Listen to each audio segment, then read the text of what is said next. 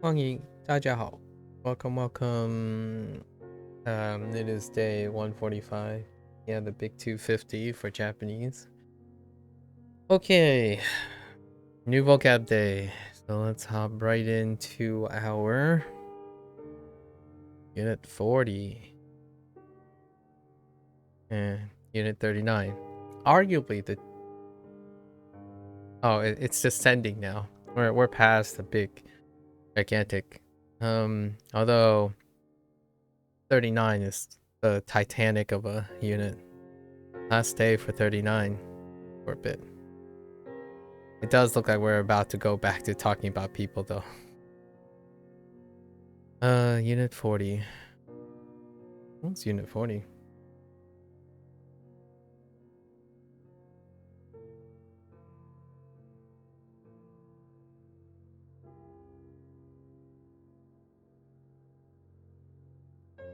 One with seasons. 39 seasons. 40. That's school.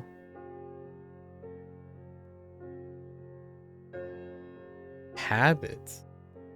Oh, habits.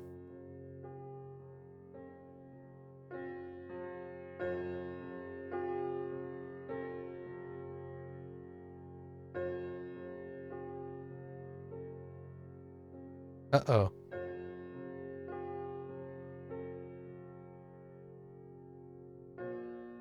No.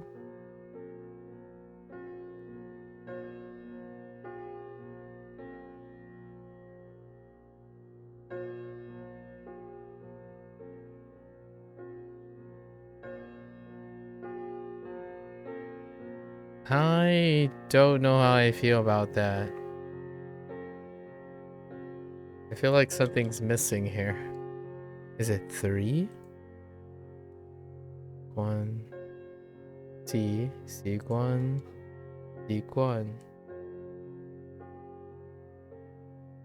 Oh, I know why that looks weird.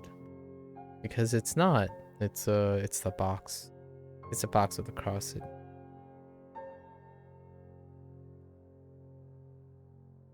Okay.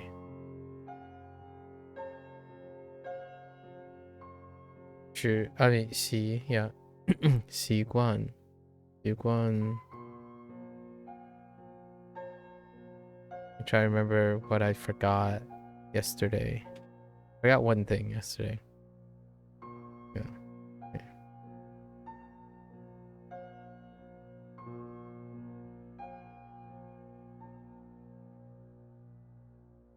洗脚 洗脚 极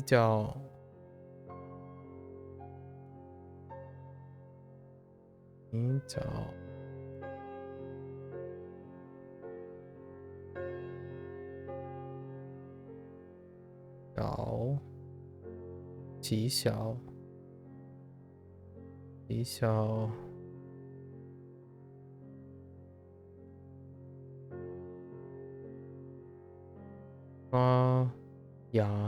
刷牙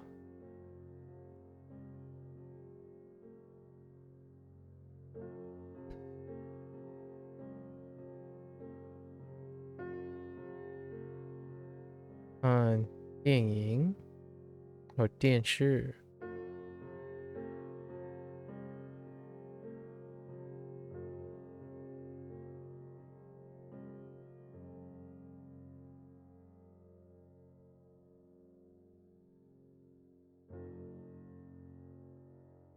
看电视还是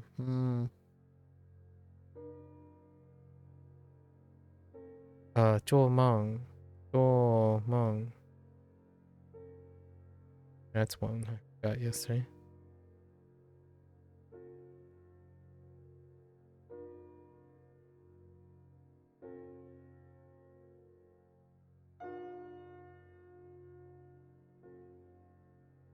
做梦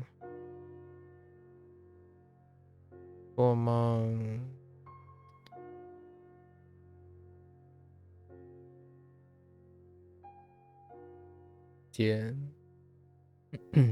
将那减将将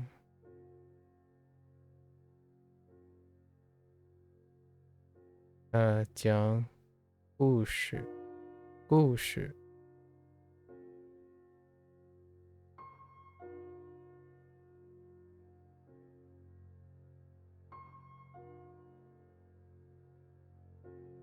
故事。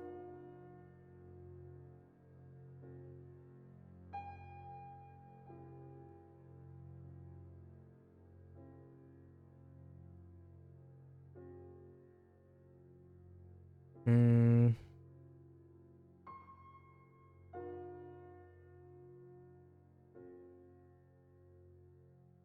嗯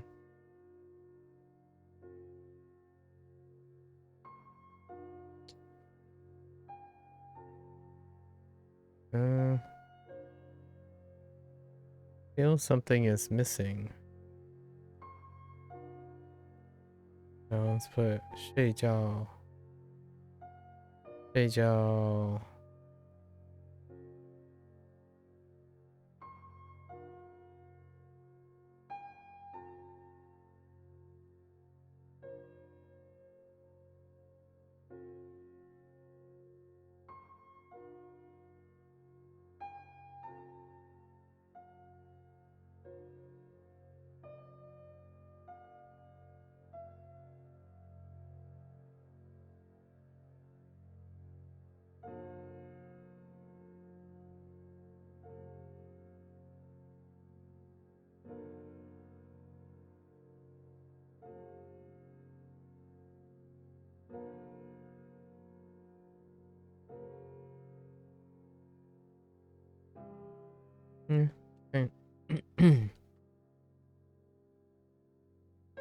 habits. Oh, we got lots of habit modifiers.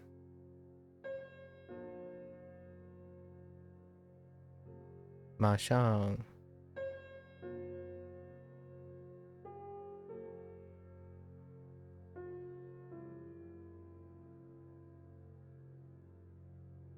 马上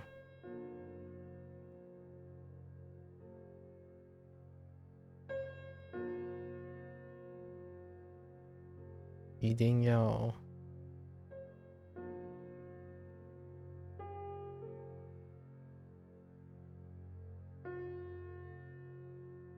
一边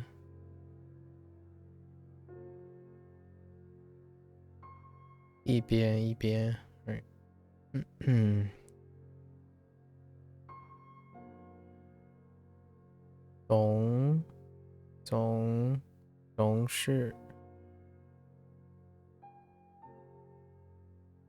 总是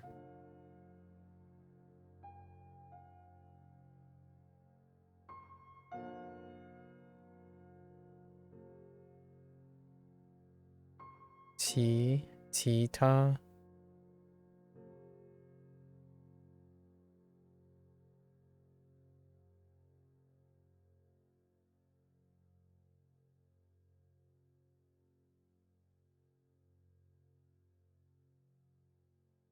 以后以后以前以前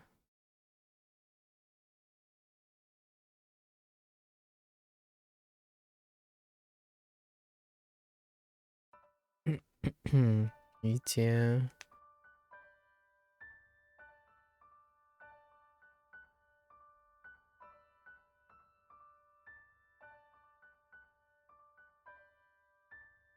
okay.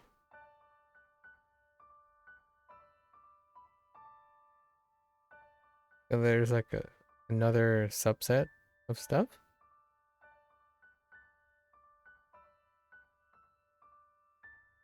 Oh, I think this is part of the unit. So there's eating, right? So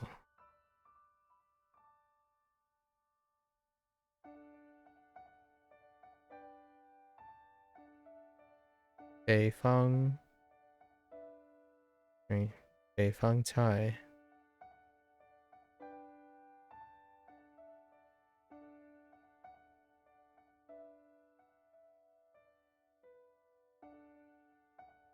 北方菜，南方南方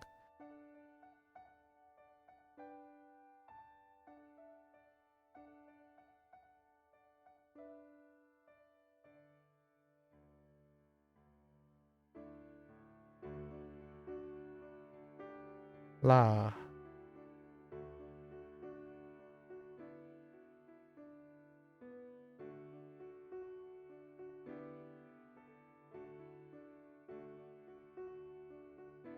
辣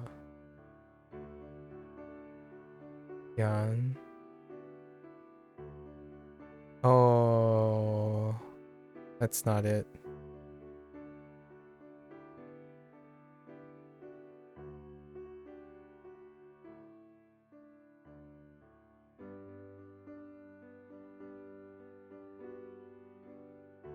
I had trouble with this too yesterday.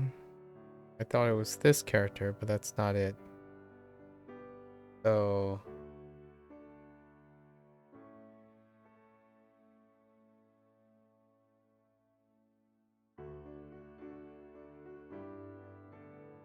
what was below? Below was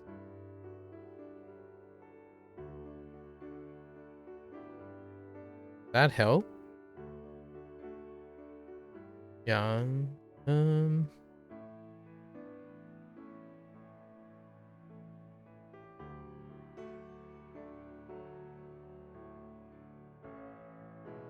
Oh, toll.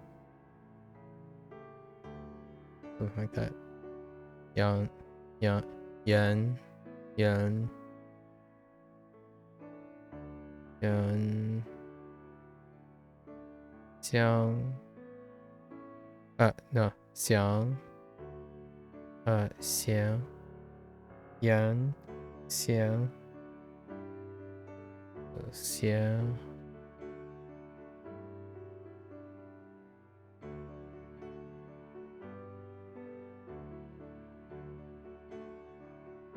Xiang.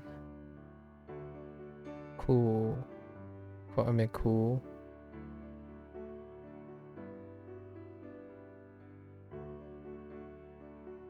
I think the stroke on the bottom is longer.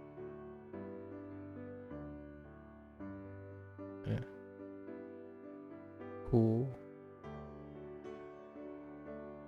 Yeah.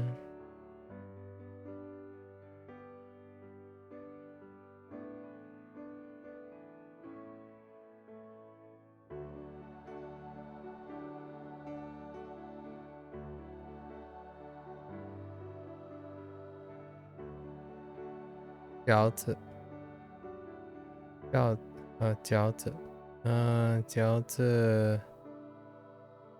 子是 Oh, I forgot. 笛子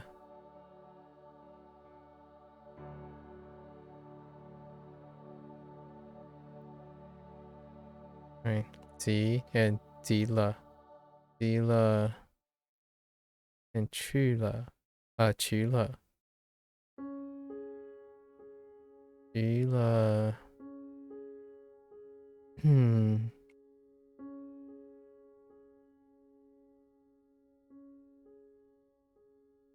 Yeah, I think. Oh, no, it's not. It's, there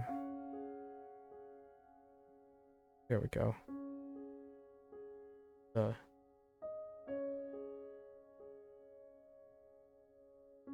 Oh, there, Oni.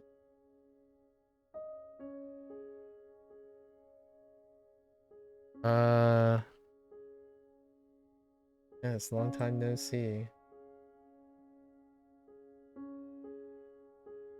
Sashiburi.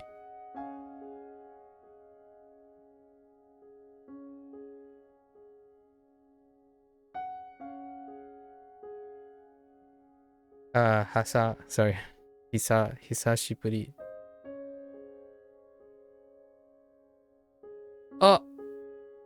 Oh no. Okay.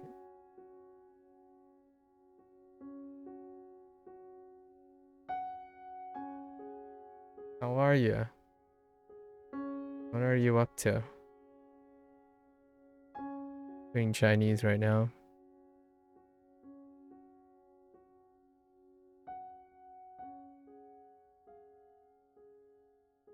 What is 饺子?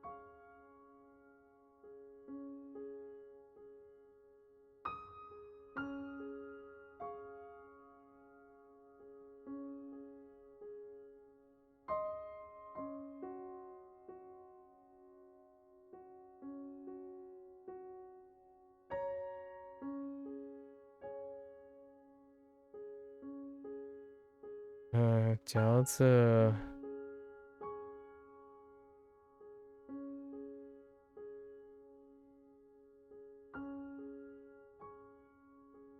Heckin' 饺子 Oh, wait.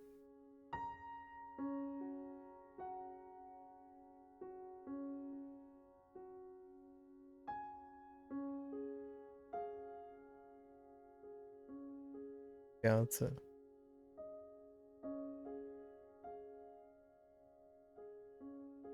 I think that's it. Or there might be a +1 here. I think there might be a +1 here. Alright, unit 39. Big. Very, very big. Okay. 季节 季节 季节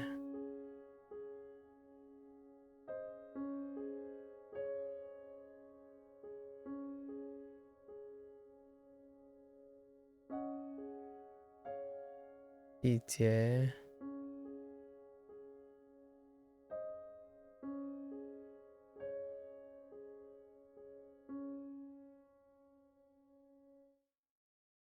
人 chen chen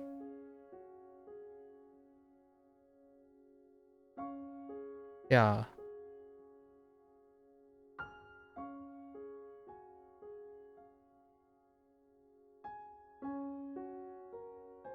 秋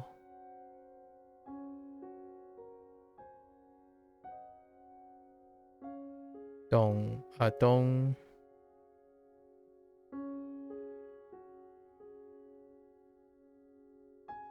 刚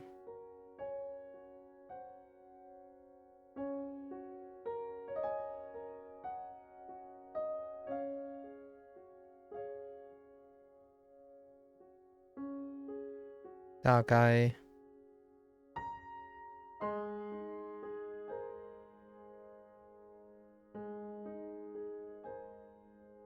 后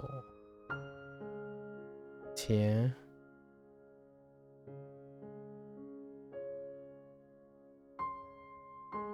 后天 前天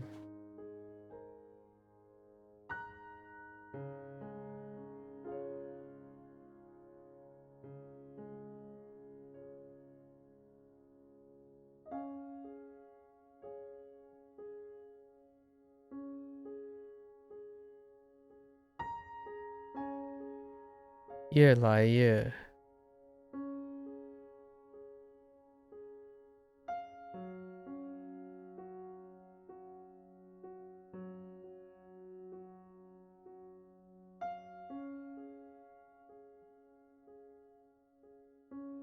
That might not be the correct direction. That's fine. 越来越经过 经过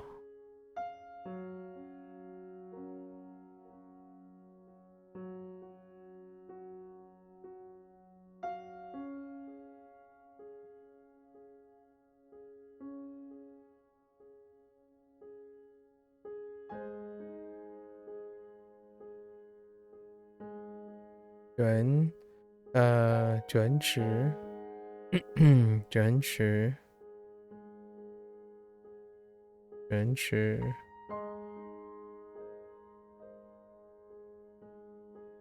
知道直到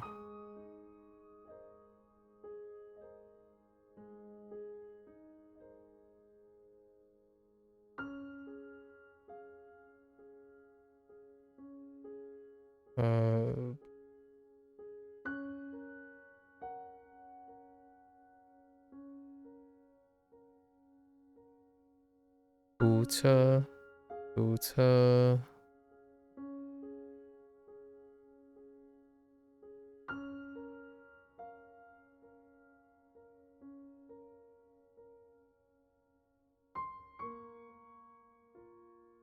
地方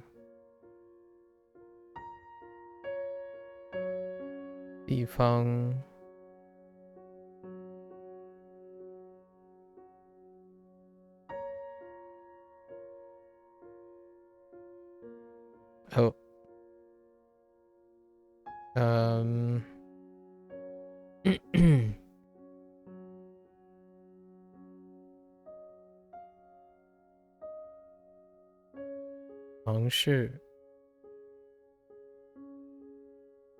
尝试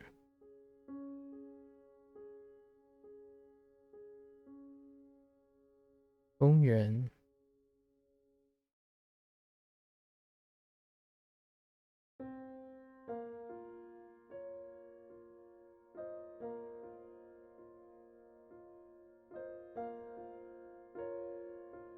咖啡馆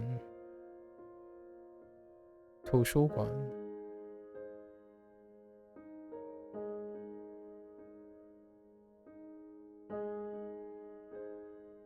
馆澳大利亚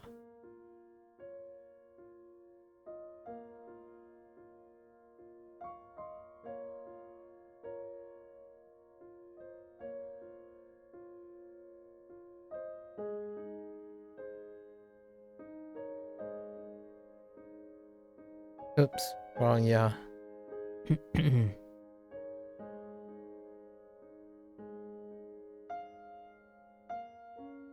澳大利亚人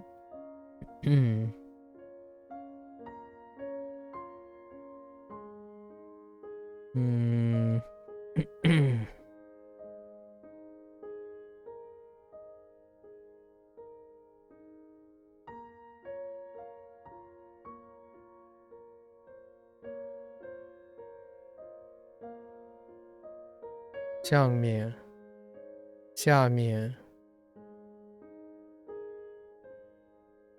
中间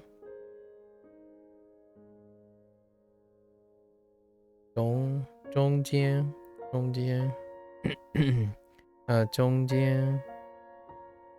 附近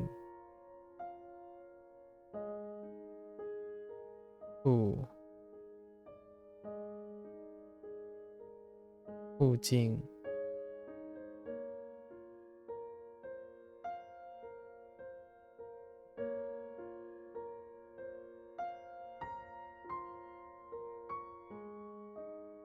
附近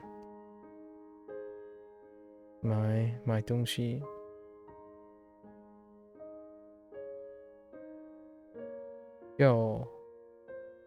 就和新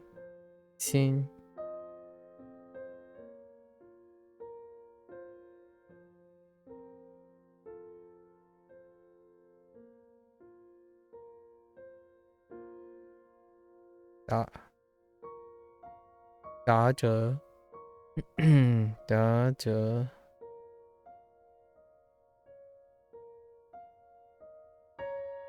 打折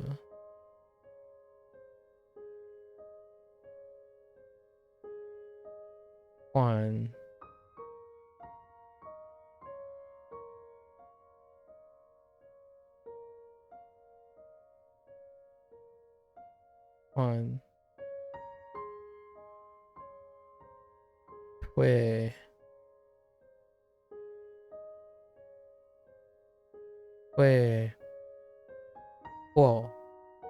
退货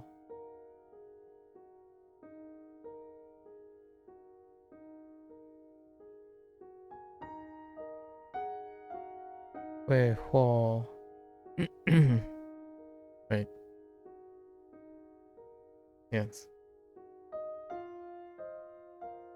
汇款 款 right.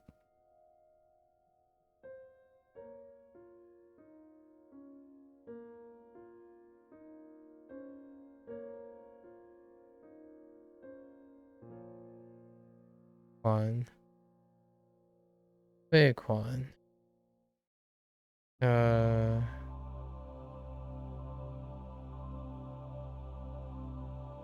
提携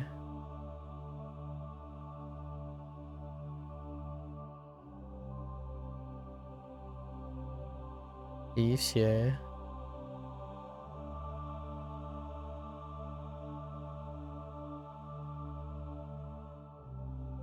红色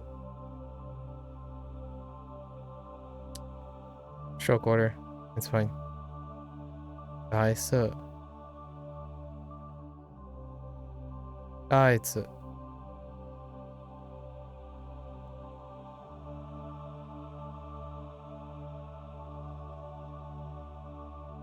stroke order. Fine. 袋子 Okay. That's the last time we're doing that monster. He'll come back in bits and pieces. Alright. New unit. Let's talk about people, shall we? Is there a grammar point? No. Okay. Talk about people. 他是我 something cut. Big cuts. 他是我 something 中的同学 Oh. Middle school. 他是我初中的同学。初中 Oh, it comes out about the same actually. Huh. 他是我初中的同学。初中的同学。他是我初中的同学。Okay.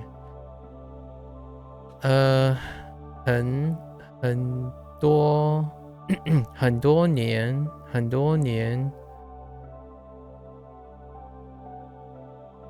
New character 人喜欢这个游戏很多年轻人喜欢这个游戏。亲人 Interesting.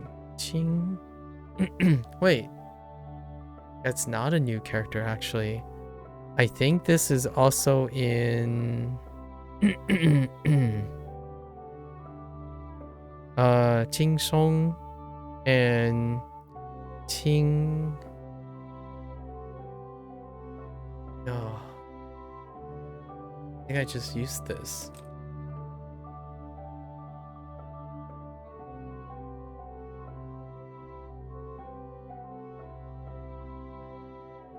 Qingming, no.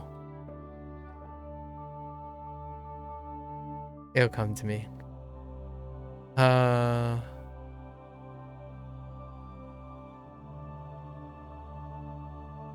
Yeah, it'll come to me. I think the only one I remember is relaxed. Qing Song. Well, we'll see. Qing, okay. So 亲人 Interesting. 你遗船 Oh, that's boat. But what is this being used? 船几点下班几点下班你 normally 你一般几点下班？ Oh, that turns into bun? Really? Oh, maybe it's different. Oh no, it's different. The bottom left Radical is different. Never mind. The bottom right radical. This one down here is different. Right? Because Trun. Yeah, no, never mind. Yeah, this down here is different. It's so hard to see. Yeah, it's this. Okay, never mind. So that's new. Neat. 每个星期六我会跟妈妈上完 something 天 What the heck? 每个星期六我会跟妈妈上网聊天。聊天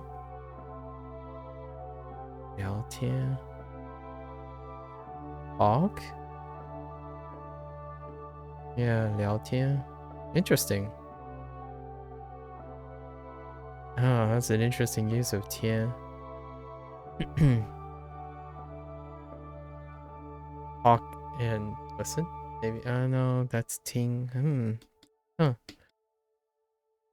我喜欢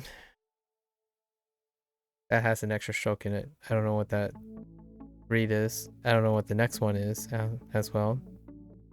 会买东西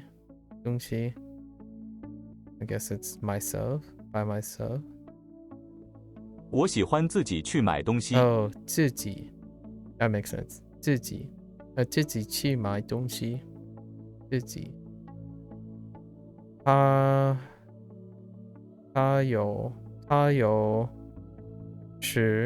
有时候一个人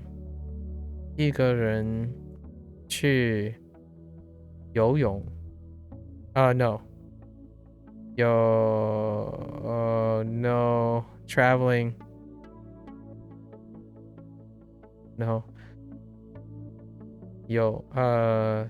行游 no something 游旅游 it's 旅游他有时候一个人去旅游。Yeah, 旅游他有oh, that's kind of a tongue twister. 他有时候一个人去旅游。他有时候一个人去旅游。Okay, all right. All right, talking about 7. So we dropped an 8, right? We dropped a unit with 8, and now we have a 7. I think they're ramping up. Oh no, it's a 7 unit.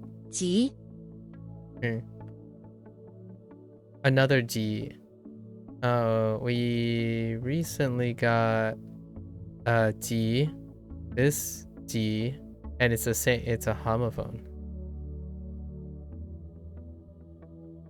Oops, that's gross.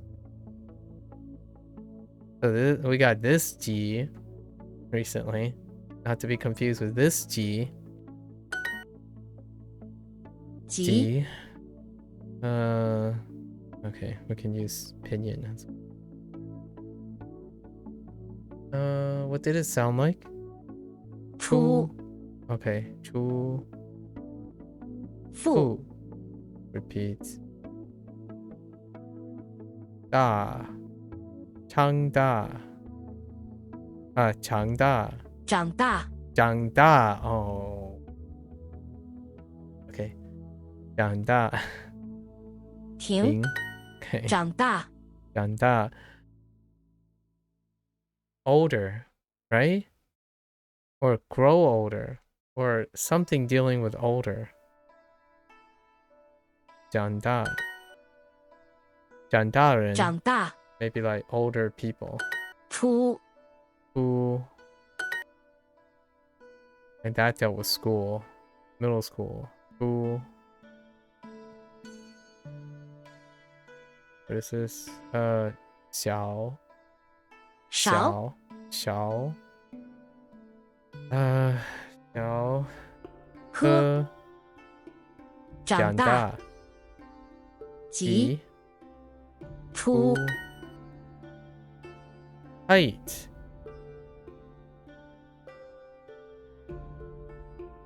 个子 really 个子，个子 I had no idea that's how you said height 个子他现在个子很高。他现在个子很高 OK sorry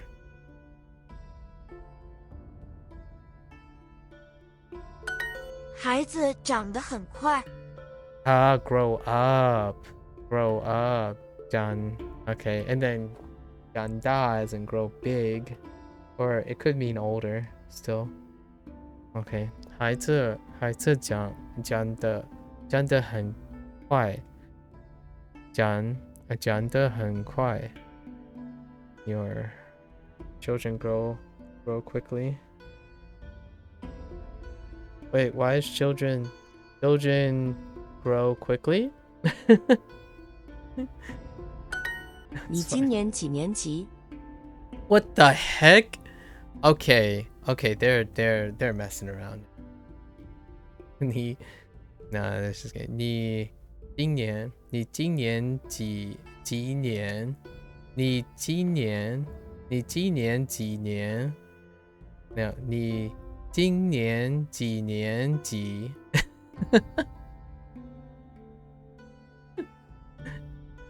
你今年几年级？你今年几年级？今年 this year 几年级oh I don't actually know what this G is. Grade? What grade are you in? 级 Okay. What grade are you in this year? Okay. 你今年几年级？你今年几年级？Oh, wait. You? I forgot what grade are you in. 这是我们的小学。这是我们的小学。Lower classmen? Elementary school? 小学。小学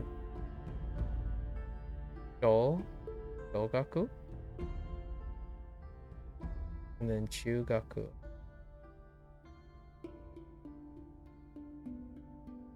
wait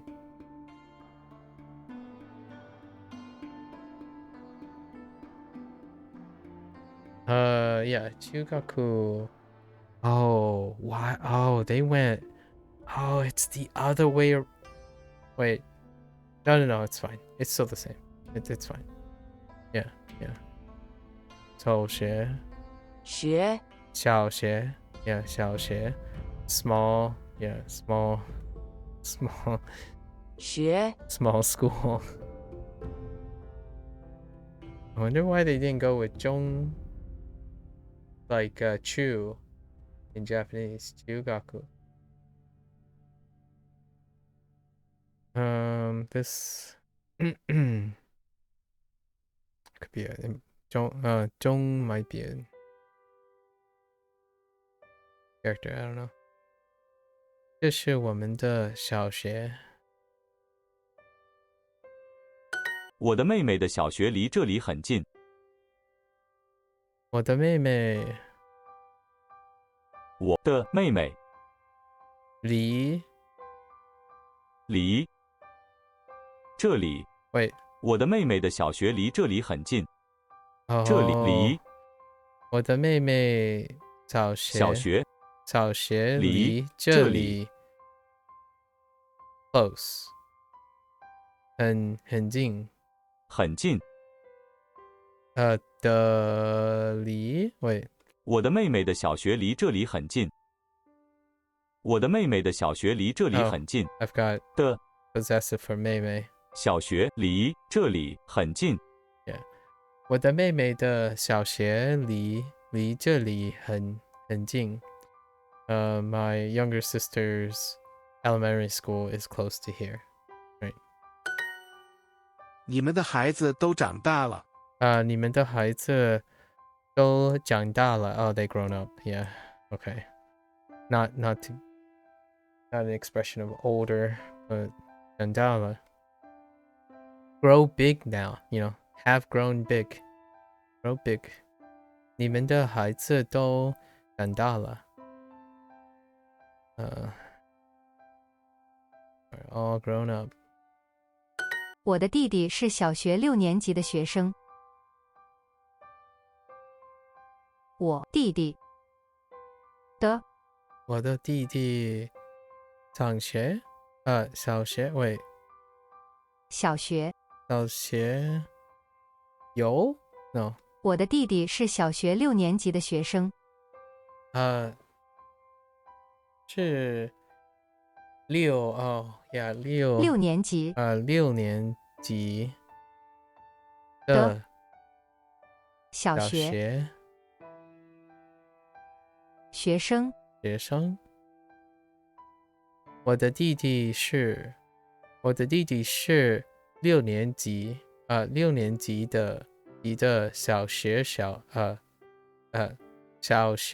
生 ，yeah， sixth grader。我的弟弟是小学6年级的学生。6年级的。我的弟弟是小学6年级的学生。我的弟弟是小学6年级的学生。Wait a minute. The gets buried. 小学 hard. 学生。Oh my gosh. Did I? Oh, it's because 小学的 Wait.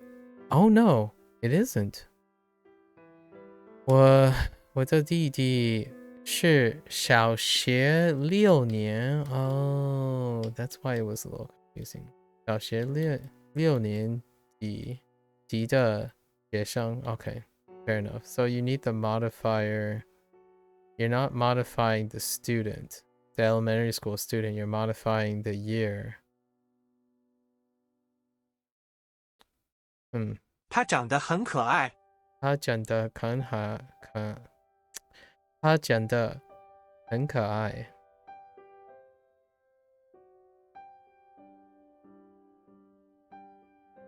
Really? 长得 Oh yeah, true. Look like yeah. 他是我初中的同学。他是我初中。Oh, okay. They do have 中 in it. They do have 中 in it. Both of them though. 初中的同学。I might have blacked that out completely.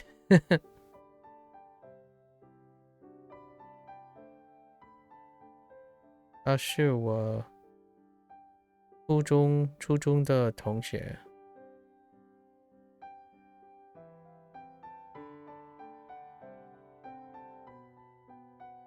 I don't want to say was, but why does this imply was?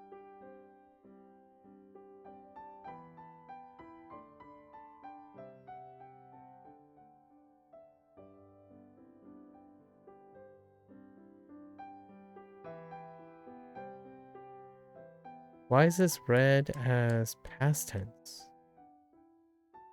I guess it doesn't matter actually. No, not enough context. 初中。我的弟弟是小学6年级的学生。Okay.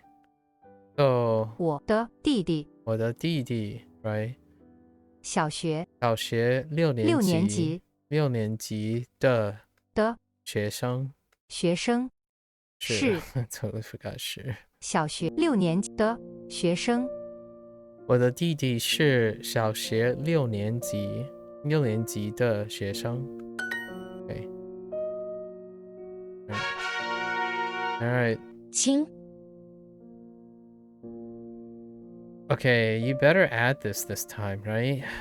I know we had this character multiple times already.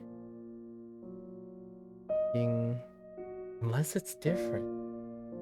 There's a chance it's slightly different again. We gotta go double check. 轻松 Look up 轻松 just to make sure.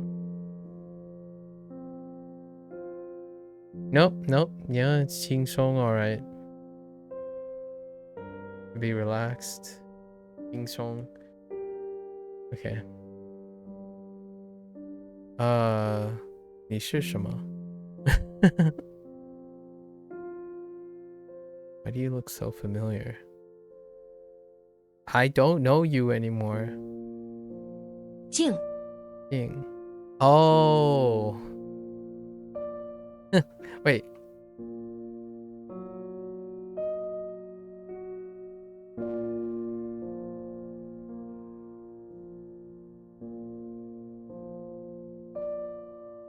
No.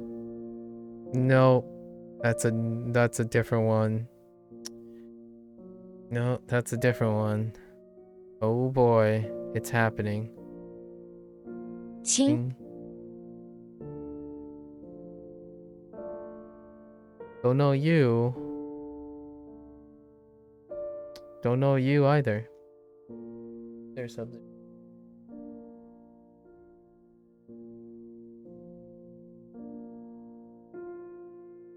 Good morning. 带 Hi. 急叫 Yo. Oh, they're just gonna rub it in now. Jiao. Okay, I won't have trouble remembering Jiao anymore because now we have another Jiao. I had problem with Jiaozi, right? Jiaozi for dumpling. And that Jiao was this Jiao. Now we have a new Jiao. Okay, fair enough. You just woke up? I said good morning, Sub-Zero. What the heck, dude? 带 Of course you just woke up, you little butthead. Talked about this yesterday. Oh, little butthead. Oh, wait, it's this character. Wait, no, it's not the same. Oh, this bottom left-hand radical is different.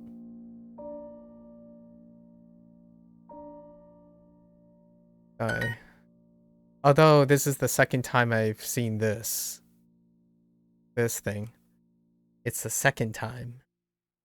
The first time was in Japanese, actually.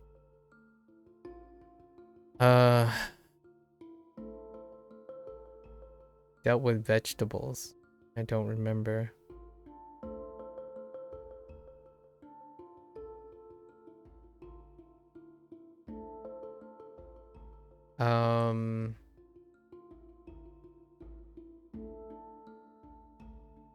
Nope. Don't remember. I'll revisit that again. 带 静 Jing. I think this is a different Jing. The right radical is the same. The left is not. 静 Jing. 带 Dai. 长大 Ganda. 清 Jing. 叫 You're looking for wireless mouse this week. You got any recommendations? What's your budget? 叫 You gotta start with your budget. And then what's your feature set? You know? Fundamental questions. Polling rate between wireless mice, polling rate and like optical sensors are largely negligible nowadays. So largely deal with like ergonomics. You ask for ergonomics, budgets, and feature set. Budget is around 100. You can buy anything with 100. So let's not use budget. Let's not use budget if it's 100. What about feature set? How many buttons? I think how many buttons is a good one. Are you left-handed or right-handed? What are your ergonomic preferences? Are you a claw gripper? Do you have a bigger than average hand? So you have to look at average hand size.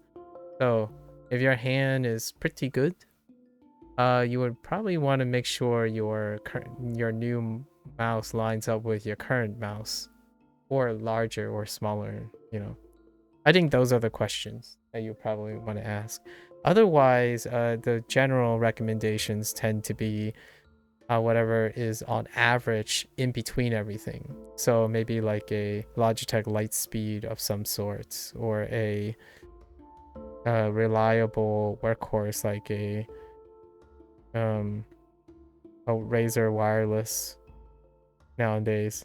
Maybe even a super light if you like something very light. So like Orochis are fine. Razer Orochi, maybe a G703 Lightspeed, a super light. Those are workhorses, though. And I think they're all under 100. It's hard for me to ever hit greater than 100 for a mouse these days. I like 4 buttons. I'm a 4 button kind of guy. So 4 button is middle mouse click, right? Middle mouse click, 2 thumb buttons kind of guy. Oh, you mainly just need one for work and convenience. It doesn't need to be anything crazy. You already have a wired mouse for when you need to... you don't find yourself using buttons actually? Really? Not even your thumb buttons. My thumb buttons are the first ones to go. My middle mouse button on this one, like I had this for a while now. And my middle mouse button's gone, like it's double actuates, and my bottom thumb button is it double actuates too. Those buttons are not made the same sturdiness as your left and right click. If it's for work, I'd probably get like an MX. Nope, you just never adapted to using. It always felt awkward. You can get a Logitech MX. I think that's more for work and productivity, in my opinion. Have one that actually matches your hand size, right? You want to make something that matches your hand size, but an MX is a workhorse, a Logitech MX. It's a convenient. The MX anywhere, anywhere, like any of them. I think, in my opinion, you have to look at one that matches the size of your hand. The feature set, it's more or less the same feature set across the board. I think MX makes the most convenient travel companion, in my opinion. Like, it's a blanketed statement, obviously, but it's no coincidence that office peeps pick up an MX most of the time. And I think they have the full range. You were actually looking at one of those? Yeah. It has a full range and budget. So if you're not tied to like brand loyalty per se, right? It has the full range. So you cut the features that you don't need, and then you buy the product that costs that much. Other than that, I think the standard one is 60. And on a good day, it might actually be 40. It's currently between the MX Anywhere 3S and the M705, yeah. Which is like a third of price, yeah. And on a good day, you could probably find a coupon, like a coupon code for both of them. Most of the MXs are heavily discounted because it's Logitech. Yeah, those are definitely workhorses. I probably aim for below $50 or around $50. Anything more, in my opinion, is a little bit excessive, or a luxury if you want to be a boss. And my thing is okay. You want like a right field non-traditional suggestion that would be like radically fun to experiment. A lift.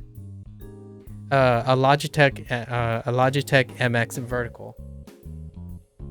vertical mouse, like a lift, Logitech lift. They're about the same price too.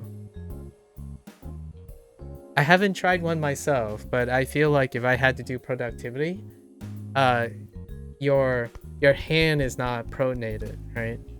it's neutral. So you use the mouse in your neutral stance. So even if you're like a wrist leaner on the ground, at least your wrist is always a neutral position as opposed to pronated this way, right? So if I had to work in an office space or something, and I'm using a lot of mouse movements, then I would probably do that. I don't use my mouse that often. I actually use a pen and like other devices quite a lot. So most of the time my wrist doesn't stay on the ground. But that's a wild card if you're interested. This would probably be something I would want to experiment with because I like the idea of vertical mice. And as you can see, Logitech is there are a lot of other brands, I suppose, but Logitech has competitive prices across the board for that one too. That's a black sheep. That's a black sheep suggestion. Something adventurous. Who knows? It might increase your productivity only because you're enthusiastic about it. Sometimes I think swapping out just a wee bit of your element makes you want to use something, and making you want to use something kind of can promote increased productivity. And I think a vertical mouse is probably something that easily become adjustable for someone, since naturally your hand actually stays neutral most of the time. It actually feels closer to gripping your gamepad, like a controller. It's closer to the position of the controller than, which I like. I like the feel when you're like gripping. Your controller is trying to keep your your wrist neutral as opposed to the mouse. So it could, why would this be important? In my opinion, is that you're using your wrists in different ways. So that keeps the flexibility, the mobility in your wrists for the long term. We're talking about negligible things, but the idea is instead of relying on one orientation the entire time, which can lead to repeated stress injury, doing different motions with your hand that isn't like conducively bad, right? Like hyperextending or something, will get you, well, in my opinion, will allow your body to be more nimble and mobile.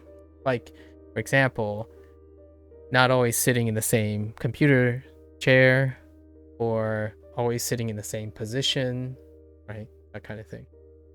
And I use a lot of peripherals, and they're not specifically because it's trendy to use the peripherals.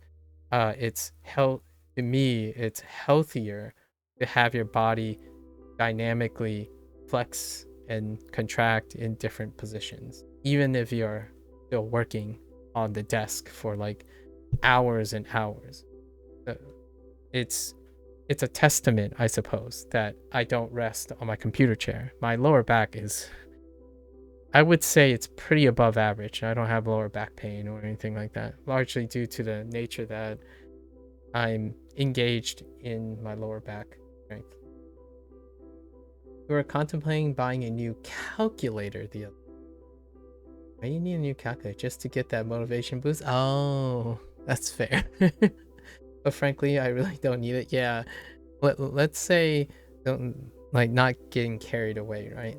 Sometimes buying things thinking you might use it, probably, like, I don't want to make it sound like it's like a life hack or anything.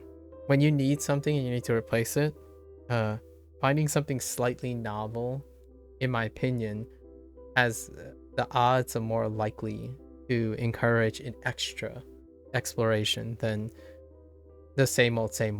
You don't get to replace your mouse very often, right? I'm a power user, and this mouse still, it hasn't reached 2 years old yet. Usually I blow through like a mouse really heavily because I use my now not so much because I use a lot of other peripherals. In fact, I think my tablet might be going soon. So to me, right? If you're rocking the same one for a decade, what I can honestly say is, how often do you use a mouse? If you use it a lot, I would say switching it up slightly,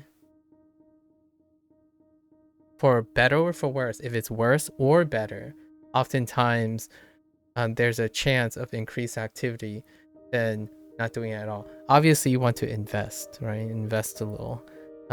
Your mouse is probably one of the most important things. It's shocking, in my opinion. It's shocking how much people are willing to cheapen the thing that they use all the time. Like, for example, hey, I'm going to save a few dollars here and there on pots and pans for my kitchen. Well, how often do you cook? Admittedly, I do understand that some people don't cook at all. But listen, hear me out here.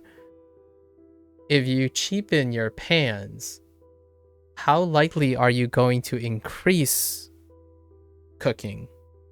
If you don't cook at all already, and you like say you want to cook and try to eat healthier or like whatever, right? Encourage yourself to want to cook. The first task is probably not to buy cheap pots and pans, which discourages you from using it anyways. Like, they're there, it's like, oh yeah, I'm gonna use it, but they're not fun to use and not that kind of thing. I love when people ask about buying stuff, and oftentimes, I go through the questions you have to answer yourself. Go through all the questions that you have to answer yourself, and then I like to suggest something that's a little bit extra or something more interesting. I earnestly think when you get used to that, things become really exciting. Like, here's one for me personally.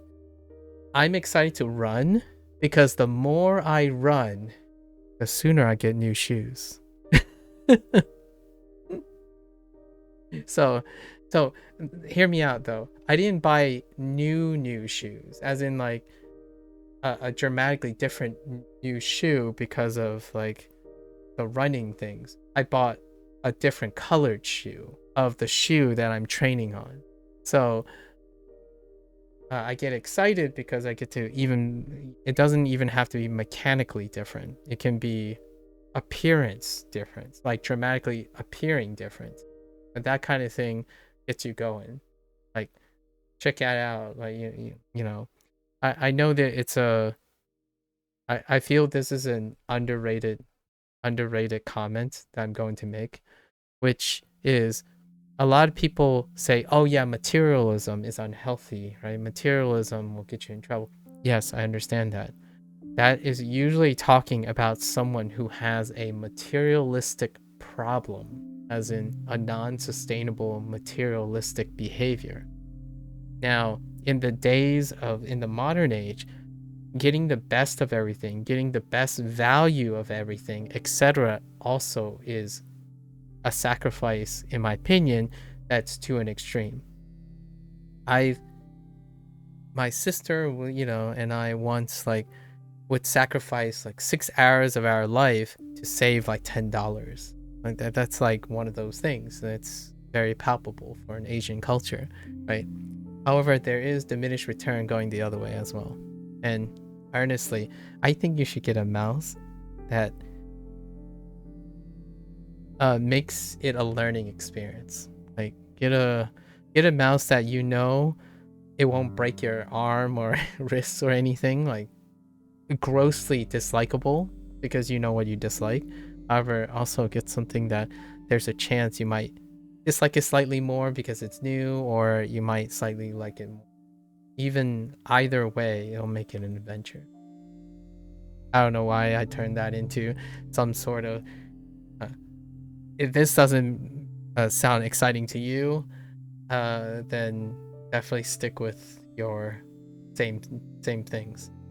I've said this to many of my friends over the years. If that doesn't sound exciting, go get the same thing, right? Stay in the box and it's not a bad thing. You know, it might be something you're not willing to sacrifice, for example, or like gamble with. Oh, I've been using this for 20 years now. I don't want to change. That's perfectly all right. Like my suggestion here is I'm an outside person, so I wanted to add something to it. And a lot of times my friends actually just stick to the same thing. That's no hurt feelings. I wanted to say that too. There's no hurt feelings or offense when you end up buying the same thing that you went with 10 years ago. I tell you now, I think 7 out of 10 times the person I'm speaking to will go with the thing that they're used to. That's most of the time. For me, it's like it's not necessarily 70%. I would say it's more like a 40-60%. There's a 60% chance whatever I'm going with is whatever is new or trendy that I want to experiment with enough foundations that I know I can use it. Right?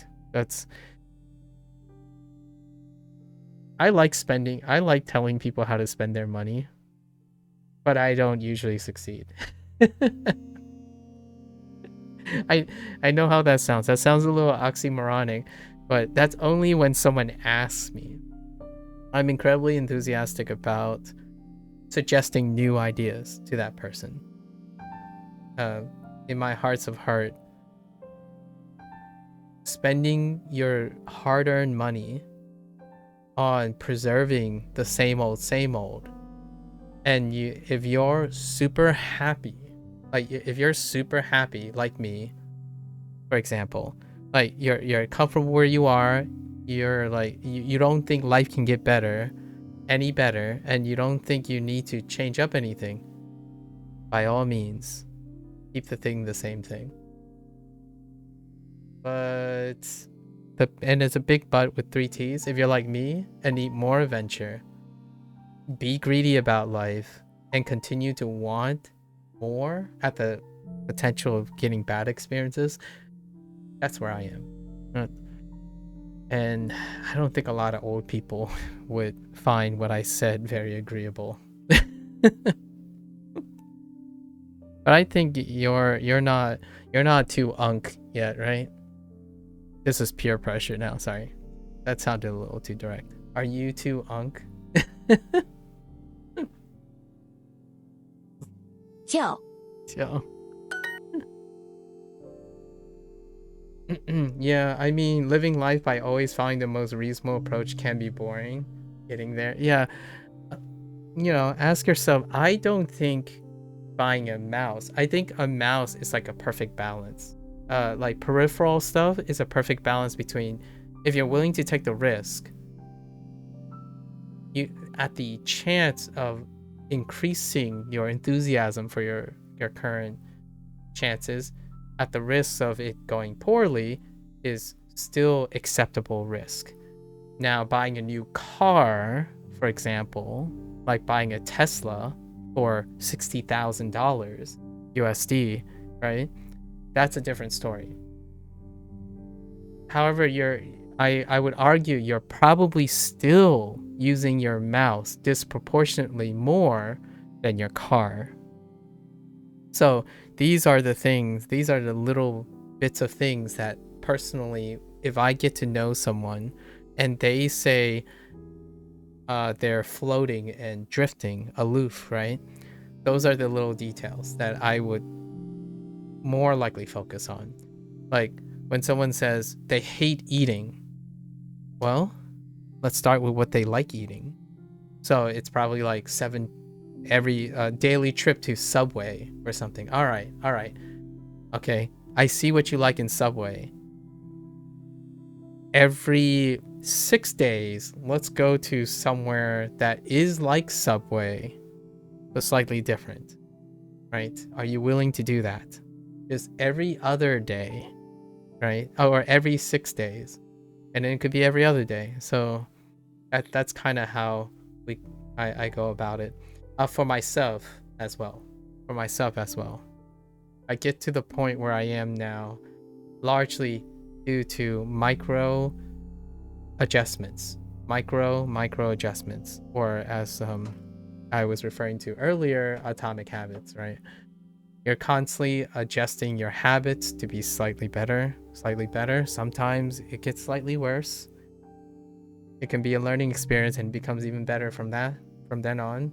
The more setbacks, the more likely you can avoid future setbacks. And so they're not really setbacks, they're learning experiences, and then so on and so forth. I do drive my mouse into the ground first. So right now, I'm still using this mouse, but it has 2 malfunctioning buttons. I'm using this tablet still, and I'm pretty sure there's a dead space on my tablet. It's like somewhere in the top right corner. And my keyboard, I have 3 double actuating buttons right now. So it's not to say that I go around and constantly buy things, because I don't like materialism, right? I need to check my materialism. So what I'm hearing is you're supporting me by the new calculator.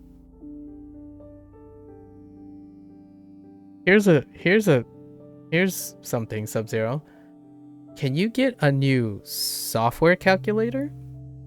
Like, not necessarily a hardware calculator, but could you be using and doing your homework with a new software calculator?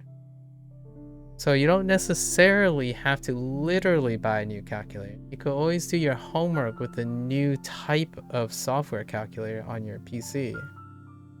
That can change up the experience, right? Actually, there was this one time. Do you use a what do you call those? Interfaces for coding. What is it called when you call like a UEX? No. Sorry. Like when you're coding, there you can have like a GUI interface for the coding, as opposed to like typing on a vanilla. Oh, in IDE. Yes, in IDE. Sorry. Thank you. Yeah, in IDE.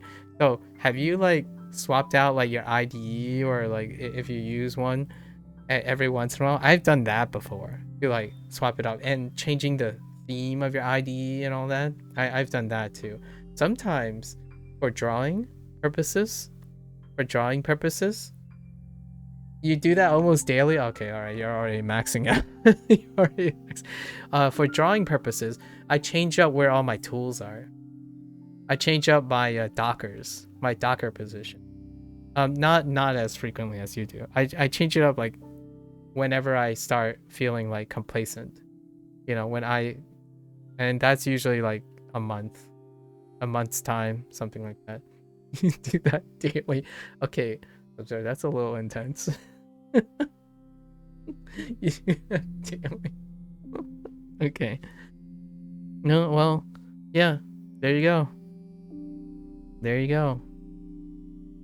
Well, we're very similar, I suppose. Although you might be hitting a little bit on the ham, just a little bit ham. Oh hey, Yin Jing. Wait, whoa! I just remember where the Jing comes from. It comes from Yin Jing. Wait, are you telling me? Wait. Hold up. Yan Jing. You're telling me Yan Jing is Yan Jing? Oh, Yan Jing. Oh no. Sorry. Oh no. It's fine. We're fine. Yan Jing. Yan Jing and Yan Jing are two different things. Okay, we're fine. It's okay. I was gonna flip the table on Chinese and quit. You know what I mean? I'm saying Yan Jing and Yan Jing. I'm saying Yan 眼睛 眼睛 is eyes. And 眼镜 are glasses. I did not ever make that connection. So, how many times have I accidentally said glasses instead of eyes? That's a curious thought. I actually thought they were the... Oh, I use a different term. So we don't use 眼镜. We use a 娘娘. And 娘娘, what is 娘娘? What would that translate to Mandarin? Yeah. So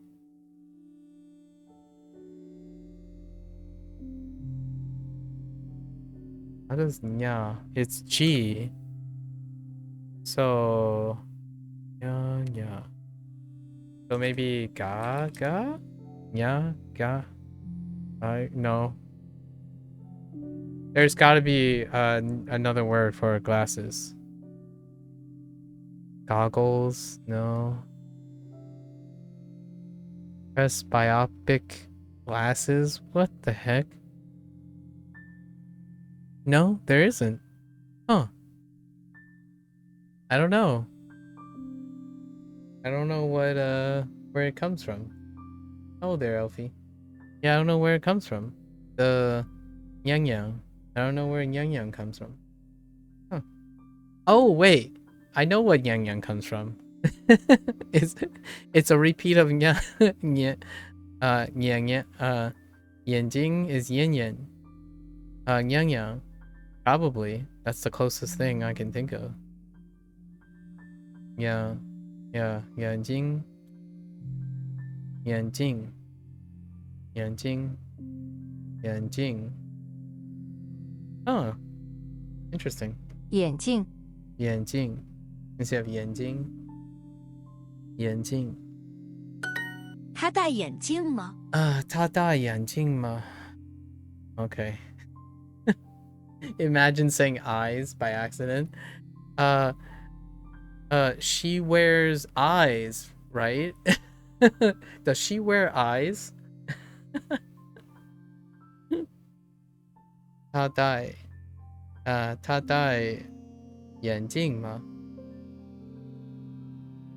Does she glasses? Like I don't know. Do people wear eyes? 你的父母很年轻。你的父母很年轻. Old? Oh. Your parents are old. Oh, 年轻. Okay. 年轻. Interesting. Put on your eyes.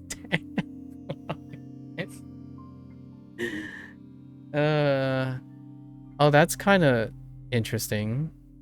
年轻. I feel like this is like no. What this is telling me is year high is how it's listening to me. So high in years is what it sounds like to me. High in years. Old. High in years. Old. 年轻. 你的父母很年轻. And then 很 modifies it. So like old, if not, it's like lots of years. Higher in years. That's kind of great. Oops. Oh, no, it's the other way. It's low in years. Wait. Does that make sense? No, never mind. Throw it all out. How would I think of this in lower year? It's the opposite. So lower in year. How do I go about that? What is low? Sing? Maybe we go sing. Relaxed. Not. Wait. Now I gotta rethink all this. Ting, so maybe like light, easy. Okay, light, easy. Oh, small in number. Oh wait, it does mean small in number. Just kidding. Just kidding.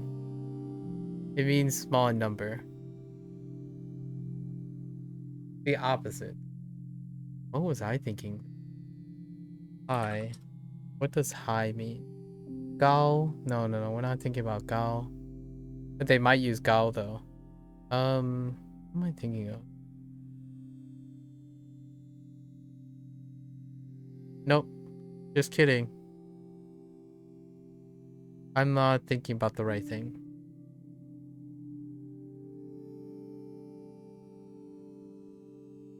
Am I thinking of Jing? I might be thinking about Jing. Like Jing something.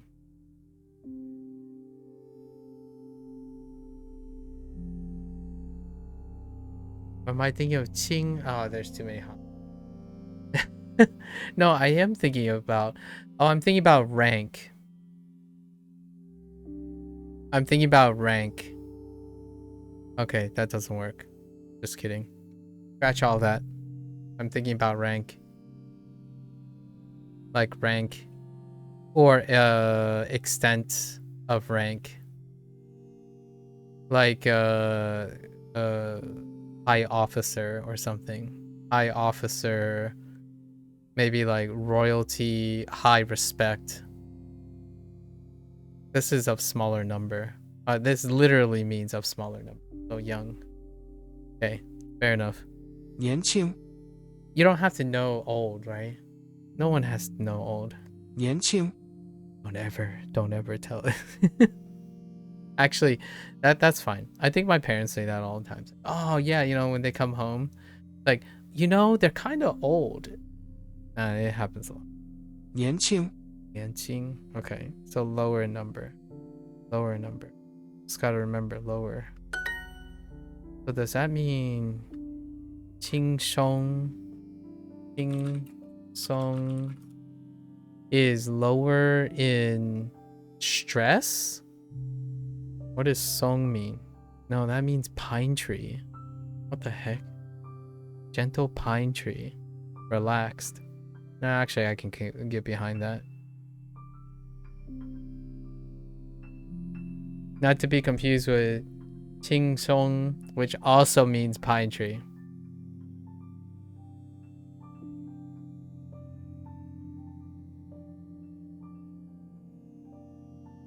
But different Qing. Different Qing. So you said Qingsong, right? Qingsong. You could be referring to pine tree or relaxed. And they get mixed up. I am pine tree right now. No. Jingsong means pine tree or relaxed. Unless you see it written. Then you can tell the difference between pine tree and relaxed. 我不戴手表。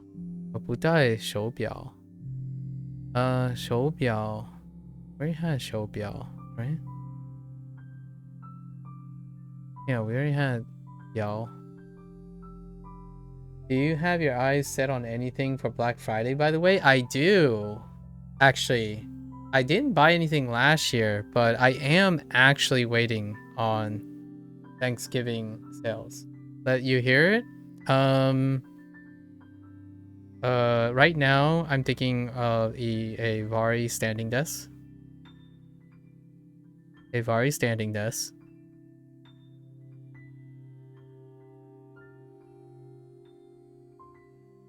That's about it, actually. This is probably one thing that's set in stone. For now. I do need to buy a new mouse, actually. I also need another monitor. And I need a modular a modular freestanding shelf.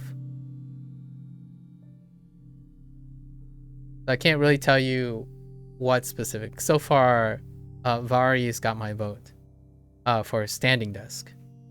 Not sponsored, by the way. Sorry, Vari. Or Vari. I don't know how they pronounce. So yeah, I do need a replacement mouse. I need a monitor because my second monitor's backlit was destroyed a long time ago. Like, it's been 2 years since I've seen like half the monitor lit. So my second monitor is on its way out. And then I need a modular freestanding shelf. Because if I have a standing desk, this needs to go. This needs to go. Yeah, for the longest time, the chat monitor, the monitor that I'm reading, it's been 2 years now. Half the monitor's backlight is dead. So you can still see the color, but I don't usually use that side of the monitor. So I'm actually only using half of the second monitor. And it's so dark sometimes. Anything that has a black background, basically dark mode, anything that goes on a second monitor, it's very hard to read. So if you're wondering why I'd misread things, and then whenever someone like types in Japanese and Chinese and occasionally I have to squint and look closer at the second monitor, is because I've been staring at a monitor that has 50% of its screen dimmed out because the backlight is dead. I wasn't kidding when I mentioned that I really use up. So ever since you've known me, ever since we met, even before we met, Sub-Zero, even before I started learning Japanese and Chinese, I had a second monitor where half the backlight is already dead. As I'm reading. So I might have mentioned this every once in a while, occasionally. However, I make do. I honestly do make do. It doesn't bother me too much. Yeah, the second monitor. I think already my budget's out of control by the time I get a second monitor, a standing desk, and a freestanding shelf solution. Freestanding shelf solution. I think that's already too much. My average purchase, like my average personal purchase budget is less than 2,000 a year. Like, what I mean is, when it comes to like investment, as in the thing that I'm using in investment, and like 300 of that are video games. It's 150 for summer and 150 for winter sales. Yeah. And then everything else I make. So I make that stuff. And this is net negative. So these are net negative purchases. Not necessarily things that I do on return investment. Most of the things I do return 2x or 1x input. So if I ever engage in anything that deals with money matters, oftentimes it's between a return on investment between these. Doesn't Vari exceed that right away? I'm not familiar with the price. We're looking at like a 600 purchase, probably. 600 is what I'm thinking, probably the price tag. Yes, and they are very expensive. However, they're not the one where you buy. They're not. I think the one that you might be thinking might be Desk House, or however you pronounce it. This one. This one it easily exceeds 2,000. This one. It's built. It's made to, or like it's built. It's a competitively priced thing. Their average price is like 800 to 1,000. 800 to 1,000. But we're talking about a sale situation, right? I don't think they sell them here. I googled it, and a lot of other ones for 2000 plus came out. Yeah, yeah. I can imagine it's quite expensive. But you're in Norway. You might as well just go over to Sweden and buy some IKEA furniture and assemble it. I'm kidding. I just made a lot of Norwegians mad, I think. Sorry. In the United States, there's a really big, I think it's a really big meme joke of like, why would you buy this type of furniture when you can just go to IKEA and buy like a board and reclaimed wood and stuff? It's like, because I don't want to. They got IKEA everywhere too. Oh, okay. Yeah. I think my friends, like my best friends and stuff, they're more into the home construction stuff. I'm more like a industrial kind of thing. So I like my industrial. Hear me out. You told me, like, no joke, no cap here. You told me that you stuck with your mouse for a decade. This desk that I have, it's a foldable desk. Like, it only houses one monitor and like peripherals. That's it. This desk, this very desk, is the desk that I bought after I left college. When I moved into a house. Like when I like lived alone. Like when I after I graduated from college, as in not graduate school.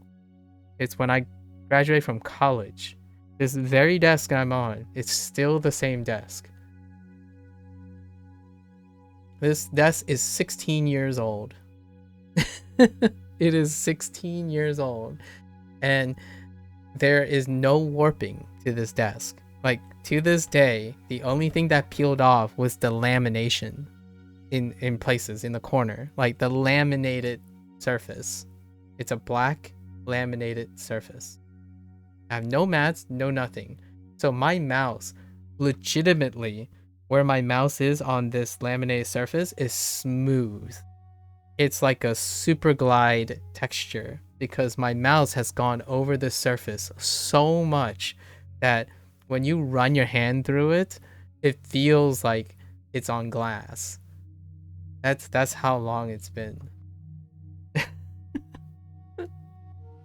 Really gonna end a long-term relationship with a desk for a girl named oh no.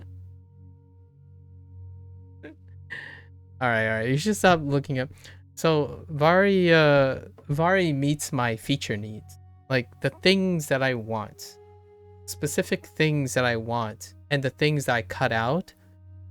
That's why the price is attractive. Like I could go and buy a 2000 plus luxury desk, but I think Vari's got my checklist, so we're good. And that's a lifetime purchase, so that desk will be with me probably for the next 20 or 30 years. And if not, the only thing I will probably do in terms of desk is to buy another one. Right? Yes, they are sit stand. Yeah, they are sit stand desks. Yep. Because I want to stand up. I adjust my position and my posture all the time. However, I do want to stand up. Like, I like the idea of standing up. I don't mind it. That's why I need another shelf. I need a modular shelf. This is actually not this thing here where I place most of my stuff. This is actually a really, really flimsy desk that no one's using. So I just placed it here because it happens to be the proper size. And I bought a $20 like T desk to put my second monitor on, and that's it. It's like 20 bucks. It wobbles, and you know how I'm propping it up? Since it's like a T, it's a T shape, right? So it wobbles at the end because it's made of cheap plyboard and stuff. I used my old $10 tripod stand and stuck it right underneath the weak end. So it has 2 legs, but one of them is a $10 tripod. And the tripod is just like a bunch of plastic barrels. So now, yeah, I've been operating on the very, very, if you wanted a quote unquote the setup that I had, probably $150, not including the PC, obviously. The PC will, like, what I mean is all the other stuff, right? And now I'm gonna, what does that mean? I'm gonna throw at most $700 to $800 into a desk, because the next 15 to 20 years of my life is worth it. That's kind of how I frame my purchases, right? Some people say, well, nah, just go to the lumber yard and save your $600. As I do know how insignificant $600 is to someone in the next 15 years. That's kind of how I would refute it. I'm like, well, if you're gonna save $590 now, what are you gonna do with the $500? Some people know what to do with it. That's great, right? Like, if they know how to invest that $590. I don't. I think that desk is worth all the investment. I don't purchase things a lot for myself. So when I do, I make sure they're wonderful purchases. Especially a standing desk. It's my first standing desk, by the way. It's also my first actual desk. I haven't ever had an actual desk, so like an office desk, ever. So it's going to be great. I'm going to love to work on it. It's going to be height adjustable, right? In fact, I'm going to buy a walking mat for my standing desk. That's the next investment. Yeah, anything you use often is a great investment. Yeah, I can't emphasize that enough. Even if it's just, yes, any improvement, it means for the rest of your, like, it multiplies for the duration of your life, right? So when someone tells me, hear me out, this is a really touchy subject. When someone tells me they don't want to invest the time in understanding how their feet work to get shoes that, yes, might cost more, but also they invest the time in understanding what shoes meet their cost benefit ratio. Like, the idea is when someone says, oh yeah, this shoe is exactly the same as that shoe, so I might as well pay for a $20 shoe that I could get $100 shoes. Now, that would be true if they are the same to you. Now, when someone says that, in my opinion, is coming from someone who doesn't understand what they can get out of a shoe for themselves. Not me telling them what they need in a shoe. They don't care enough, in my opinion, to think that they can get more out of the value of a shoe. So it's about maximizing the potential of the shoe, not minimizing the cost, and in maximizing the savings of the shoe. So this conversation has happened many times, especially with my parents. And I can tell you, my mother recently got a new pair of shoes, and this time it is not particularly in the bargain bin.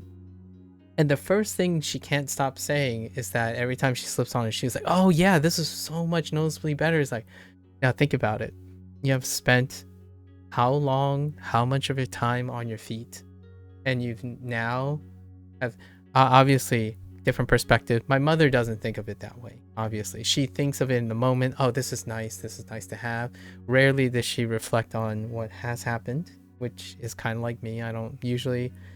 At the same time, though, I also look towards the future. Shoes is so imperative. I right now I know 2 goobers, or I know 1 goober that says the same thing, and yet he cares so much about his hands, yet he doesn't take care of his feet, right? Like his legs. Your your body. So that's one of those things. Like, I think clothing is a whole can of worms. For me, there was a time when I wore like $10, like really, really cheap clothing, and I take care of them so they last forever. Because it'll clothe me, right? Like, I can tell you, I still have bed sheets from 20 years ago, right? However, when that bed sheet is gone, when that clothing is irreparable, my purchases have changed. Now it's like the most balanced between all the years that I have come to know about my acceptance. So now, like, I have 2 suits that they're probably gonna outlive me, and I have so it's hard to get an opportunity also to buy new things that you want to use if your things are really good too. So it's a balancing act. Sometimes I almost feel like some people buy like mediocre things so that they know that they can change over in the future, right? And yeah, this is like the stuff that I talk about with myself all the time. And like, do I want to buy something that'll last long enough before I buy the next thing? That is a balance question between buying something for a lifetime versus buying something so that you get the maximum value out of it for the ideal time in which you will buy something else. Case in point, my smartphone. Every 2 or 3 years.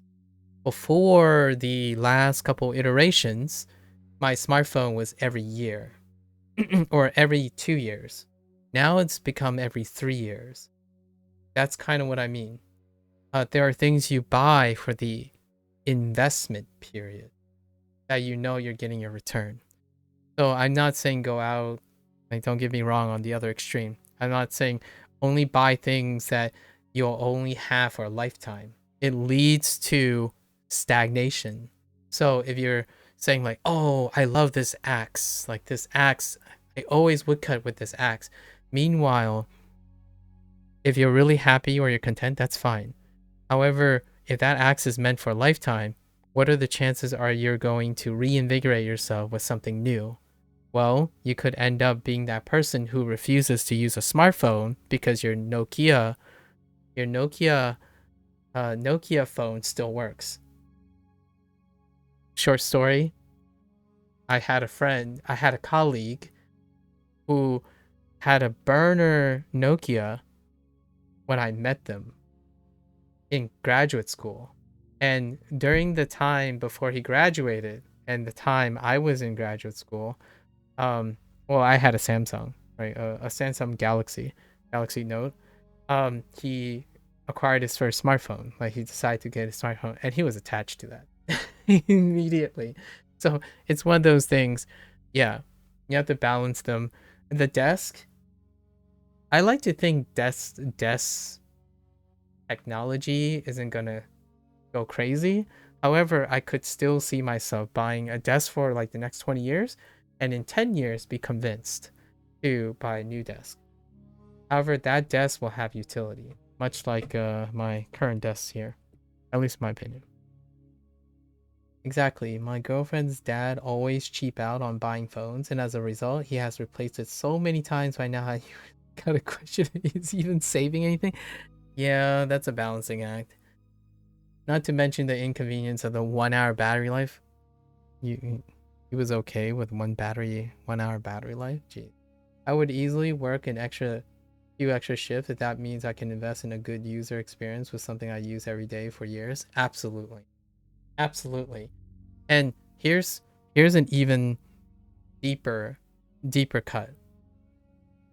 I am far more willing now to buy something that will give me a great 3-year experience versus a mediocre 7-year experience. Right? You'll get the same amount of quality that lasts 7 years. Like, across 7 years versus having that quality compressed into the next 3 years or the next 5 years. So the idea to me is maximizing the investment of the period you're willing to buy and use the object, because investment in a long-term product is asking yourself, are you going to create the value from that purchase? Case in point, I'm not great with buying stuff, okay? I have a tripod that is $600. I have a $600 tripod. Admittedly, I got it on sale, but it is a MSRP $600 tripod, and it is still in its original package, and it is 2 years old. I thought about like doing some other project, and it didn't work out, or it didn't happen, and that means whatever value you had in that product, like in that material, the value is 0 because you haven't used it at all. Like, I did not use this tripod, so it literally has 0 value. It has negative whatever I spent on it. I think that's one of the other sides of things, right? When someone says they're going to buy a PC and they're going to buy these components and it's going to future-proof them for 6 years. Well, first of all, you can't predict what happens in the next 6 years. You can reasonably guess at how long you're going to get it. So if you're buying something for 6 years, you have to ask yourself how long you're going to be using it. And if you're going to be using it, how long would it be phased out? And you're going to tell yourself you're going to continue to use it at the expense of your investment, right? It's kind of like holding on to an investment and making sure you get the most out of your money. Meanwhile, you could have reinvested. So that's kind of the other can of worms, right? And that deals, in my opinion, with skill development, career building. Most of this stuff still involves some negotiation with how far you project into the future and how well you know yourself, right? And at the same time, knowing that hopeful buying, wishful buying does not realize the value until it actually happens. So yes, I would say you could buy the most expensive thing that will last you a lifetime. But if I'm being honest with myself,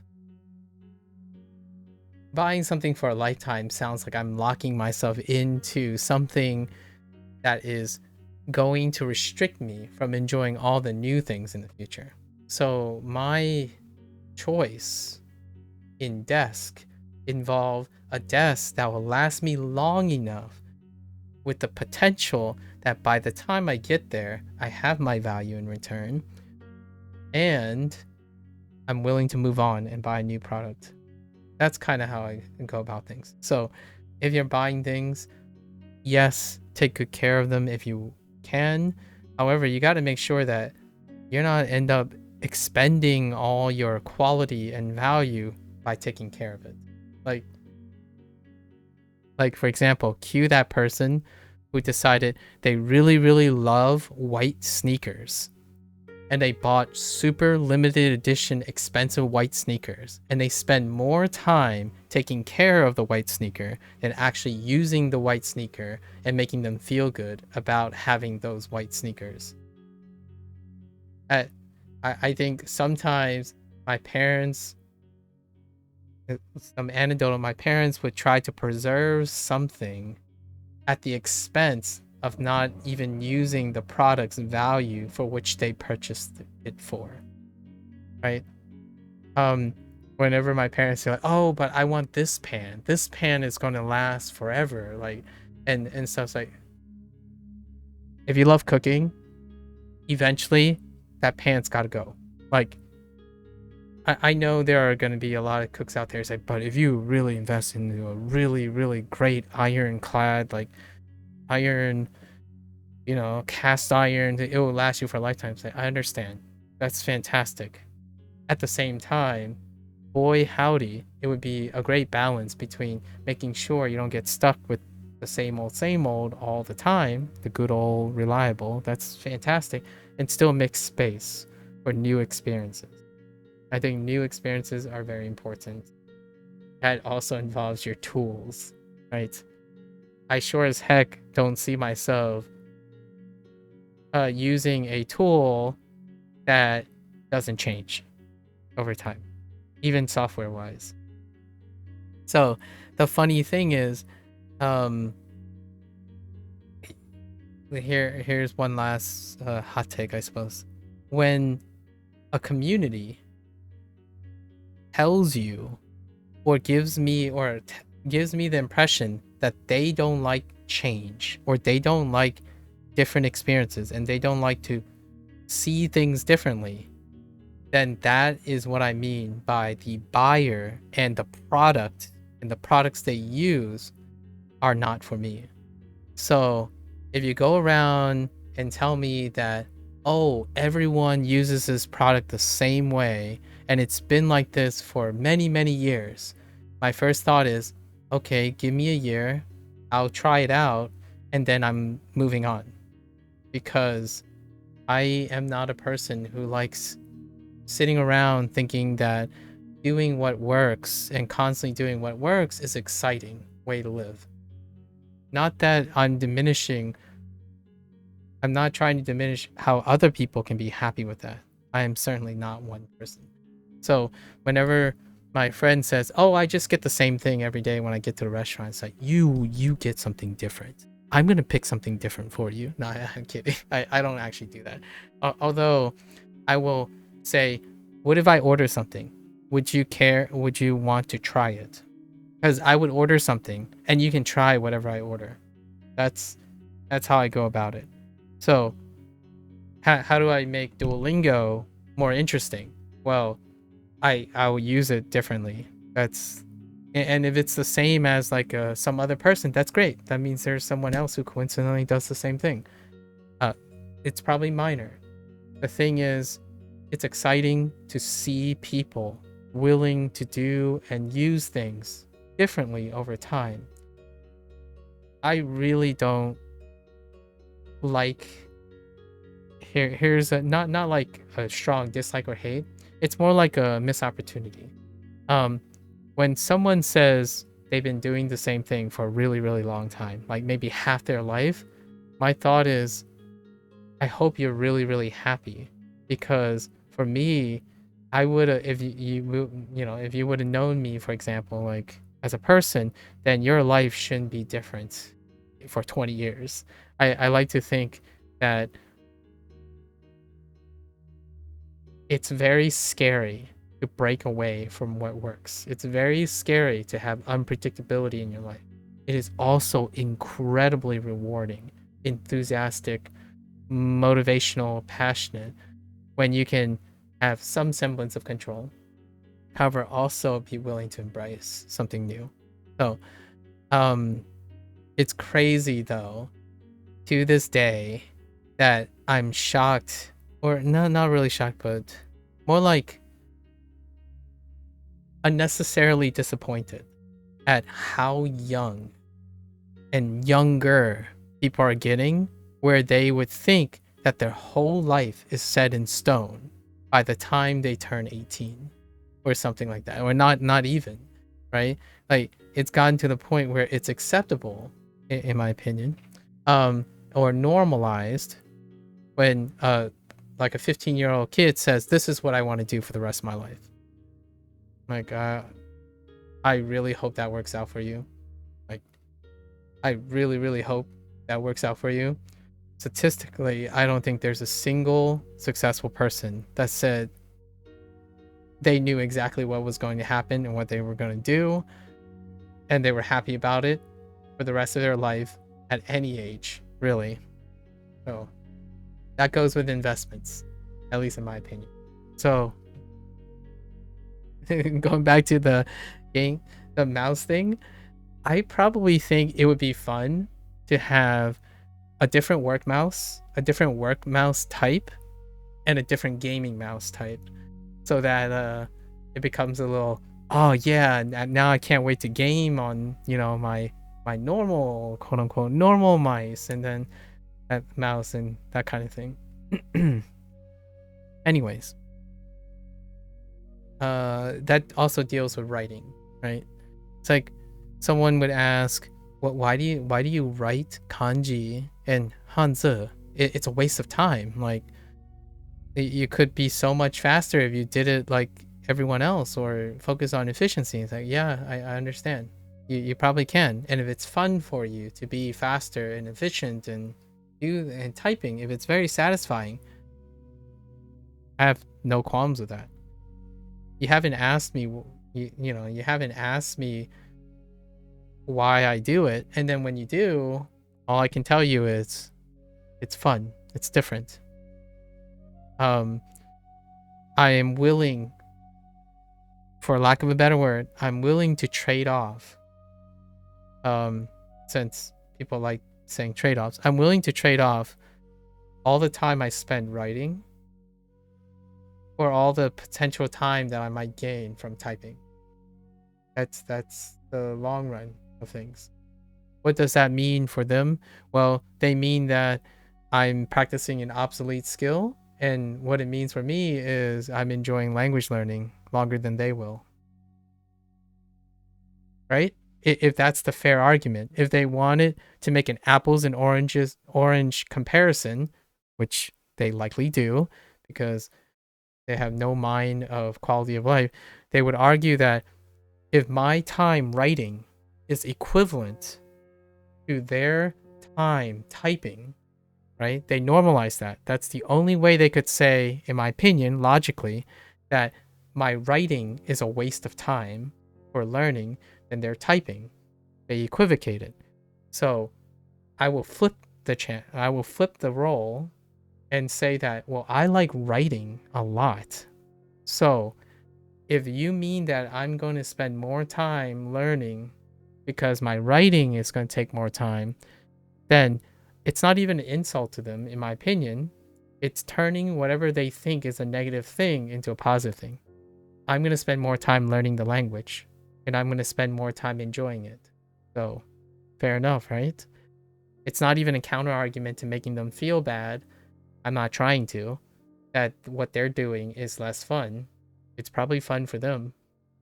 But for me, doesn't that mean, logically speaking, it guarantees that I will spend more time writing in a language that I enjoy? So, what does that mean to them? What's the value of that? Well, I prefer to die happy than, die with efficiency based, like, whatever that is, like an objective efficient life, I suppose. It's interesting though. Technically, I could argue that I'm being efficient for happiness. However, you can't measure that. Like, I wouldn't try to measure. Oftentimes, other people try to measure value and quality specifically by comparing and objectifying something that's hard to measure between people. And rarely do I ever take that approach, right? When someone asks me, what are your recommendations? The first question is, how much do you know about yourself? And then, because how much you know about yourself, and I offer something that is not something you know, which is probably something that's coming from me. And that, in my opinion, is far more valuable than telling someone or trying to tell someone exactly what they already know. Right? First, you got to know what they know. And I have a feeling, Sub-Zero, you already know the answer to your mouse purchase. Although, I had to throw in the vertical mouse thing. All right, thanks for the question, though. Thanks for the question, though. It's a good time to talk about life choices, right? Voluntary life choices. We're not talking about eating and sleeping and making money and your career. Largely purchases that are for quality of life. If you're not happy and you're not excited to look forward to your mouse, don't buy that, in my opinion. Like, Do not buy something that says, you know, I know it works. Like, if you say that and I'm like standing around trying to be your friend, I'm gonna tell you, don't buy that. Don't buy something that you're saying, oh, okay, well, I know that it works. It's not gonna change anything. Okay. Don't buy that, please. Or you know, try strongly to be a little bit more creative. That buy something that you want to buy and you want to use. Right? I'm not telling you what that is because I can't. Or I could try my best as a person who is really close and know you. However, buying something to maintain what you do is not exciting. It's not exciting enough. And your life can end up being one of those where, in my opinion, sorry, this is a little fear mongering, a little bit. When 20 years down the line, you're like, oh yeah, my mouse experience has been the same for all these years, perfectly functional. It's like, that's okay, that's great. Versus, oh yeah, man, boy, do I have a story to tell you. I had like this mouse that broke in the first 3 months. Man, this other mouse went for 3 years and it just suddenly turns off. Those are the stories, in my opinion, of someone who is constantly looking for better for themselves. Not necessarily someone who is a little scared of exploring. However, I totally understand. Someone found something really good and they want to stick with it.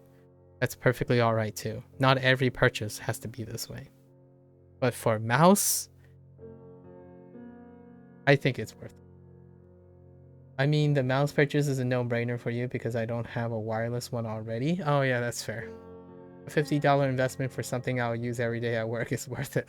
Yeah, definitely.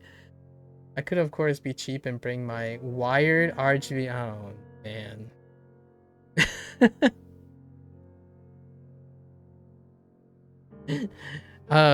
The thing I thought about that is someone asked me one time, someone asked me, why do I have 3 pairs of shoes now?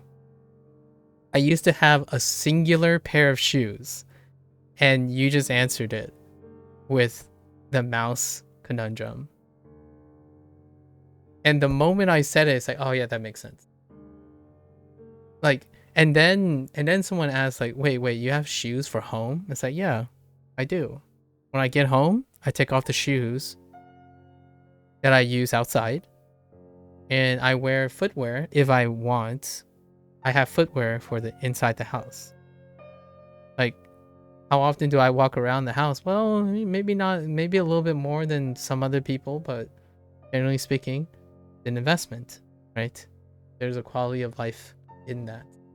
So lots of times, like, well, you know, you just wear these things. Like, you only need one shoe. It's like they only like that. That's pretty much what I'm talking about. The calculator, on the other hand, is something you're depending on. Okay. Well, let me know what happens with your calculator. Let me know. I don't know about my keyboard yet. Oh, which, by the way, my monitor, here's a thing. My monitor, it's going to be an ultra wide. And I'm gonna buy a monitor arm for it. Have I ever done this? No, I haven't. I haven't used an ultra wide before. I haven't loaded it onto a monitor arm, hence the standing desk as well, a very sturdy standing desk. So, no, I'm not sticking with my standard flat. It's gonna be a curved monitor, at least for the next 5 years. I'm looking, obviously. I don't have a name, a brand. Like, there's feature sets, right? I have the old list and a new list. New features that I'm okay with investing. How much are they worth, like, in terms of like money wise, right? Immediately, and encountering, and then all my old list feature sets. So that's kind of how my brain is going about. things. Let me know what you find. You'll be scouting for monitors on Black Friday too. Yeah, I'm looking. I'm like price tracking stuff. So I do bookmarking before the days come so that I know what the previous price and previous MSRP is going. So then a little closer to, the selling period, you can price track the things. So I like to do it like 2 weeks before, like a week or two before on the stuff that I really want to buy. Yeah, it's a fun time. It's really exciting. I don't get to buy things very often, or I can buy things very often. However, I choose to save it. So it's a balance, right? I choose to save when I get to treat myself to something. Other than that, upgrading the PC is by far eventually going to be a necessity, largely due to Windows. more on that later, I suppose. 我不带手表我不戴手表。 Sorry. I need to get back into the groove things. 我不带手表 I don't wear a watch. Honestly, I was considering buying a watch. Like a smartwatch. That was kind of a thing. And not because I need to tell time, largely for health tracking. I wanted to try wearable health tech, but that also involves considering a different ecosystem. You thought you already had one for when I do a run? I actually wear a belt. I wear like a fitness belt. It's like a stretchy material, and I use an old phone, and I use a stopwatch, and then just stick it in there, and I run. I don't like things dangling or wearable. So, yeah. And then occasionally I have a heart monitor, like a chest monitor, because they're more accurate. I have a chest monitor that's attached to that, like, older generation smartphone. I have almost all my smartphones, so my older smartphones are being used as other devices, like alarm clock. Like my alarm clock is my old smartphone.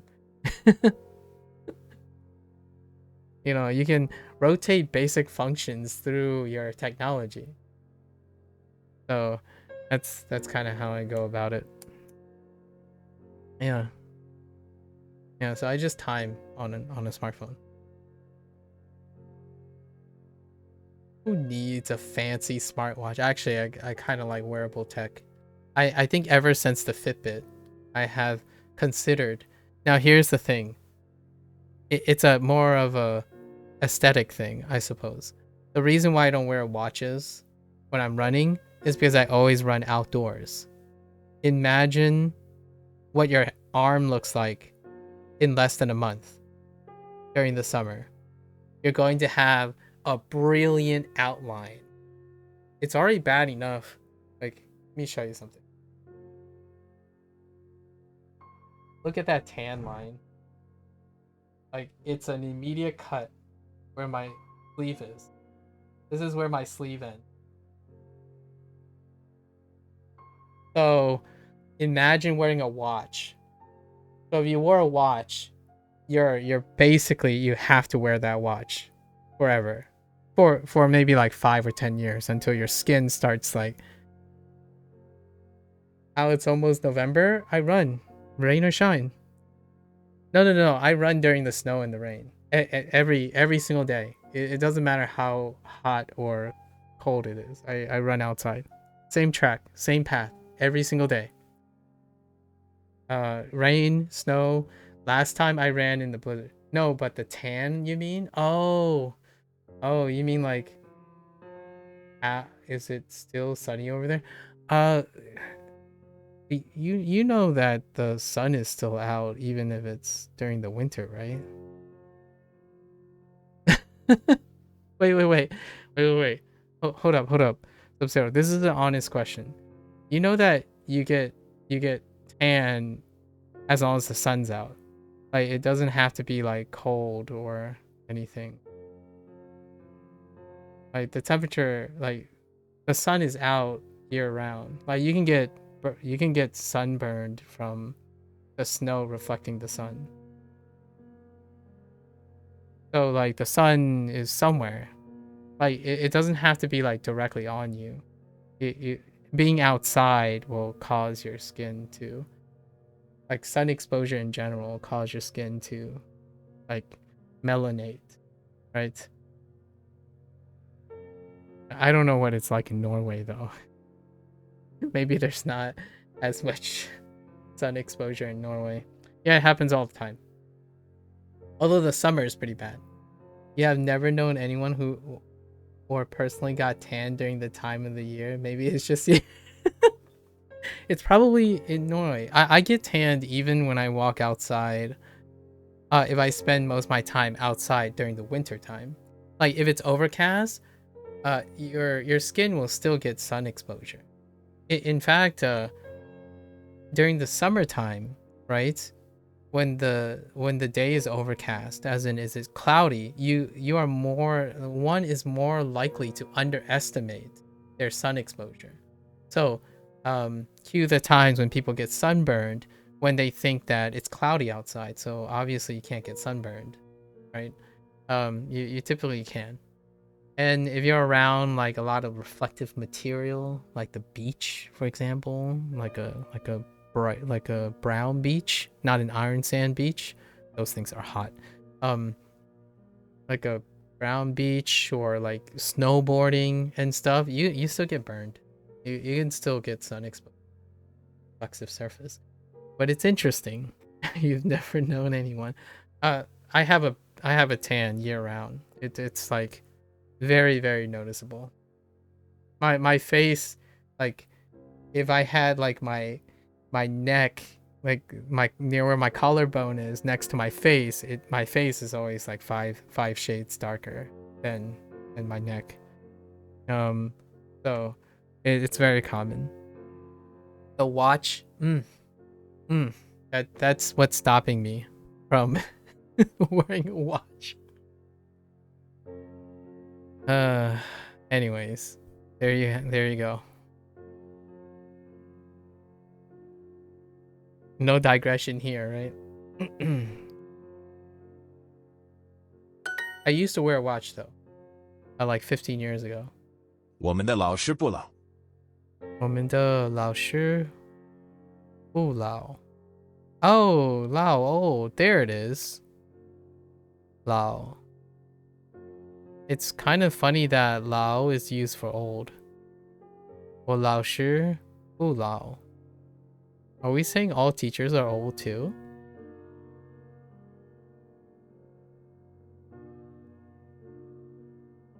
"这里的菜比较好吃。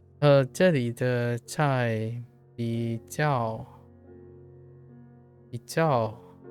好吃。哦。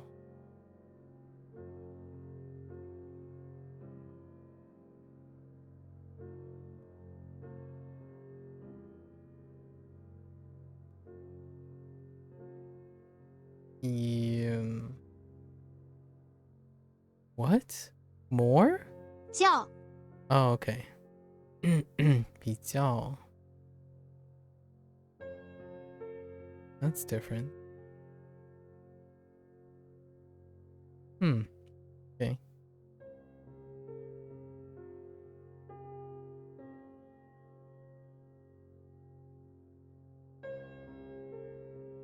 比较老的是我的妈妈。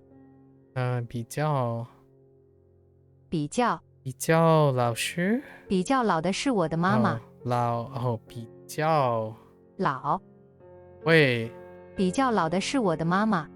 的是会是比较老的我的妈妈是我的妈妈。我的妈妈。比较老的是我的妈妈。比较老的是我的妈妈。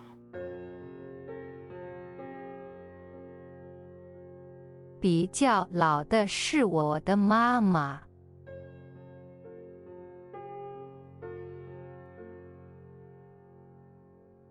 You are older than my mother? That is a... Whoa. That's a weird way of saying it. Oh, no, the older one. Oh, 比较老的. Oh, the older one is my mother. Okay. Oh, just 老的. Okay, okay. I was like... Older than is my mother. So you're older than... It's 老的 as in 的 as in one or no. 公园，公园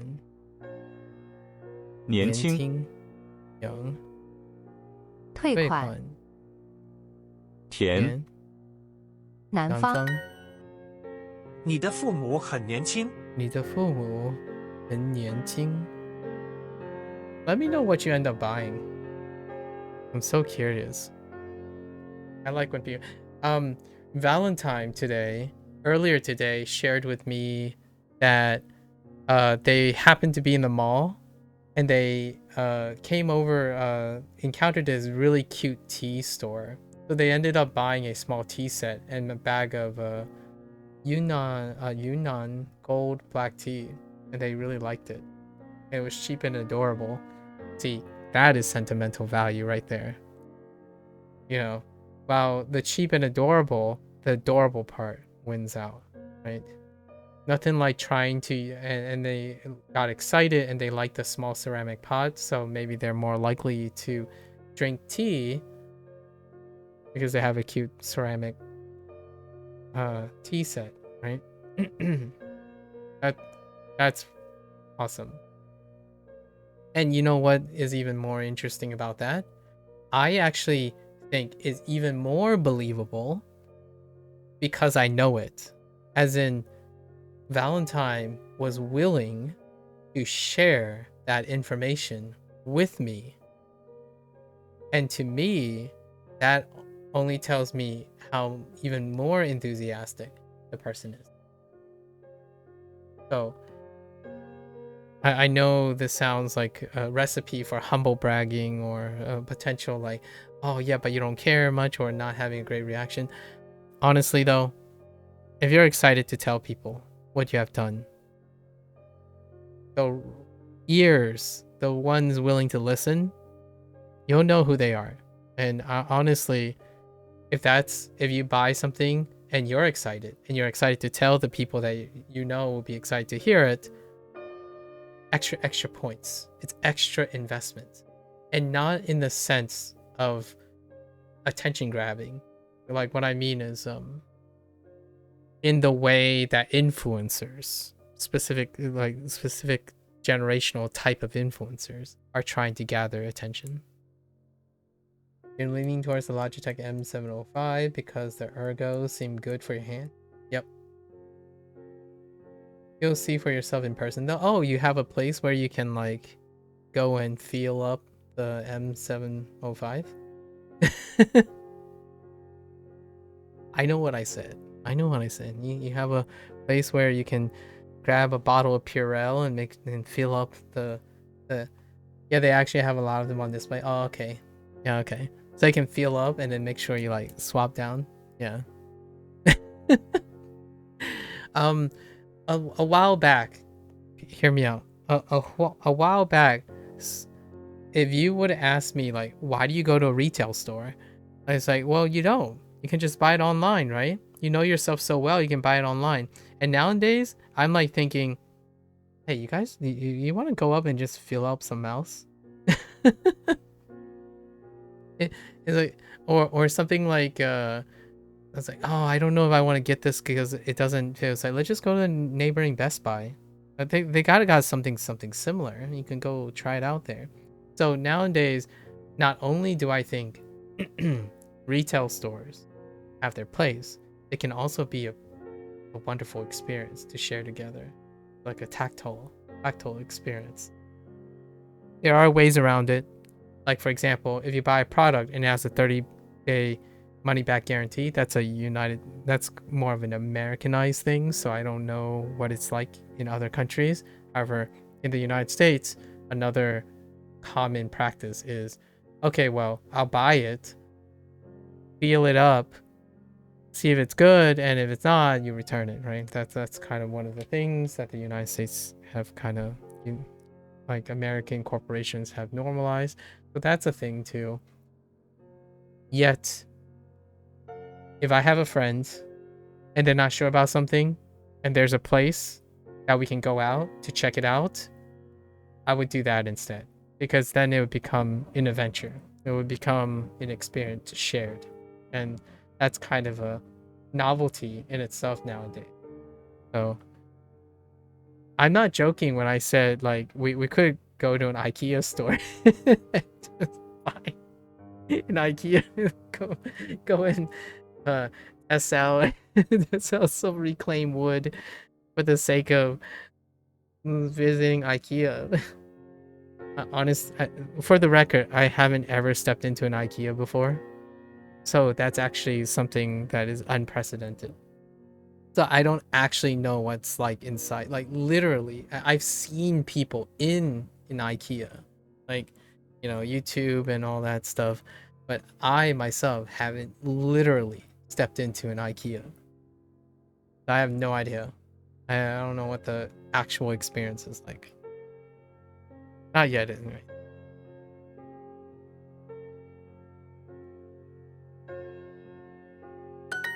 Life is so short to skip on so many experiences. And just for the record, I haven't stepped into an IKEA because every time I'm out, I'm also doing other things. So IKEA didn't naturally end up fitting into it's nearby. Yeah, I haven't been in an IKEA before. I've helped people assemble IKEA furniture before. No, I haven't. However, there is another store that's kind of like IKEA that I don't think it's around anymore. Bed Bath & Beyond. I've been in a Bed Bath & Beyond, though. I'm pretty sure they went bankrupt recently. So, take it with a grain of salt. I'm pretty sure this branch or franchise in the United States, you might have seen it in movies, like in American movies, references to Bed Bath & Beyond. But I imagine the experience is kind of like that, only with like a Swedish bent to it. I don't know. One day. You want to hear even the crazier part? I talk about Costco a lot, but I don't think I've stepped in a Costco. Wait, have I? I might have, maybe like 2 or 3 times in my entire life. My parents are the ones that step in Costco. I actually picked up my parents at Costco a couple times. Xian. Yeah. Xian. Wait. It's a Xian. So many things to do, so little time. Qing. Qing. Qing. Ji. Xian. Xian. Xian. Jing. Jing. Or Jing. Oh no. Jing. Jing. Jiao. Jiao. Oh, and it's not jiao, it's jiao. It's okay. It's okay though. Don't worry about it. Don't worry about it. If it happens, it happens. I think there's a lot of exciting things to do. Where I'm not like, I don't think my life is boring. That's one of the things I want to get at, right? There's definitely a difference on feeling like you're missing out versus there's so much to do. It's hard to ever feel like you're missing out on anything. So FOMO is the last thing on my mind. Rarely do I ever feel FOMO. I think that is something that I want more people, especially younger people, to feel about life. I genuinely don't think the vast majority, like less than 50% of the people that spend most of their time online are not dragged down, like are, I would say less than that, are preventing their life from greatly being negative due to FOMO. So that's not my life. Like, do I feel FOMO for not playing what is currently in vogue right now? I don't know, more recently, like Silent Hill 2 or something, and like video games. Like, I don't feel any of it. Like, you can do whatever you want. Be trendy for all thing. But FOMO is a very real thing. It causes, I feel like it's one of the major tactics that has a double edge. It's predatory. It's incredibly predatory, but not maliciously targeted predatory. It's very efficaciously predatory, as in it's so effective it has a drawback, and that drawback was unintended. Very effective. How do you get someone to spend money? FOMO. There you go. How do you get someone to embrace everything you say on the way you're language learning? FOMO. I think it would be an understatement to say that FOMO is a solution to a bad habit or an addiction as well. People use FOMO for that reason as well. Personally, I wouldn't want. I don't want to resort to that. So things like, oh, you know, if you don't get healthier, you're going to miss the best 10 years of your future life or something. That's FOMO. That's, yeah, it's combating fear with fear, which, I mean, it works for a whole nation of people, right? We already talked about Japanese and Chinese culture in public. Fear is a fairly functional thing. I think there's enough of it though. I don't want to add to it. So Sub-Zero, if you want to get a wireless light show and bring it to work, by all means, please take pictures and also write down any comments you get from your work. As long as you don't like get in trouble, right? There are rules to that. But I could totally see myself if I get employed in an office space, right? Like a cubicle, and I ask my employer and my coworkers, like, is there like limitations on how many, like how bright your like cubicle can be? Because I was thinking of putting in some mood lighting, you know, get some RGB strips, kind of like bedazzle my cubicle. Is that okay? If I get the clear, you mark my words, my cubicle would be lighting up. And you know what what I would do? I would probably try to affect my neighbors, like make my neighbor's day a little less normal and boring. I earnestly think if I had time back in the day, I would bake cookies and bring them to work. That's kind of the thing. You gotta mix it up. I think when there is someone who is electric in an environment, it has a chance of bolstering everyone else. And that's kind of the work environment that I really do earnestly wish most people have, right? If it sucks, make it suck less together. Don't, like, it's not great when you have to work with people and you're the one that's sulking and sucking in the corner, right? Like just wallowing in your own misery. Sometimes, yeah, misery deserves company, but that's not where it ends. Misery deserves company is a coping strategy. Misery dampens and gets mitigated with company. That's proactive. You can mitigate misery or the feeling of with company. I think that's far more superior, in my opinion, from a logical standpoint. I feel most people, when they say misery deserves company, is that they're trying to compete at who's got it worse. A lot of times. Like, oh, if it makes you feel any better, I just got fired from 3 jobs. Like, oh, if it makes you feel any better, I don't have a bank account anymore. That's the misery deserved company.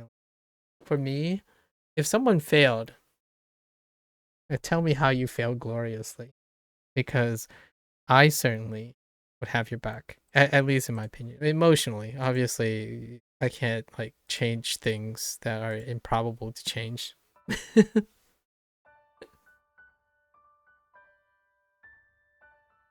If life gets you down, you don't let it win. At least in my humble opinion, you try your best not to let it win. Like the suck. Don't let the suck win. 先 Yeah. 往左去，往左去，左 left 往左去 go left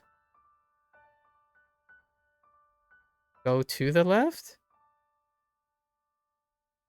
okay 他用左手写字。他用左 wait 他用左手写字。左手左手写字 oh 写字。they use the left hand to write 写字 to write characters, but 写字 is writing, the act of writing. Yeah, she writes with her left hand. 往前看，往前看，往前看 oh. Look towards the front? Look to the front? Look in front of you? Okay. 西边有图书馆。西边有图书馆。Sideways? 西边 side. Oh, 西边 oh, west side. Wait, east side. Wait. West side. There is a library on the west side.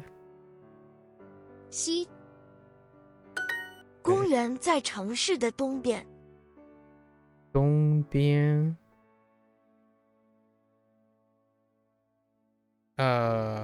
东边it's some side. It's not east. Park side? Oh, wait. 公园 no. 公园在城市的东边。Located. 东 No, east. Oh, that's east? Psh. Wait. 东 Why is this east? Wait. Why is this east? Wait. Hold up. They used a different east for... Oh, is that the simplified? Oh, this must be the... No, I don't get it. Intriguing.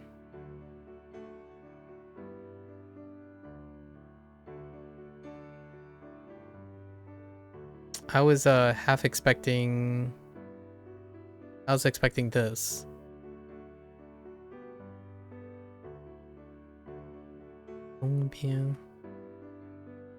Yeah, it's not on here. Huh.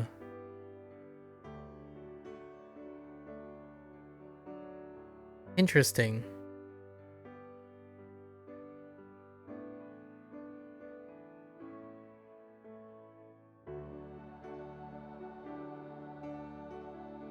Okay. Oh, you know what? I think I have been writing east incorrectly. Wait. Have I been writing east incorrectly too? I see an extra stroke. I've been writing east incorrectly. Oh no. I've been writing Hikashi incorrectly. There's a stroke. Oh no, I've been missing the middle stroke. Oh no.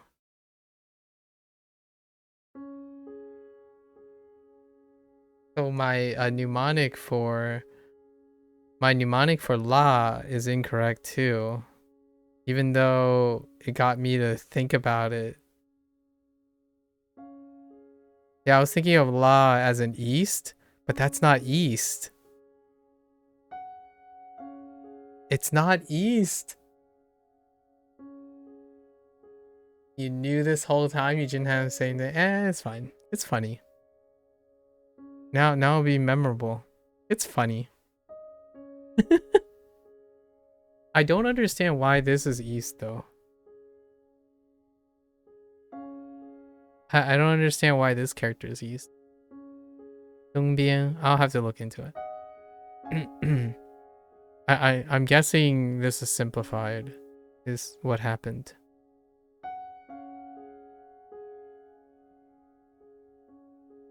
Funny. The more you know. 公园在城市的东边。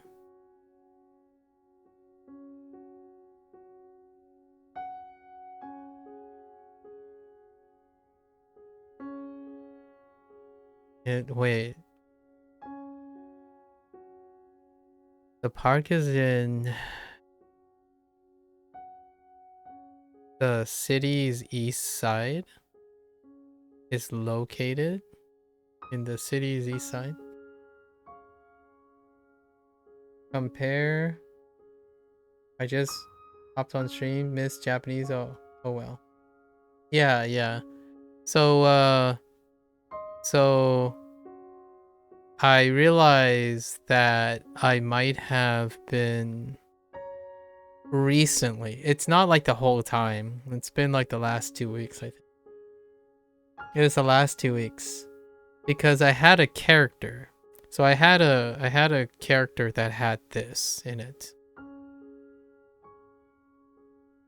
And well, maybe not.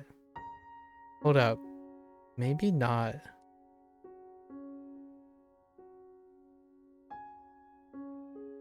So I didn't have trouble reading East. I had trouble writing East. Okay, yeah. So La uses this. Spicy uses this. And I clearly remember telling myself, oh yeah, it looks like East. And East, Stern, cuisine tend to be spicy. And by spicy, I don't necessarily mean hot. I mean spiced. There's Eastern spice, right? And so that's how I remember La. And that is where my realization came in that I'm like, wait a minute. This isn't East. This is East. And the only way I recognize that this is East is they're using this to represent East. And I'm like, wait a minute. I was expecting to see this. So what the heck is this? So I avoided saying East because I thought this was not East. I love this. Sorry, this is just me going on in my head right now. I'm processing. 你先往前走，然后往左走。 Wrong. What? 你先往前走，然后往左走。然后 is 然后 then, right? 然后你先往前走，那前走，然后after, right? 后然后往左走。Okay. So you first walk towards the front, then you walk towards the left, right? So you first walk straight, because towards the front is straight. So first go straight, then go left or west. I mean, it doesn't say literally west, but left could be west. It could be. Not that. Or then turn left? I guess. I mean, it's more like walk straight, then walk left. Or walk towards the left. But turn left works too. 你先 okay, first. Oh, 先 first. 我们先看电影，然后吃晚饭。Yeah, 我们先看。我们先看电影. You know what's great about having a digression when I'm learning for Chinese? This is specifically Chinese. It doesn't take much to get back to my place, because it still feels at home compared to Japanese. Although I am getting there though. There is a point in which I'm like, oh, where was I? And then I'll look at the characters like, we'll figure it out by looking at the characters. 我们先看电影。然后吃晚饭。我们先看电影，然后吃晚饭。吃晚饭 ，OK。我们要往前走。我没有往前走。我们要往前走。往前走。Okay.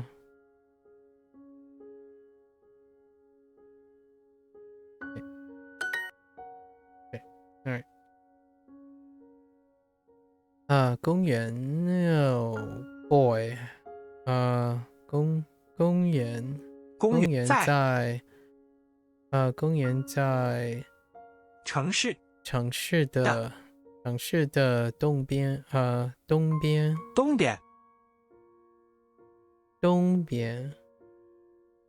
Okay, that's not one. 东边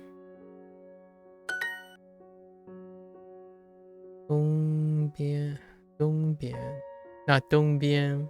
I wonder what 东边 is versus 东边. There is a library on the west side.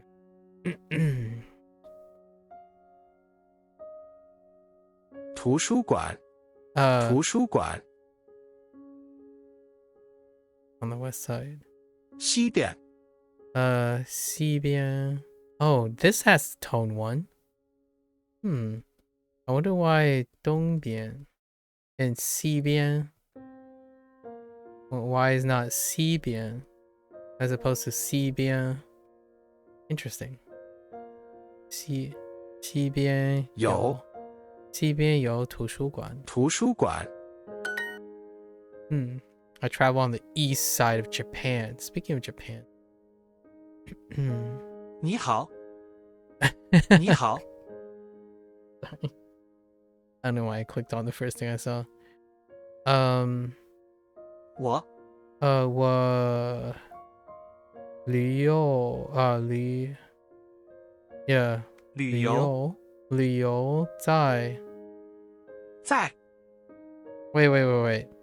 在我在日本旅游我在日本的 east side 东边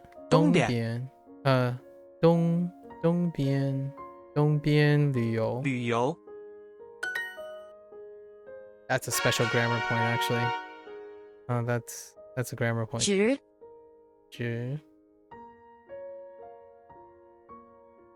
What you mean? This is a really big unit. I think I shouldn't have slacked off, but I'll blame Sub-Zero for everything. 叫 Yo. 出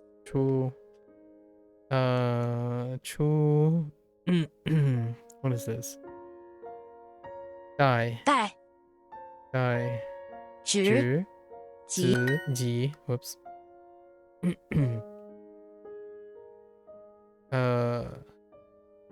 直 直往后走，往后走，往后走。That's north?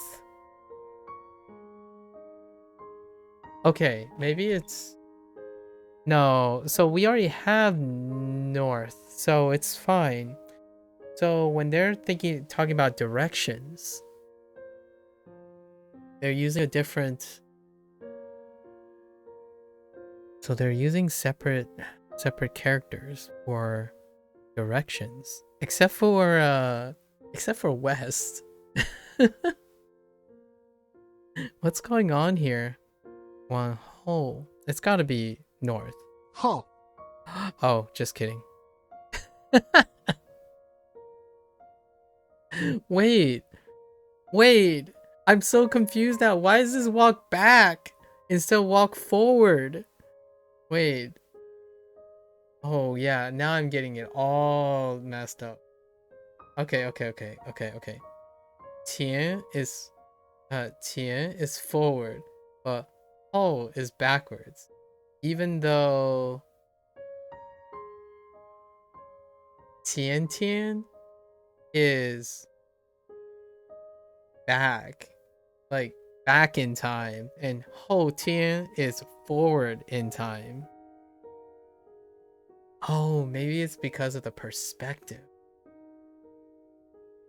So if I'm saying 后天, maybe it's because that time from the present is behind. The present time is before the time that you're referring to. Oh, that's such a workaround. Oh no. That doesn't check out at all. Let's walk back. 往右跑往右跑. Okay, run to the right. That's fine. 我用右手写字和吃饭。 I gotta sort this out. 我用 something. 我用右手写字和吃饭。右手写字。 Wait. 我用右手写字和吃饭。 Oh, does that also mean hand? Didn't it? 我用右手写字和吃饭。和吃饭。我用右手 Oh, two acts. To write and to eat. Okay, never mind. Just kidding. 别往后看，别往后看。So don't look back. Oh no. Don't look back. Oh no. Oh, for back, even though 为什么你一直在笑？为什么你一直 counter 一直在笑 No, not gerund. It's a gerund. 一直 No. It's an adverb. Why are you laughing? Why are you something laughing? Why do you keep laughing? 一直 Why do you keep laughing? 直 Been keep 一直我住在香港的南边。 Okay, this is south. We know that. No, this is not south. Yes, this is south. So it's what was it? It's east so far. Only east. In before Duolingo is like, oh, you can also use east. 我住在香港的南边 No one on 南 as well. Interesting.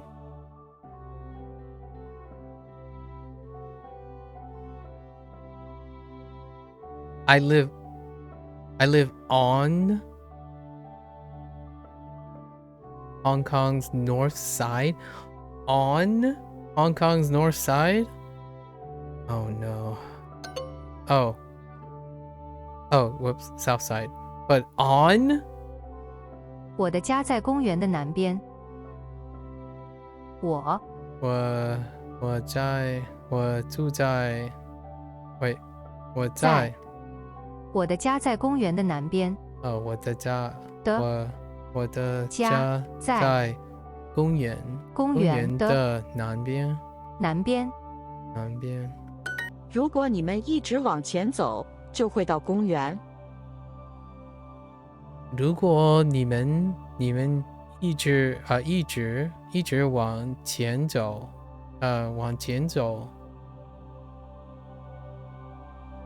就会到公园。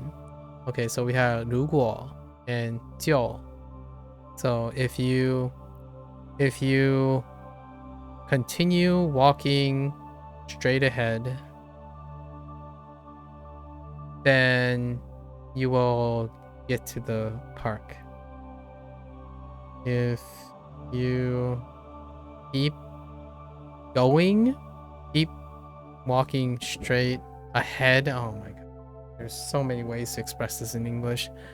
If you keep walking straight ahead, and they didn't even use then, like, so or as a result, you will get to the park. And I only am used to saying you will get to the park because of Duolingo. I wouldn't say you will get to the park. Like, if you proceed straight ahead, right? If you continue to walk, like, if you continue to walk in your current position, you will arrive at the park, or you will like not get to the park. I wouldn't use get, but I use get because I'm so used to hearing it from Duolingo. 机场在城市的北边。Or read it anyways. 机场在城市的北边。Now 北边. Now why does that have a tone 1? So what? It's tone 1 for north and east, but it's neutral for west and south. I don't understand that. I think 机场在城市的北边。北边 yeah. Did it have anything to do with the tone before it? No, doesn't line up. Okay, not yet anyways. On the city's north is located. Oh my gosh, it's located on the north. Okay, that makes a little bit more sense, I suppose. Or one could say the airport is in the city's north side, I guess. 先去学校，然后去超市，最后回家。最后 finally, or lastly, 最后 interesting. 然后最后先去学校，然后去超市，最后回家。Right. First, go to school. First, go to school. Then go to the supermarket. And lastly, go home. 我住在北边，但是我的学校在南边。我住在北边，但是我的学校在南边。Okay, so yeah, north. I mean, south is not. So it's like one side it's not, the other side is weird. Interesting. Can I hear? 我住在北边，但是我的学校在南边。南边。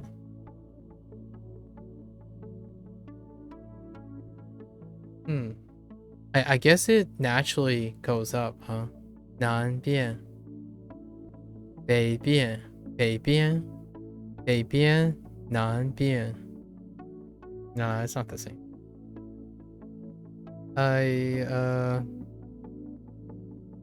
I live on the north side, but my school is on the south side. You're making teriyaki chicken without chicken in the background and with rice noodles.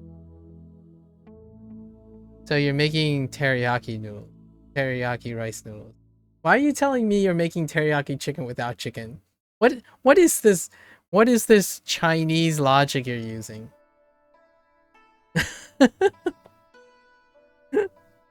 I say Chinese logic because I can totally see oh, I'm making beef noodle soup but with chicken.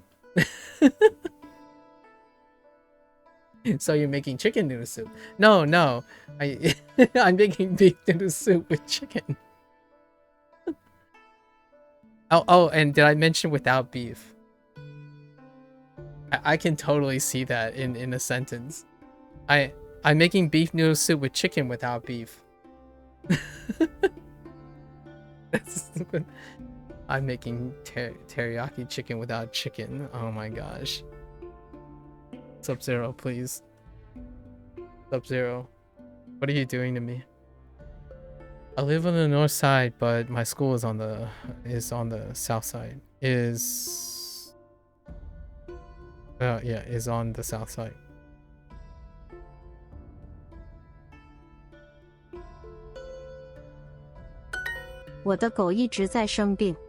Vegan teriyaki chicken without chicken, but with tofu. That's good. That's good. You know, you can throw in something else. I think this is a fairly trendy thing in English. Knot things. How to knot things. So like I'm making a not a burger. I'm making a not a burger with tofu and not beef.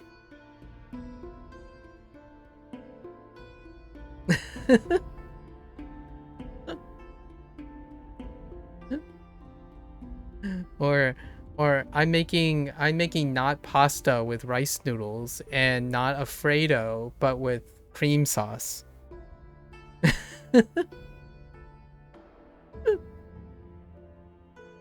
I'm gonna show you a not chicken teriyaki chicken. 我的狗一直在生病一直在生病一直在生病 Okay. My dog keeps getting ill, keeps getting sick. 他在英国的北边工作。Poor little guy. 他在英国的北边工作。Okay. How has the Chinese Duolingo path been for you? It's been pretty good. It's very entertaining. Disclaimer. If you ask me that about anything that I choose to do, I'm probably going to say the same. It's been pretty good. It's sufficient.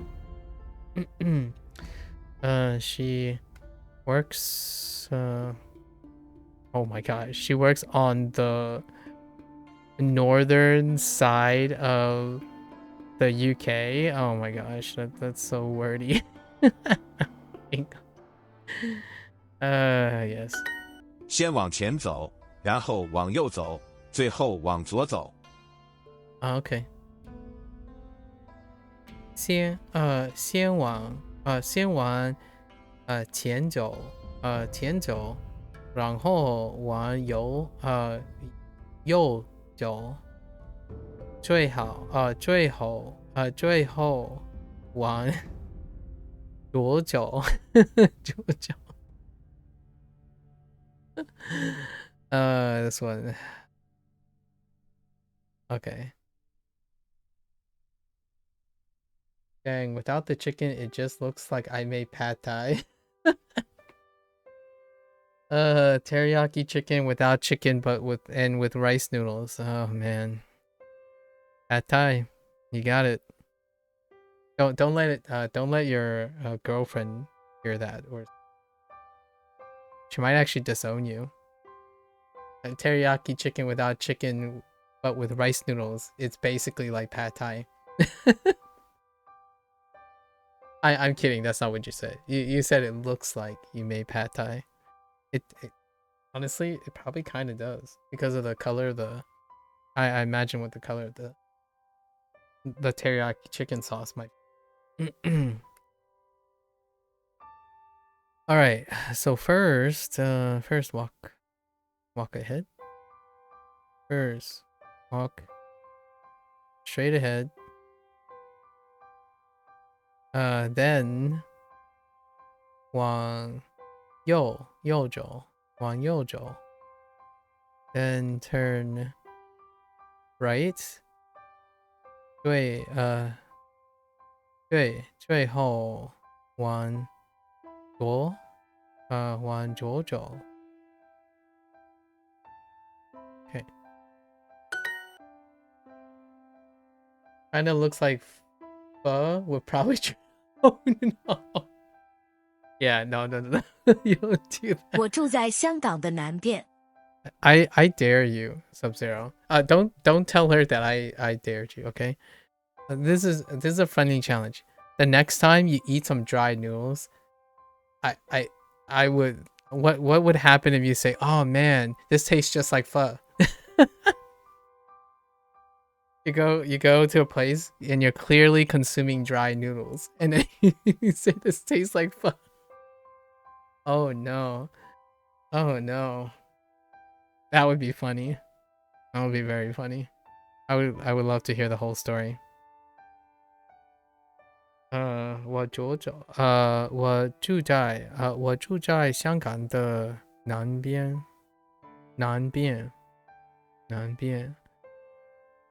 I live, what was it, on Hong Kong's south side?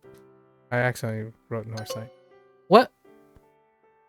Kong Hong? Oh 我 my. 住在香港的南边。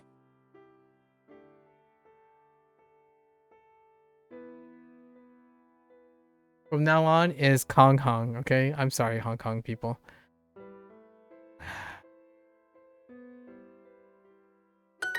I did that more than once, actually. I did that more than once before. 直 Another Jew. Oh, interesting. As Earth and something else. Maybe highway? WTO, I didn't know that. 直 Yeah. That's 聊 exactly it. Yeah. Oh no, is this the simplified version of Tamago? That kind of looks like Tamago, the right two characters. But the simplified, because it's missing like a stroke. Maybe it's a different character, but still. Oh, I don't like this I don't like this one. This thing. I can't get it to look. Oh. Yeah, it always looks weird to me. I think Tamago might actually have a stroke in here. I don't know. Go double check.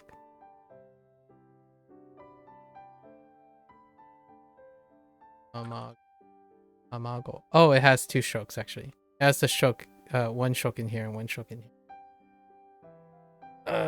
It's a skeleton of it. The part that I find aesthetically challenging. 直清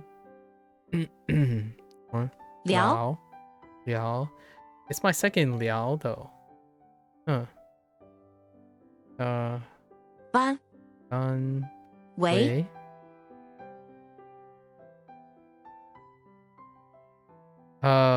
Wei something. Wei Jian? Jing Wei? Wei Jing? Oh, Wei Jing. Yeah, scarf. Scarf. Wei Jing. 班 Okay, ban. I confused it with boat earlier. Chuan. Chuan. Because this bottom character. These are exchanged. 班 为 Wei. 为 Ji. 聊 Liao. Liao. 班 直 为 周围没有人。周围没有人。周围没有人。Some place? There isn't any people at some place? 喂， Around. Oh, that makes sense. 周围. I'm like, I'm like doing this in my head, like a place, like just somewhere. Yeah, there's nobody around. I'm like, what is this expression? It's like 周围, like, get it, around. There's nobody around. 我的家周围有很多树。我的家周围。我的家周围有很多树。周围 周围有很多树。很多树。我的家周围有很多树。有很多。Wait. 我的家周围有很多树。我的 I've got the possessive. There are many trees. 你迷路了吗？你迷路了吗？迷路 lost? It can only be lost because it's dealing with path. That you've lost the path. This is probably not listed. We're gonna have to remember me. 你迷路了吗？ Are you lost? Can't be any others because of Lu. 我觉得我们迷路了。我们觉得迷路了。迷路了。我觉得我们迷路了。我们迷路了。我迷路了。迷路。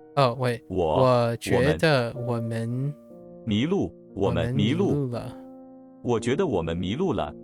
了。Okay. 我觉得我们迷路了。I feel we are lost. 你的地址是什么？你的地址 address. 你的地址是什么？ Yeah. What's your address? 地址 So many familiar words. Who were you chatting with last night? Chatting with is we got it from the guidebook. 聊天 So 你你在你last night 昨天晚上你昨天晚上在聊天你聊天你在谁跟谁你在跟谁聊天聊天 Right you last night. With whom you talking? Yeah. Oh, they went with something else. 你昨天晚上跟谁？哦，在 okay. I can bring it closer. That's fine. Joining the 聊天. Okay. This address is wrong. 这个这个地址这个地址是错了 or 这个地址是错的 Yeah, right, it's the wrong one. Okay. They drink tea and chat at the same time. Oh, 一边 We get to use 一边 from last unit. 他们一边喝茶，一边 talk.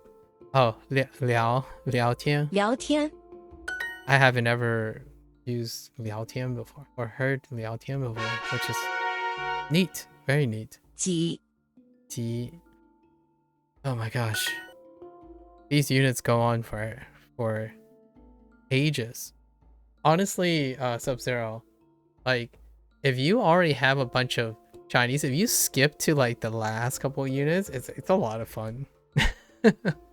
So these sentences are outrageous. It's kind of funny. 喂 And they're so long and so dense. Wait. Wait. Oh, this is a 50-50. What was this? 字 Okay. 几 Oh, it's not a 50-50. I knew the rest. 几 Ji. And 长大 which one is that? That's 字几 I knew that. 字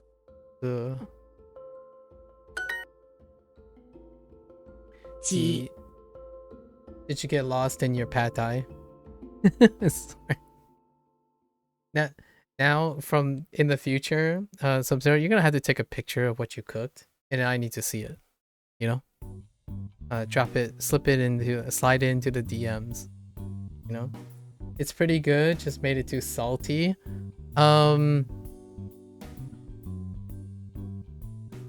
Yeah, bread. Do you have some sort of bread? Oh, salty stuff goes so good with bread. Do you have any bread? No, sorry. I just realized. Why would you have that type of bread? Do you have any non-glutinous bread? Sorry. I just thought, like, why would you have bread? You have additional rice. You know? 鲜 Oops. 鲜 Yeah. 静 Oh no, 静 出 字 字 你一般几点下班？ You dropped in the diss? Oh, let me see this. Let me see this. Oh, that actually looks great. You're right. It kind of looks like pad thai in a way. That does look scrumptious.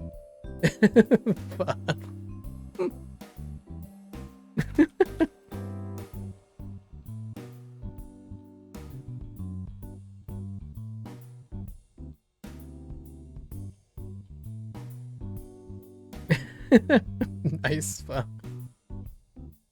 I think Fictitious is gonna get triggered. Or someone's gonna get triggered. 你一般几点下班？一般 together. Normally. Oh, 一般. Wow, 一般, really? What do you normally get off work? What time? What time do you normally get off work? 一般. Interesting. Generally, we have so many adverbs today. 周末你一般喜欢做什么？周末你一般想做什么？哦，喜欢做什么？什么 Okay. On the weekends, what do you normally like to do? That's pretty good. 周末你一般喜欢做什么？你自己去，我不想去。你自己去，你自己去。我不想去。Go yourself, man. Go by yourself. I don't want to go. Go by yourself. I don't want to go. I'm gonna be real. It has been so long since I've ever said this. It's such a strange sensation when I say go by yourself. My first question is whenever someone asks me something is like, do you want me to come? Or something like, I'm a bit preoccupied. I'm a bit preoccupied. However, do you want me to come? Yeah, like go by yourself. I'm like, yo. Yo, that's a little direct. 你自己去. Yeah, I probably wouldn't say that too much. 你自己去. 我不想去. I would say 我没有时间. 现在我不好意思. 我现在没有时间. 但是你要我 do you need me? Like 你要我跟你出去 right? Or something like that. Like, do you need me to go out? Because I can make an exception, right? I swear Chinese is so much more like constructed right now than Japanese. But anyways, yeah, so I would say something like that. Like, oh, I pardon me, like I don't have time at the moment. However, do you need me to go? Because if you need me to go, then I'll make time, right? Well, I would probably say I'll find time. Although I'm not sure if I can express that right.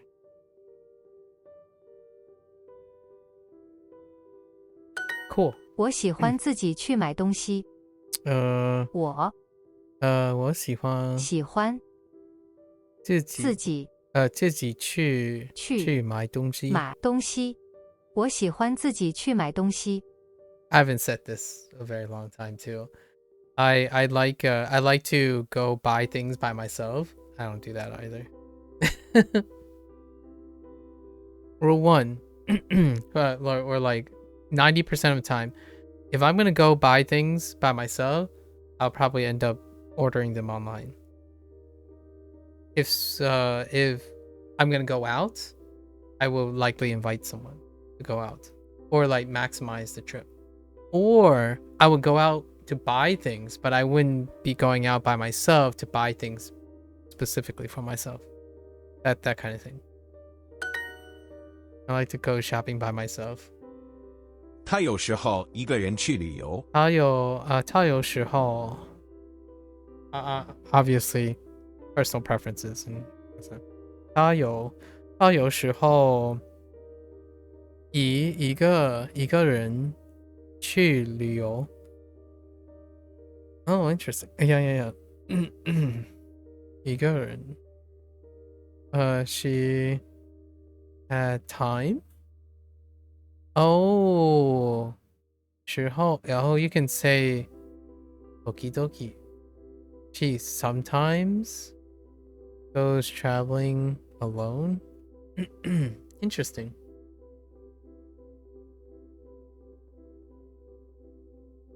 So 一个人 right? 一人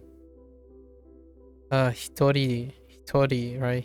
一人で but 他有时候 interpreted as sometimes. Interesting. 后时时候 fair enough. 我们什么时候会再见面？我们什么时候会再见？会再见面？见面。When should we meet? Again? When should we meet again? When will we meet again? Okay. You will travel alone this time. 这次this time. 这次他他去旅游。他去旅游。一个人一个人旅游。会去一个人旅游。这次他会去一个人旅游。Oh, did they want the in between? I was checking. I was actually literally checking for this. I thought this might be acceptable too, but they want this here. Okay, fair enough. I guess that's non-negotiable in that sense. Fair enough. The more you know. 我们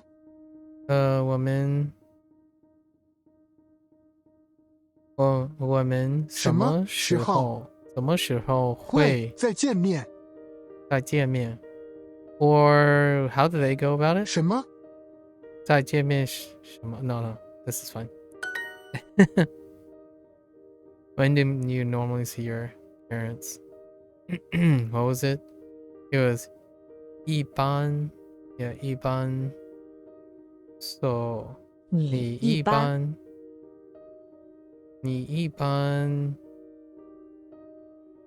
见你一般跟父母而已。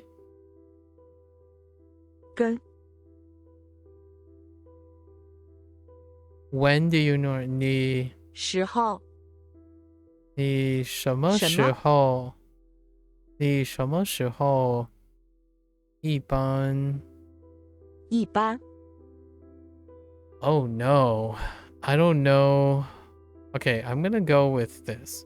你什么时候一般跟家人见面？Nope. 你跟家人一般什么时候见面 ？Really? So 你跟家人 So they want you to associate with your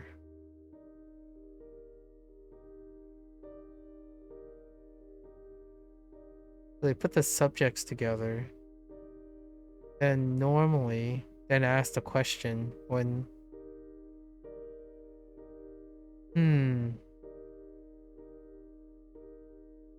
Interesting.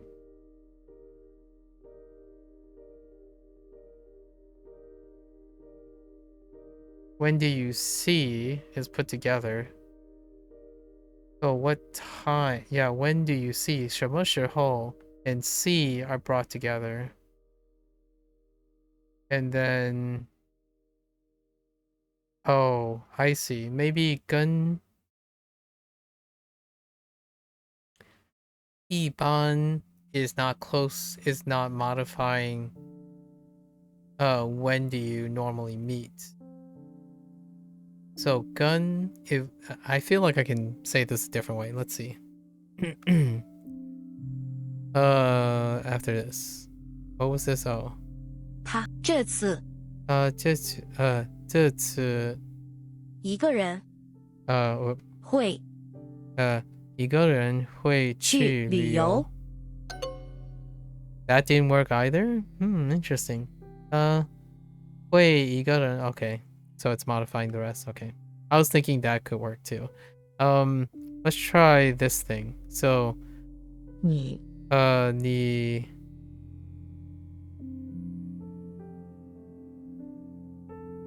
跟 what was I doing? 一般你一般什么什么时时间间跟跟家人家人见面见面 It does work. I'm like, okay, I see where I made a mistake.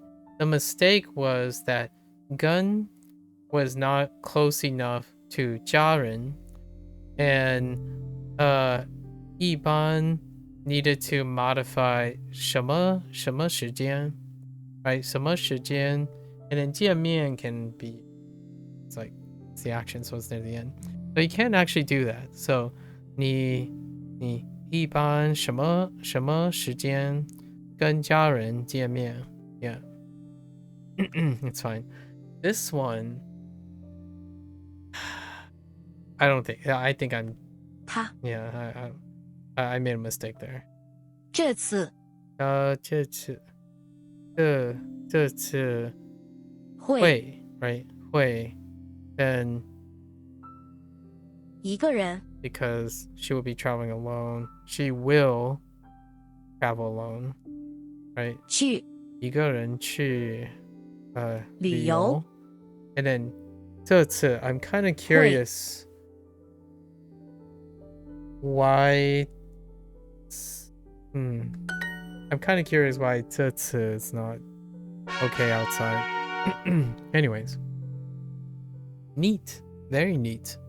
我住在香港的南边。我住在香港的南边。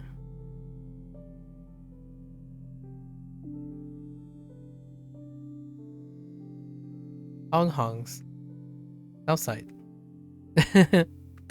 我的弟弟是小学6年级的学生。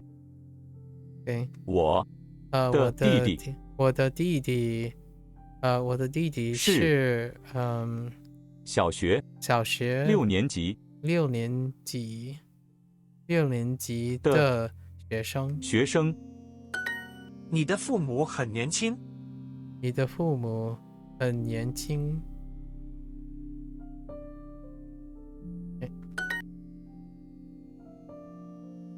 你一般你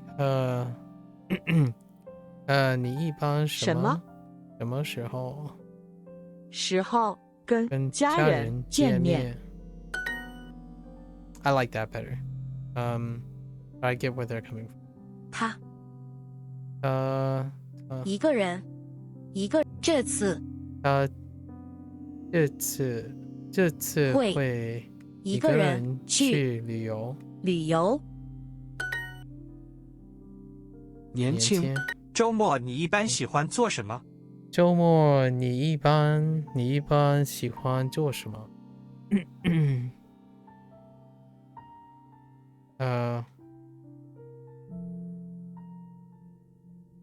？What do you normally do?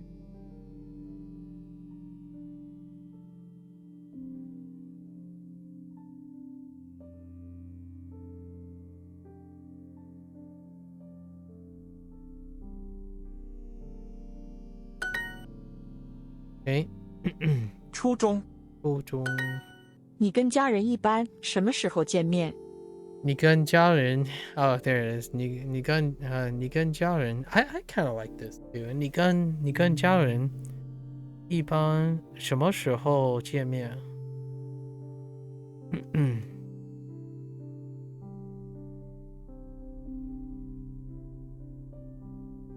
你先往前走，然后往左走。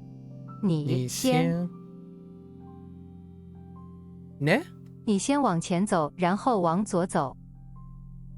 前走。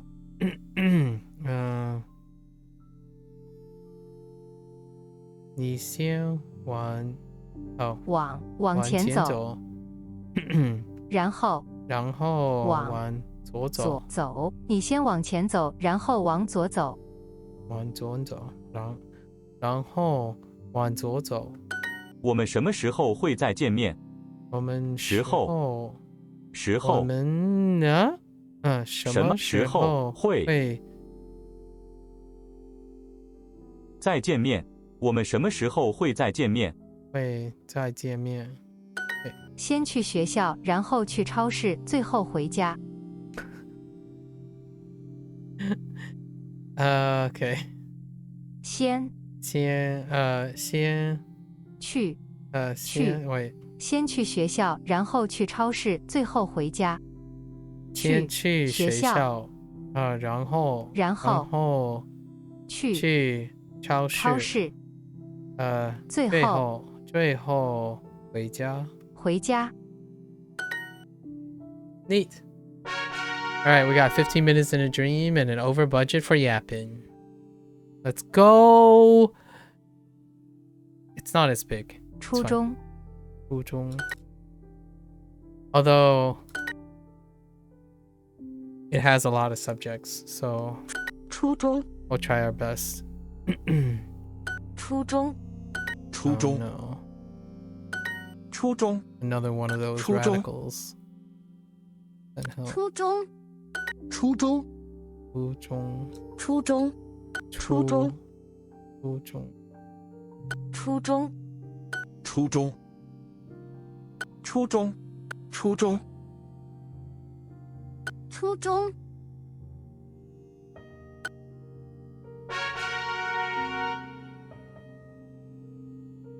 年级年级 is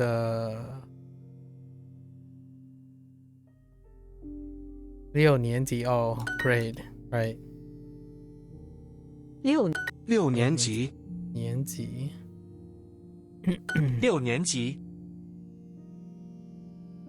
六年级 Oh my gosh, my double 六年 tap. 级 Dude, 年级 that's so annoying. 年级年级 It shook and then I double tapped. Oh my gosh. 六年级年级年级六年级 A buffer grace period 年级 is highly welcomed. 六年级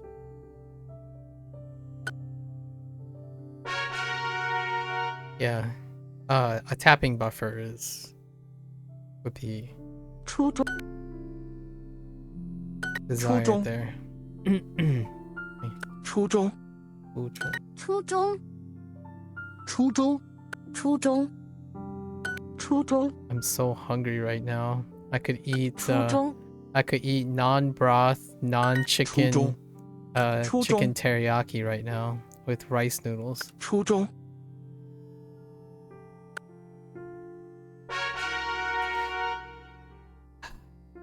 I could use some rice noodle with teriyaki sauce right.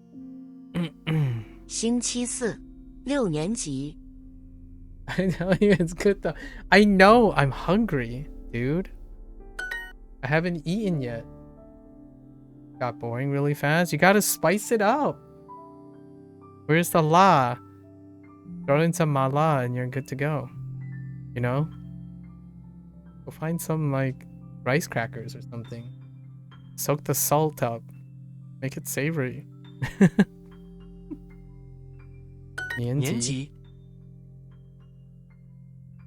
年级 Don't tell me you're poor. 年级 You're a 年级 poor uni student who's eating like top ramen every day. 年级 Don't give me that. I'm kidding. I'm 年 kidding. 级年级 That's kind of how it was when I was in college.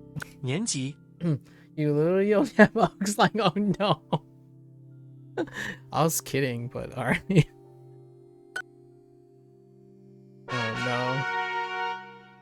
really do sound like a college student. 初中，初中，初 I've 中， been ordering a lot lately. I'm not gonna lie. Oh, I see.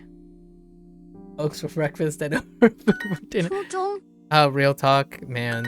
初中， My mother said 初中。 this. My mother and father said this to me a couple of times 初中。 when I was in graduate school, even not even in college, because college I had the 初中。 cafeteria, right?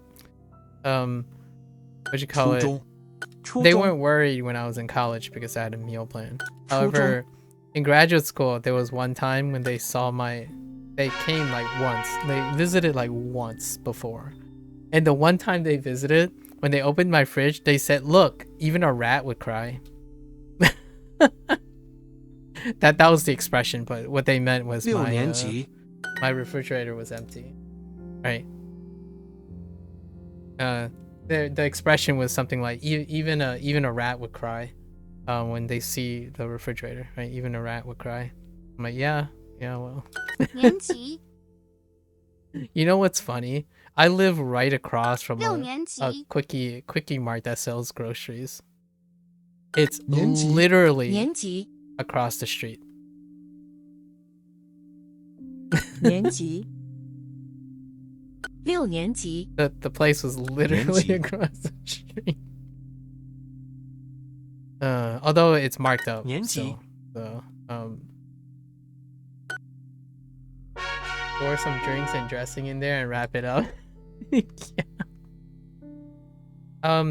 I used to like meal prep a lot. So it was like 10 cartons of tofu, like the juice box tofu. It's like slammed in there, and all the bottles I organized, like everything was like wrapped and proportioned. It was like rationing. 初中， I lived on rations. 初中， I didn't have a 初 very 中， exciting lifestyle 初中。 back then. 初中， Nutrition and cooking and eating were secondary to 初中。 work and efficiency and 初 etc. 中， 初中，初中， I do not tell people about the 初中。 joys of investing in one's eating habits and lifestyle out of having it good, as in like having an understanding of it from zero experience. I personally say this because I see 年级。 myself in that behavior. I lived that. So when I'm talking about these things, trying to get people indirectly excited about their lives, I'm not saying this because I know better. I'm saying this out of pure empathy. It's largely how I go about it. Like, the comments I make aren't very stilted or advisory or homely. It's usually quite emotional and vulnerable and filled with anecdotes, is because I lived it. And I don't think people should live. I don't think, in my opinion, I want to encourage people not to live. I think life is far more colorful than one 六年级， that sidelines even their own eating habits. 年级， Yeah, which I did 年级， for quite some 年 time, 级， actually. And then I social eat. 六年级， I still social eat though. Social eat kept my life going. 六年级，六年级， I social ate a lot, so I totally understand 六 about 年 the 级， expensive nature of eating out. It's mainly because I do my grocery shopping for the day. Going to the store every day gives me a fresh break from work or wherever I do. That's fantastic. If you're able to maintain that, that's incredible. That's an excellent activity, in my opinion. 初中， It really keeps... 初中， It's such a...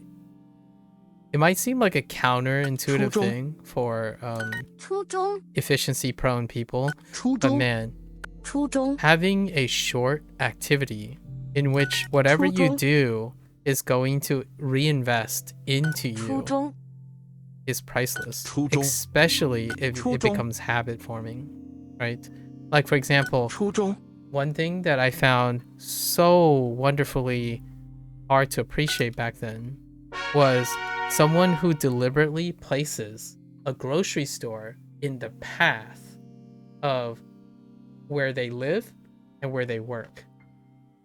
So, and nowadays, the moment I think about that, it's like the next time if I move to a place to work, I will place a grocery store in the path of how I commute from my work to my living space, because that is something that is so underrated.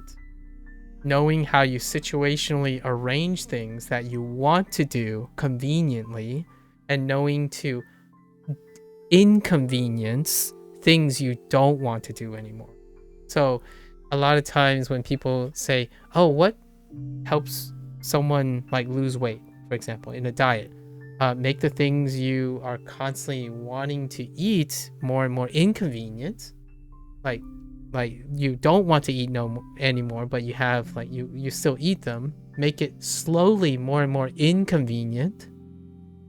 Not that it'll somehow carve the cravings or something. It's that you'll impart more effort into it, and it works in many ways. It shows that you have to demonstrate effort in how the lengths you will go to get them, but at the same time, on the flip side, you can make all the things that you want to do or want to encourage yourself to do more and more convenient.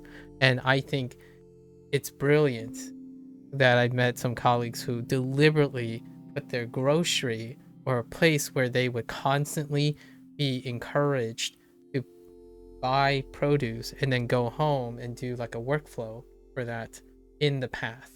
And I haven't done that before. But I can see myself doing that at an older age, where like, oh yeah, you know what? I'm just going to walk. And then because I go on a walk, it takes me to a grocer or something, right? And keep in mind, obviously, we're talking about people who have accessibility to that food. This is a very, very, we have to keep in mind, of privileged positions, right?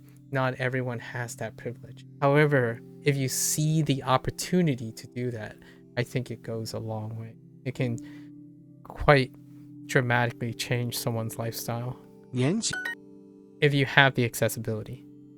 This is privilege, right?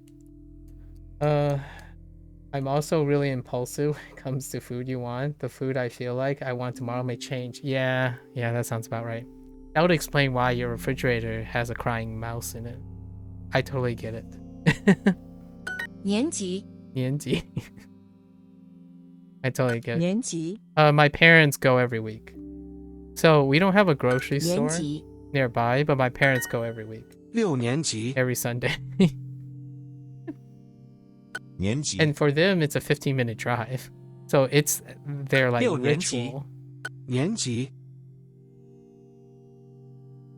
年级 It's a 15-minute drive for a ritual like that. Yours too? I see. I haven't done it in a while. Obviously, I wouldn't be here if I'm doing groceries, so I have my own rituals now. It's all good. 上班 Oops. That's 上学. 同学. 上学. 学校、学校、数数学、学、上上海、海、上学、同学。同学. Where you live, it's only a 5-minute walk, so it's just a refreshing walk. Exactly.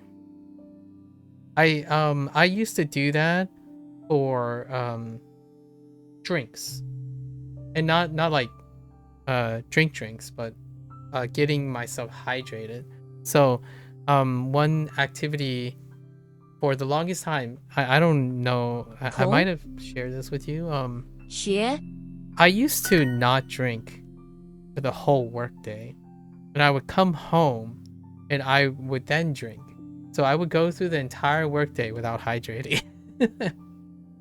For like, as far as I remember, since I lived alone, like outside of college when I went to graduate school and stuff, I would go through the whole day without drinking water or any type of hydration. I actually wouldn't consume any food.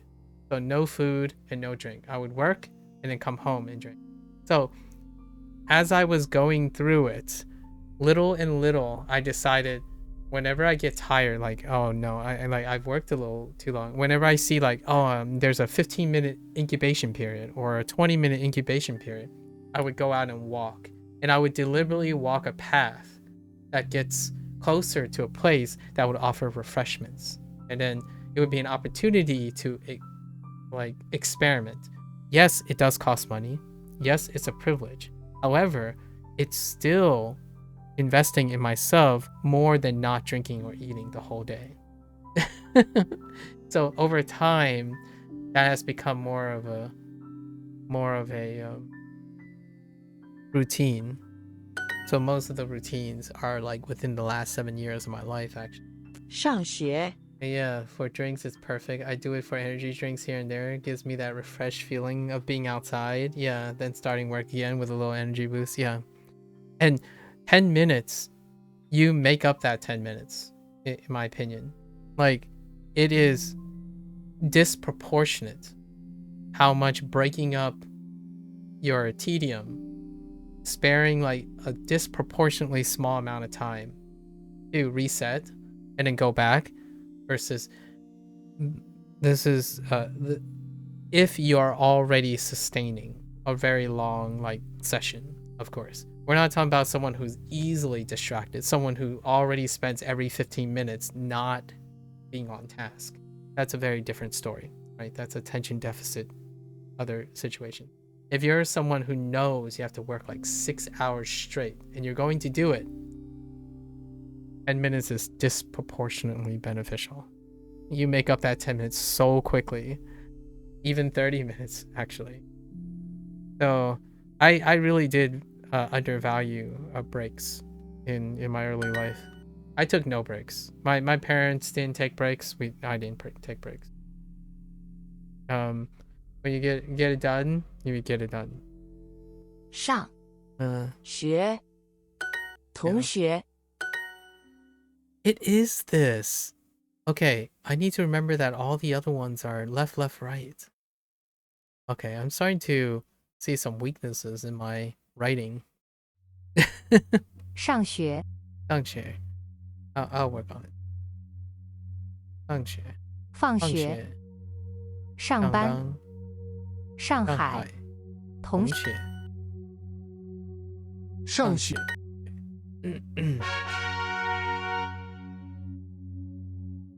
You know, for someone who just made teriyaki chicken without teriyaki, and with rice noodles, you seem to have a lot of your standard quality of life habit formation really down packed. Sub-zero. Most of all, I think the biggest benefit of not doing weekly shopping is that it stops cravings. Yes, it most certainly it makes it inconvenient for the moment. You know what I mean? The biggest inconvenience you can make for yourself is not having access to it at the time that you want access to it. So that's kind of what I love about people who are able to do that. You place the things you want strategically, slowly, and refine it in a way that the things you want to have access to, they are accessed in an appropriate time, and things you don't, you make them inaccessible. However, you can also gauge how much you're willing to work for it. And here's the caveat. I mean, here's the extra things. I'm not saying this is a life hack though. It's a culmination of all these things, right? When you go to the effort of treating yourself the next time, your reward centers will light up like a fireworks. The next time you get a chance to entertain your craving, your reward center will be like lit up like magic. So like, for example, I've been drawing for the last, month, right? For the last 29 days. But I can't tell you, when I hit another video game in 4 days, my reward center will be reset. So like video games, I will be like 3 times as more energetic when playing a video game than I had if I continued playing for the full month, right? I'm energetic in drawing right now, and drawing is going to subside. Then I will go back to re-engage in. How am I off-putting Duolingo? Well, Duolingo is in the context of the other things that I'm doing. So if you're willing to nickel and dime yourself to save a penny, nickel and dime your happiness, nickel and dime your behavior, right? And personally, that will make your money back. Will likely encourage you to make your money back, in my opinion, right? If you're constantly seeking to maximize your own quality of life, I think a lot of other things will follow. Productivity, and so it's a chicken or the egg question. Like, do you need productivity for this to happen already? I think wherever you are now, finding little bits and pieces to continue to strive for a more encourageable environment. It seems small, but it adds up, right? So it's not a single life hack. It's not a singular thing you're doing. Like, do this and everything will follow. The mindset might be potentially a singular concept. However, the actions and the consequences, they all add up, right? They add up. You're building atomic habits, right? You're fine-tuning all your habits. And when you meet someone who's incredibly happy, right? I mean, I consider myself a slightly above average. I'm a fairly above average person, right? When it comes to a lot of things. What you're seeing is not because I do some magical thing, like some one magical thing where you can boil it down to like a template or something. The idea is I represent everything that I've attempted to do since then. I was a terrifyingly terrible example of such a person when I started graduate school. I think I was the archetypical stereotype that most 18-year-olds are facing now. Shut in, hyper-optimistic about a singular career goal, fully mindset on objective measures of happiness, and then fully concerning and dependent on other people's objective evaluations. The objectifying of one's value and metrics make it so that you can compare yourself to everyone else, not the other way around. Nowadays, I make myself incomparable, invaluable, not easily substituted. So going out of that barrier of, yes, it's great to follow objective metrics. Those things are a way to compare yourself with other people. What's the balance to it? What is your unique spin? When someone says, oh, it's a waste of time to get groceries as you walk home because you could have the meal prepared for you in advance. It's like, well, yeah, it might work for someone, right? Your HelloFresh or something that works. In graduate school, I actually subscribed and I actually use a subscription-based thing for groceries from Amazon. So each month, there's a very specific amount of food I will consume, and I must consume them in that specific order. Otherwise, there will be days I will not have food. So what happened is that it was regular, it was basic, it was regulated. However, there's no room for improvements. Like, I didn't improve it. I could have tried. The problem was it was inconvenient enough that I didn't. So there are double edges. You can make certain things that you do and other things inaccessible. So constantly fine-tuning is the way, right? In my opinion. Like, when I have my schedule fixed and all the optimization on my scheduled like shipment of groceries from Amazon, I no longer feel compelled or motivated to make it better, right? Or even I barely even looked at my subscription, as in like I didn't go and ask myself, oh, maybe I should go see what else is trending. Let's go substitute this one item for another item. Like that stuff, it might not happen online. It could happen if you walk to the grocery store. You just don't know. Random chance.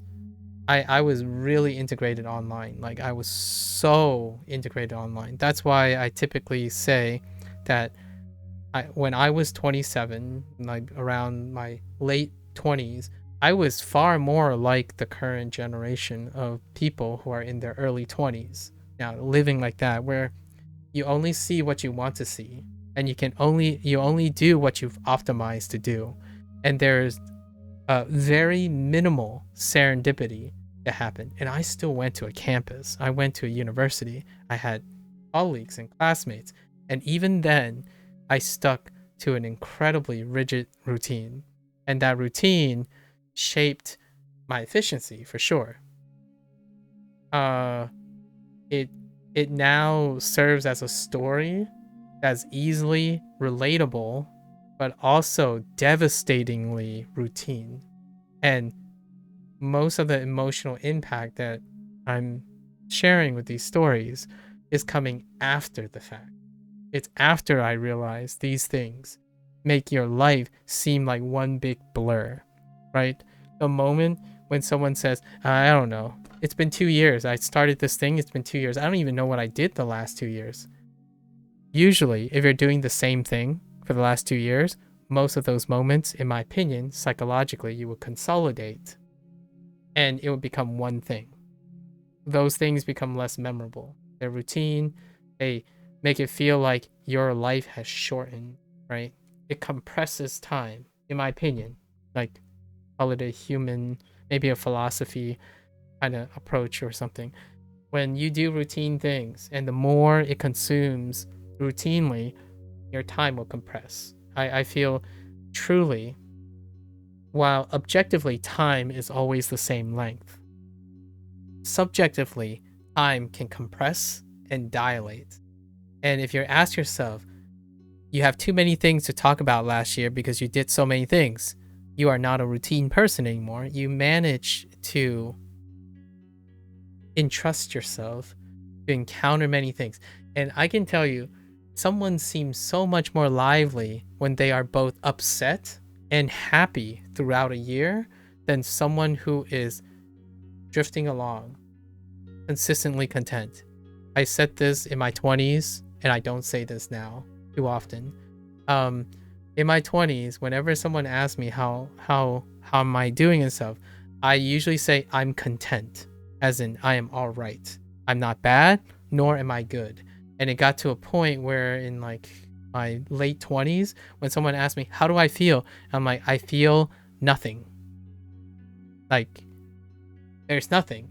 It's, I don't know if I feel bad or I don't know how I feel good. And at that point, that is some of the kids or some of the younger people that I've met in their mid-20s. That's how they feel. They get up, they do something. It neither gives them great reward, nor does it give them great frustration. They feel empty and they feel like they're drifting, right? They're drifting along and doing their routine. And I totally get that. I don't think I've ever enjoyed the most mundane thing I've ever done in the last couple of years when I was in that state of mind. It nulls everything. Like, it numbs everything. Like, eventually you stop caring. Like, you stop caring about everything. You still get your work done. I kid you not. Like, you can be a baller. Like, you can be hitting out grants, making millions of dollars. Everyone's talking about you, and you can be dead inside. And I think that's what this is the deepest of cuts. You can be truly and utterly dead inside, largely due to the nature that 90% of your life is routine, at least in my opinion. Even 90%. I would even say 80% is stretching it. I think 20%, if you're not doing something slightly like excitable and whatnot, maybe once every 2 weeks, I would highly encourage throwing something in there. I go as far as a month. For myself, doing a routine for a month, that's pretty solid for myself. So ask yourself, when do you get it? Apparently for you, Sub-Zero, it's every single day.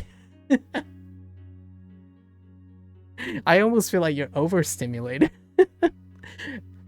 With that said, I'm talking about understimulated people. I'm not talking about overstimulated people, because there are like other choices. I was an understimulated. Like, what I mean by that is I had less noise in my life. There was I was such a micromanager. Like, I micromanaged so many things in my life. So that's not happening anymore. I actually literally welcome people to try to convince me to change the course, like steer the course of some of the things I do. Without that, I don't think I would have reached a state in which I'm happy. Having other people in your life, right? This might sound like a big cliche, even for those who are convinced that they can sustainably live alone and be routine. You can be perfectly functional, successful in objective metrics all the time without having the influence of other people. For those who are micromanagers. But other people, man, boy, does it make your life a little bit richer. Your girlfriend thinks you're crazy for it. I can imagine that. Wow, you do change a lot. I have a minimum balance, so I maintain something for a month, at least a month, and then like longer things, maybe a year, 2 years. It ranges. Obviously, there's no wrong or right answer of how you manage this. The idea is, I think one thing stays consistent. You and the people around you are always worth your time. Like, what like when you say, oh, I thought I might like this and it sucked. What a waste of time. No, it isn't. Personally, like, if I had to be aggressive and direct with you, when you say you tried something and it sucked, it's not a waste of time. You learned that it sucked. It's so much more than I did the same thing to avoid something that I think might suck. Or I did the same thing because I'm afraid of change and I'm afraid of trying new things. That, in my opinion, won't change anything for the better or for the worse, and it won't break the tedium of your life grind. So, yeah, this is so devastating to my younger self, but spontaneity is something to have sprinkled in your life. I was not spontaneous. I did not take anything spontaneously. In fact, one of the first like random party thing that I've ever been to, I think I was already in my mid-20s. Yeah, I was already in my mid-20s by the time I've ever been to like an impromptu party situation, a social situation. Everything was planned. Most things are planned with a predictable outcome, predictable rehearsal. Even my dialogue, like what am I going to ask, what I'm going to say, I was very well practiced. So I knew what to say, what questions I would ask, what I should talk about, what I need to do before I do it. And I think what I just said was, it's probably super attractive to all the little youngins out there, in my opinion, especially those who are younger than 18, who wish their life was so controllable, predictable, and absolutely micromanaged to high heaven, right? And you can have that. However, you can have more, in my opinion. Don't stop there. Keep some of the spontaneity. Keep some of the, don't work all the things out of your life. I think ripping a part of your humanity away is, I know this sounds really dramatic, but boy howdy, I think some people who are seemingly the most successful yet empty and lifeless are those individuals who believe that, and trust me, they have my admiration and they are incredibly impressive people, because to me what it seems like is they trade off a piece of their humanity in order to achieve that level of greatness. All the power to them. I think for a lot of people, not sure if they made the choice to do so, right? You're not normalized to think that you have a choice in having, oh yeah, you can suck sometimes at something and still love it, versus no, you can only be good and like things that you're good at. Whew. Now that is a deep cut. I think there are plenty of impressionable kids now grow up thinking that the only thing they can love is the thing that gets them what people like them for. So not even just the thing they're good at. It has to be a thing they're good at in which people like them for. That is the quintessential goal. So lots of the indirect influence, it's not malicious. This is more the consequences of the internet age, in my opinion. Like, no one is out to get anyone. I don't, at least I don't think. However, the consequence is people are like, so many kids are convinced that they can only enjoy something if they're good at it, and they can only feel reward from it if people recognize that thing they're good at, in which they happen to like and be good at. So they have to like it by coincidence, like it, which gives them happiness. They have to be good at it, which gives them accolades, and it gives them access to reward. And then the people that they interact with are where they get their reward. And it can only happen that way. That is the one and zeros, the all or none, that I don't think there's an end to how many versions. Like, there's an indefinite versions of conversations I've had that that can be characterized in those words. You like something you are good at, in which people think they like you for the thing you're good at. That sentence right there, that is the logical conclusion to leading to the ability to be happy with someone. And you know what the order is?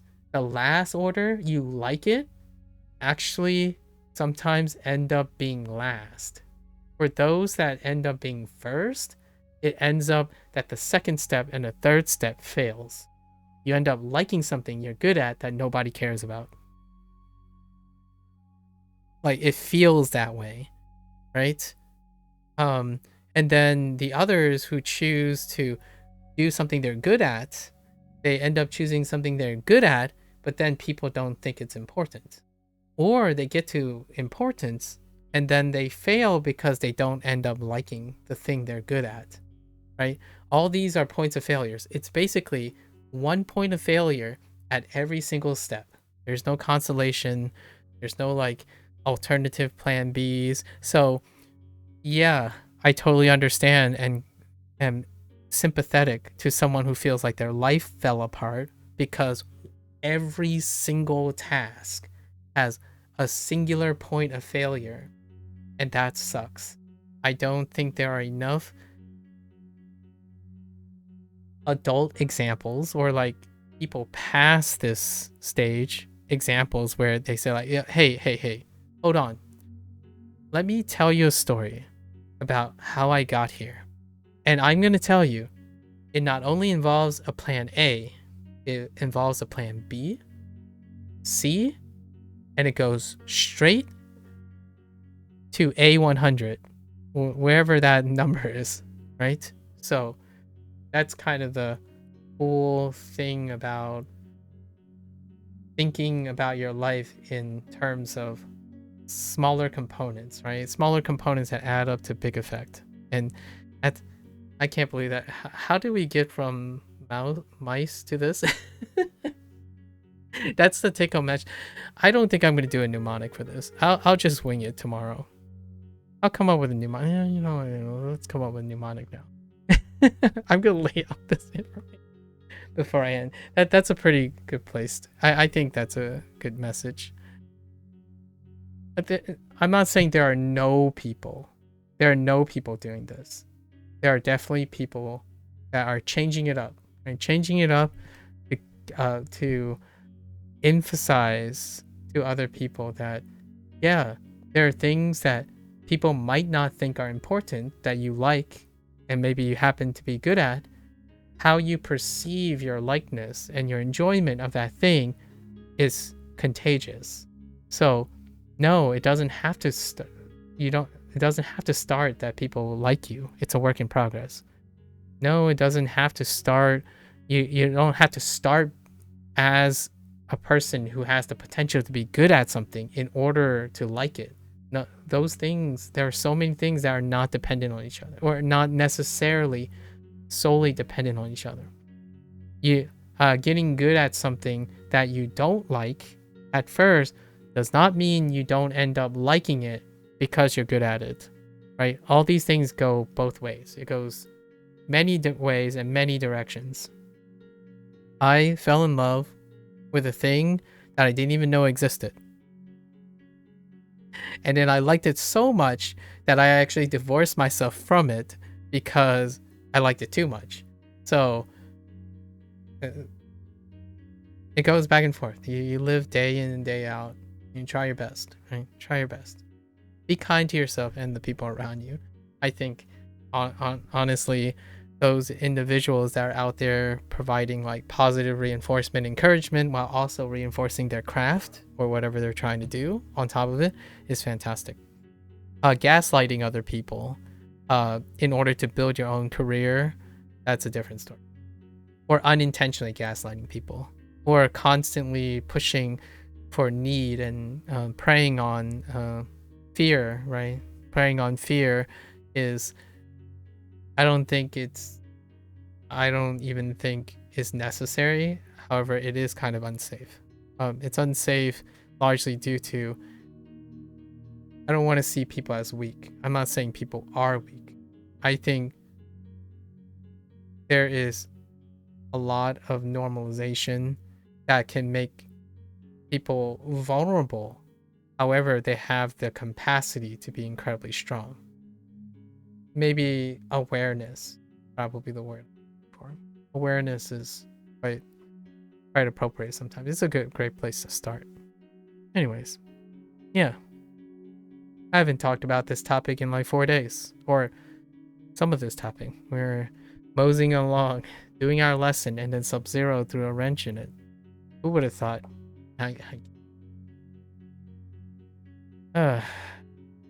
Okay, let's organize this. What was our topic? Talk about people. Well, let's organize the first top thing, and I'll get the rest. This. School, right? Chu. This is Chujiang. Chujiang.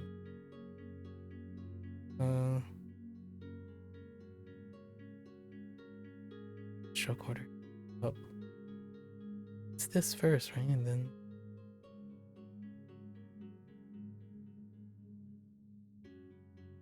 Not Chujiang. Chuzhong. Chuzhong. I was gonna write Zhong.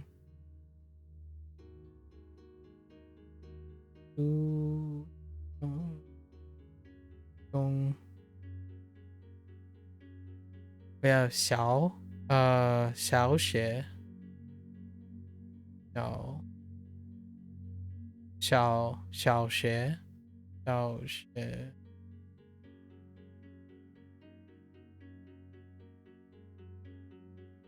share. And adjusting for this top radical. Share. Share.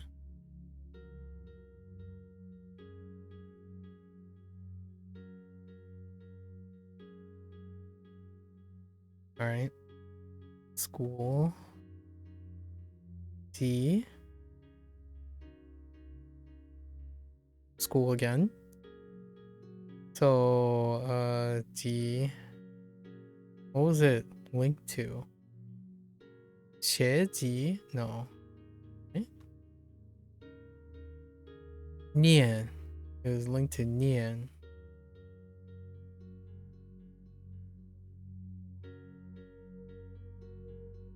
Do we have G? 几念? 几年级? Oh, yeah, we do. Actually. Wherever it is.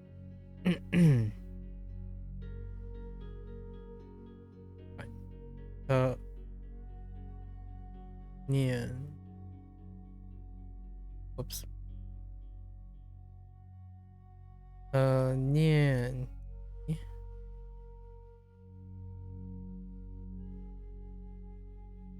Does that look so... Oh. No, that's fine. So, 年级.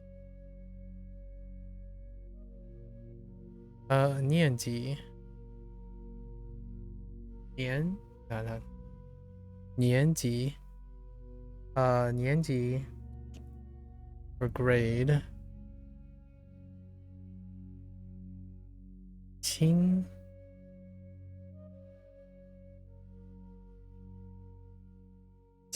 I don't... What the heck is 轻? Oh, 静. Oh no. This. 眼镜. Okay, stuff people wear, right? 眼镜.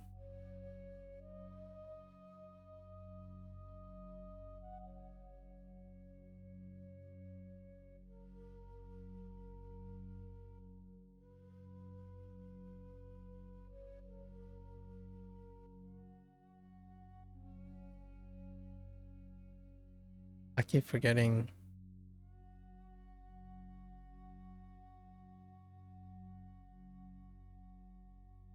Yan Ding.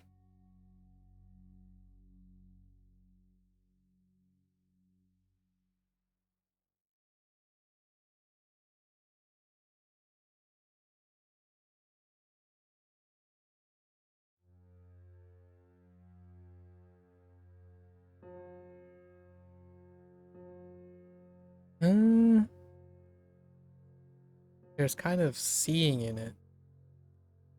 Honestly, that kind of reminds me of Kagami. Kagami. Wait, Kagami. That is Kagami. That's why it looks like it. That's Kagami. So, eyeglass. Oh, that makes sense. Yanjing. Eyeglass. So, we can use mnemonic Kagami for this. Okay. So, this is...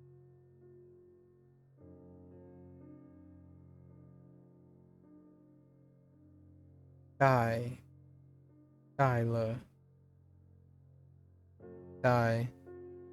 So this is linked.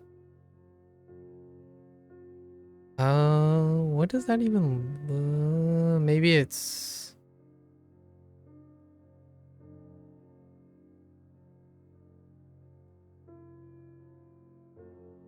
This can't be it.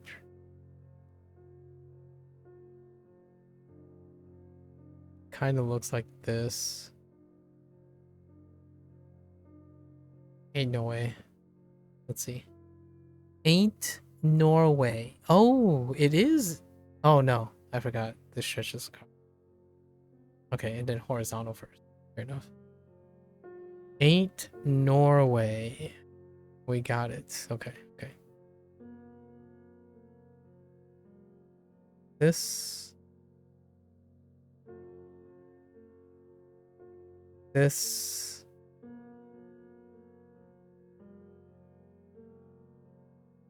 This.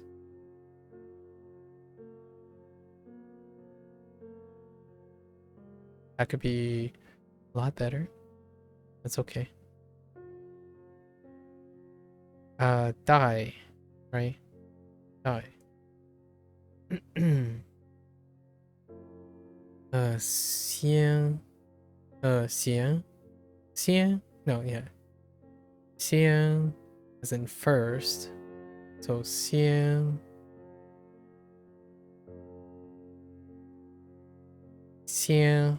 后先后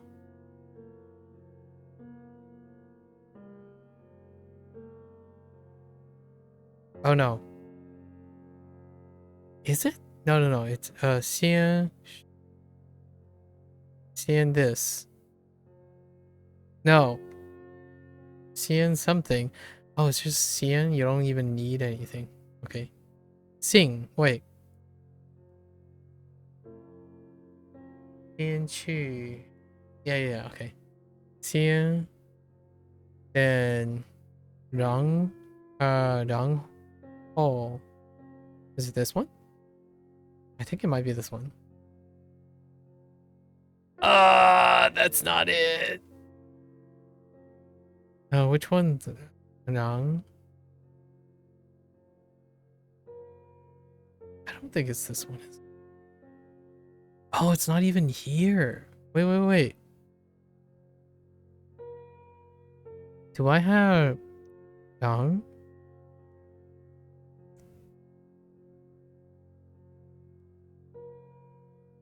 Where's ho at? There it is. Right? 最后 is last. 然 Oh, it's probably not even listed. In Oh no, it's here it is. Okay, just kidding. It's a repeat because it's from 然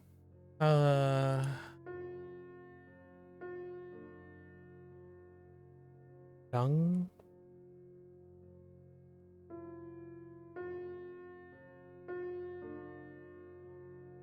然果 No.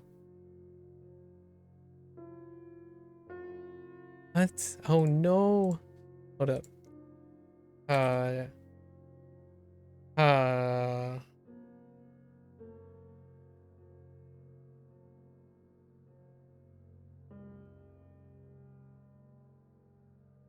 Na 如果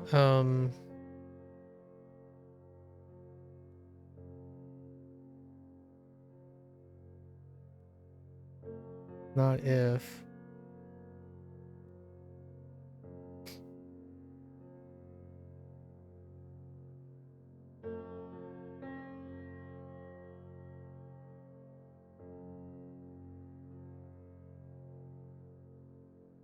What am I thinking of? Hang on, it's probably listed here. Oh, 水壤. Ah, man, I couldn't get it. 水壤. Yeah, 水壤. 水壤.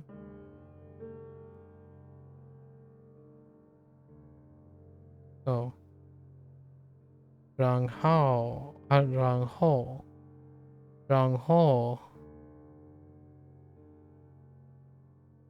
最后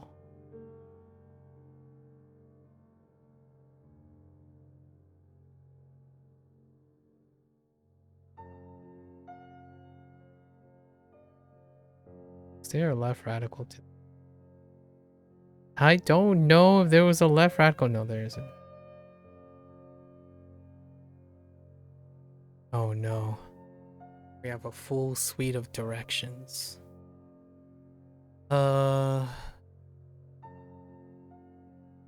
This is me.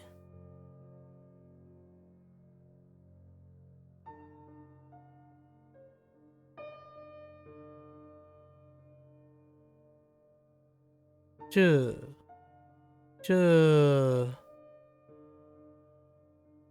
spy 这指 yeah 这指 self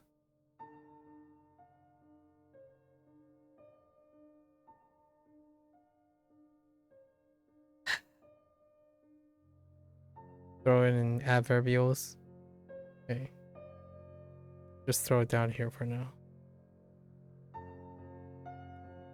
这指 and this is me. Milu lost. Where do you place this? Lost.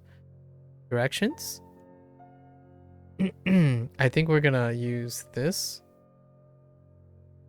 as a springboard for directions. So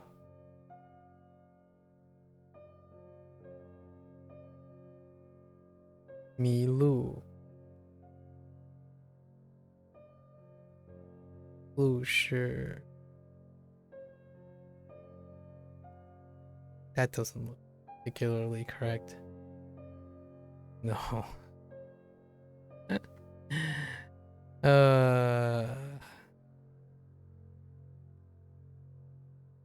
Wait. Did I add an extra stroke? No. Okay, Milu.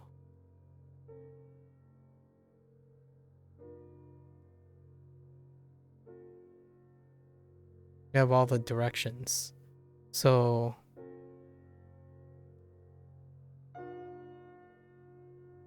Wang. Where's Wang? For sure Wang is not that. Wang is this.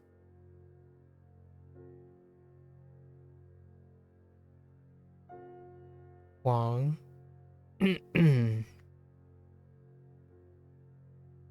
变. So you have lots of directions.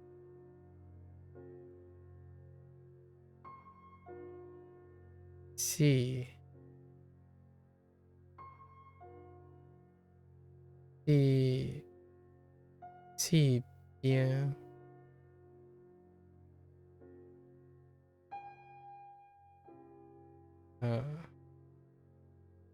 Bien.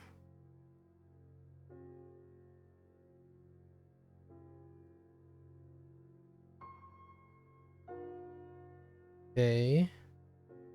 Bay边. Bay边. C边and Bay边are the two tone ones, right? Where the heck did bien go? I can tap on B. Yes. C边. Bay边are the two tone ones. So we're gonna go northwest. So. Right? And have non, right? Non-bien. Non-bien. Non-bien, no. That's neutral for whatever reason. And the change up. Did they record the change up? Or is it a character I already know?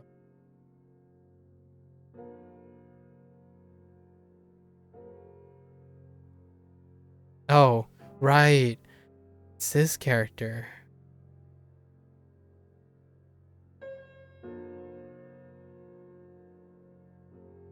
Dong. Yeah. Dongbian. Oh, that's marked with the... Wait. Hold up. Are they all marked with ones? They are. They're all ones. Why does it... I think there's some pinyin mismark. So we're just gonna go with that.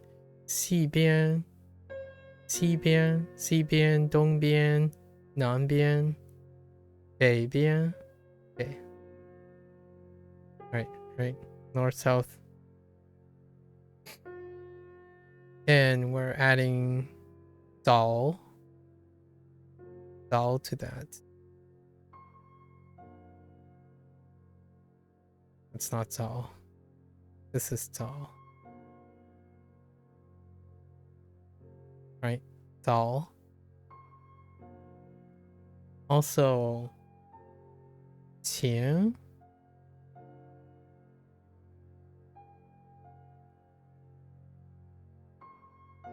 but 前 what? Oh, just 前 no need. Okay. Also 前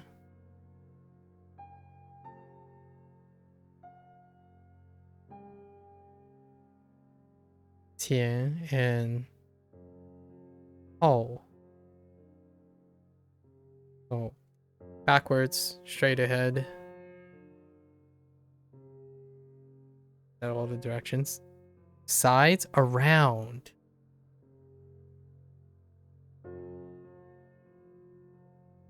Oh, there's left and right. Right? Yo. Yo and 左. Yo. 左.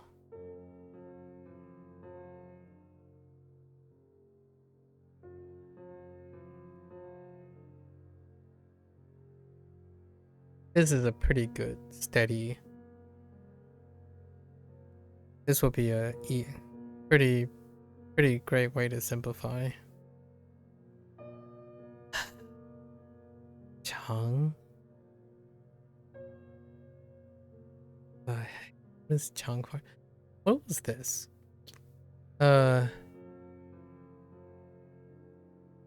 一直 一直 一直 一直 一直 一直 一直 一直 oh my god 一直 always. Did I not have an always? I'm pretty sure I did. A different always last unit.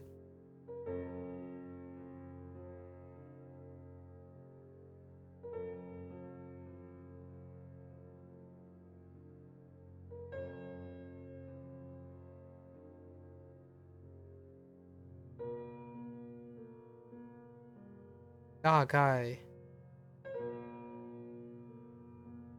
大概 right? Oh no, 大概 is probably. What is always? I swear I had an always. Okay, maybe not.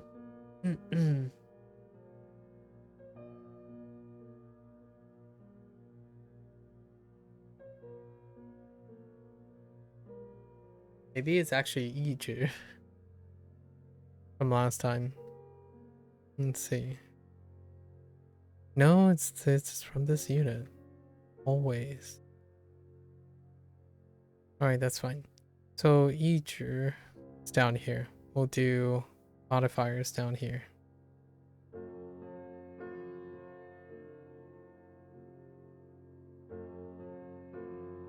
I swear I have another expression for always. Let's look.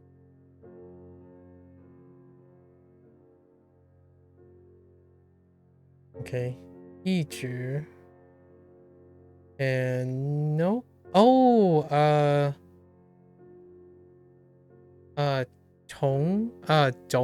种氏 from last one. 种氏. So we might as well 种氏.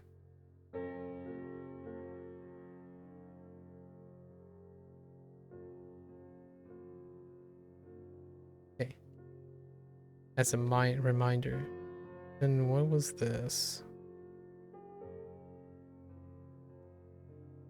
地址 address. Where do I put? Oh, you know what? 地址, we can put 地址 here because we're talking about directions and locations. Probably the which 址 was it? Oh, that's 址. D. Oh, that's not too bad. D flows into that really well. Teacher. Okay, teacher. I don't know what.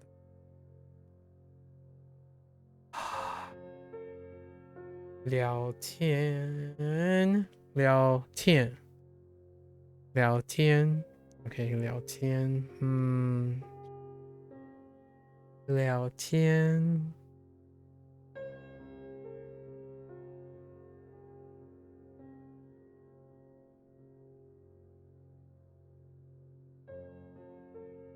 Put it in actions. 聊天。Maybe.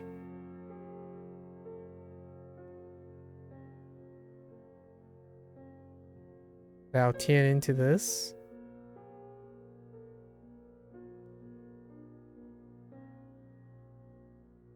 I'm guessing this. This. Let's look. Yeah. Yep. That's fine. Self-explanatory. So 聊天。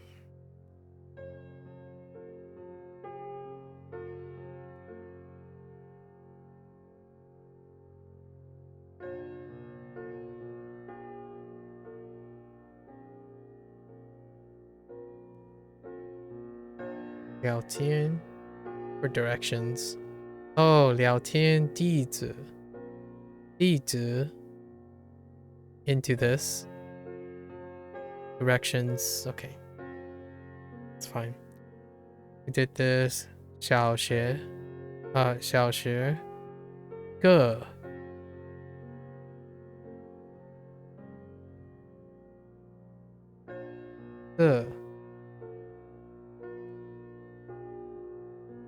哦，一个人。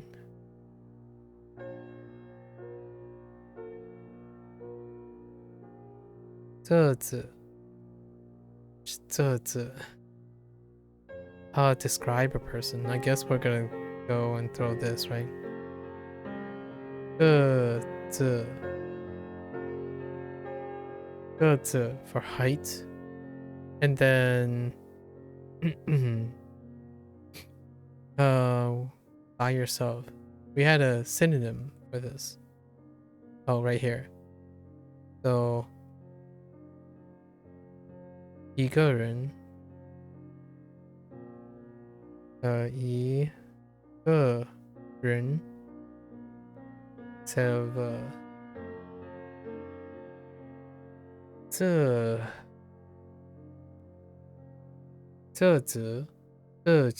这子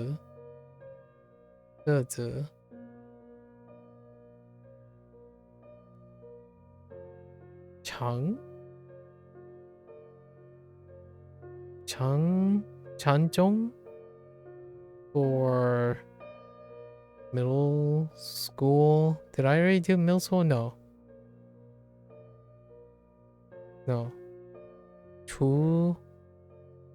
Chuchong is middle school. But what the heck is Jung for? Oh, Jung. Oh, it's Jung. Oh no. This is the Jung instead of the. Yeah, this is constantly the Jung. And this is the pivot between Chung and Jung. Okay, Jung, look. Jung Da. We're putting. Right. We're placing it under like height and descriptors, right? So this is Jiang and Jiangda.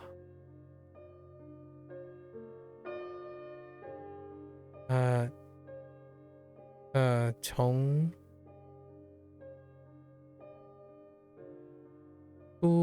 Chuchong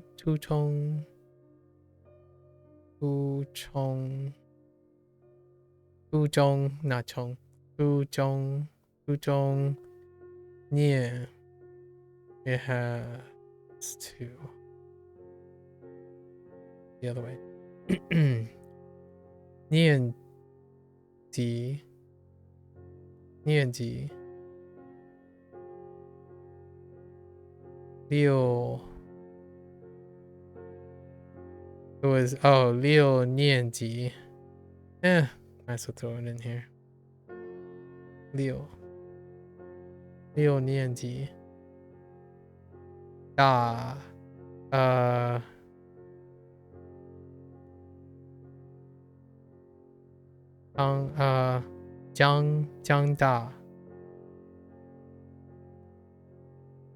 江大老old 老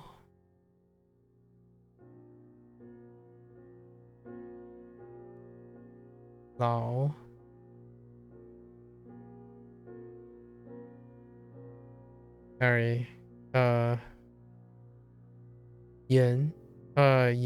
眼镜 right 眼镜人 probably 一个人 right 一个人老人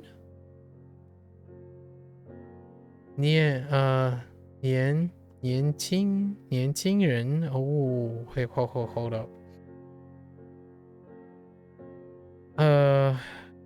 let's do 人 right 人老人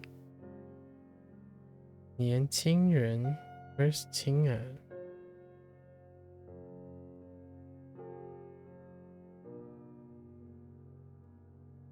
okay 年 which 轻 is it? Oh my goodness. Send help? Oh, 年轻 the low count. So okay.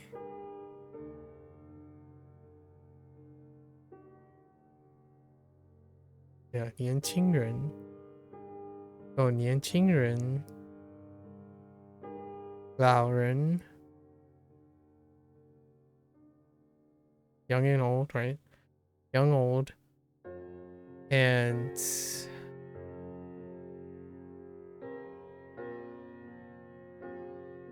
一个人 yeah. So that's fine. 了 there's special law? No, 大了 we'll stick it in here, that's fine. Nothing special for la. 左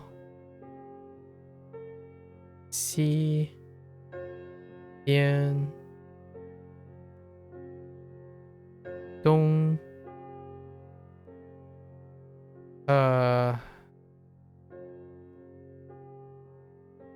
让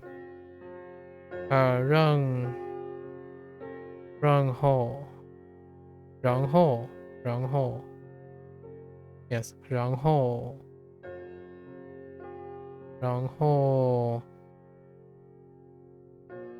签 probably for 签边 or 王签 and anything else? Just 签 or 王签 okay. So that's checked. 小记 handedness, right? 小记 or how does this work? Oh, wait.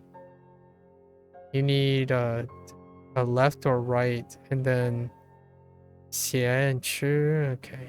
So we can do a descriptor. 小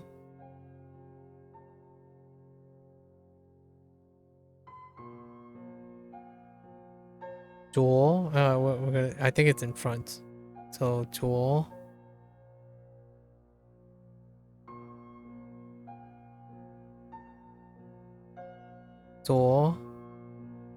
and 右手 which is tied to predicate 鞋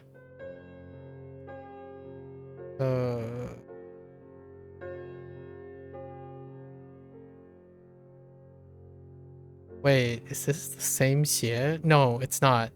It's actually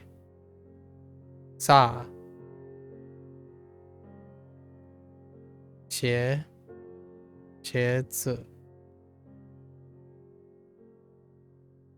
子 and then they threw in 吃饭 but 鞋子算吃 right 左手右手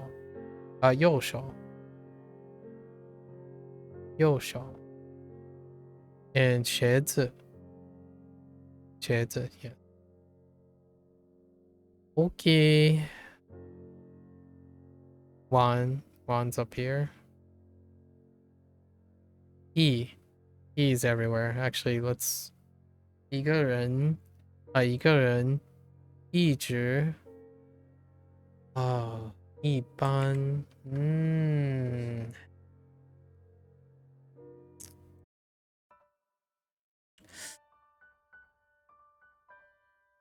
Okay. It's still adverbial, right? So let's pivot here. Say 一般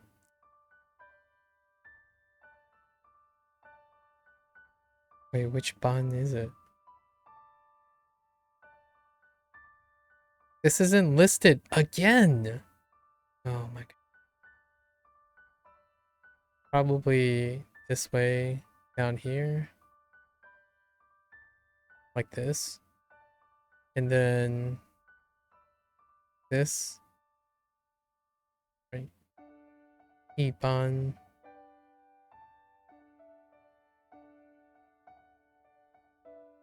Yeah, 一般 So general and always. Okay, fair enough. And being generally always. Okay.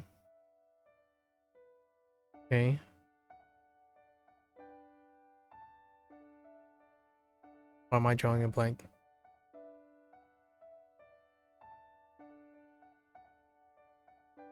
I'm drawing a blank. Oh, none.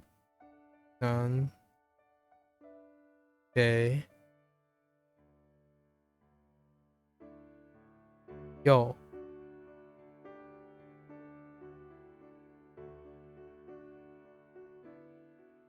The heck?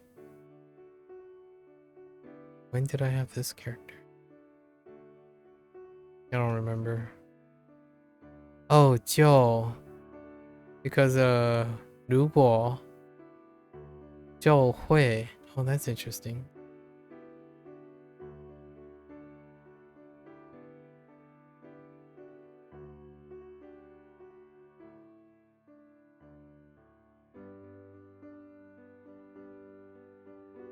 Will 就会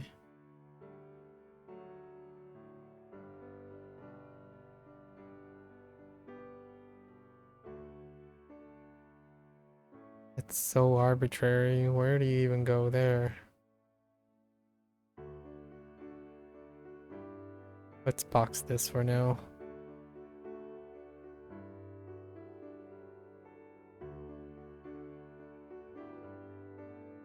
Way D. I have D already. D. D? Wait, was this D? 地址 地址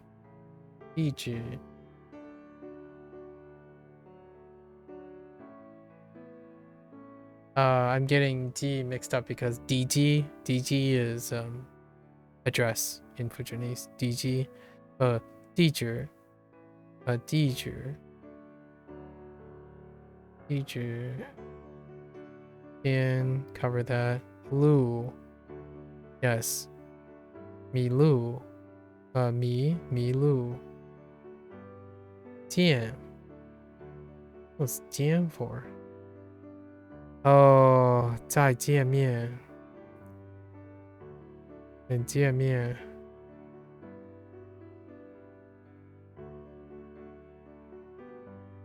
Okay, we're gonna place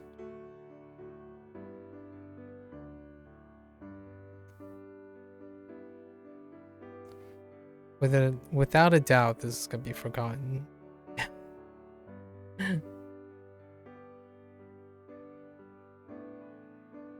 Oh, I needed to correct something. This thing needs to be corrected. That's not how you write that. It's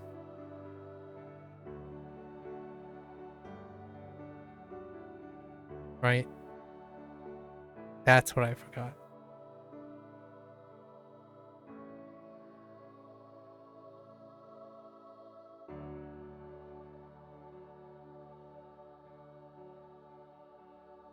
Yeah.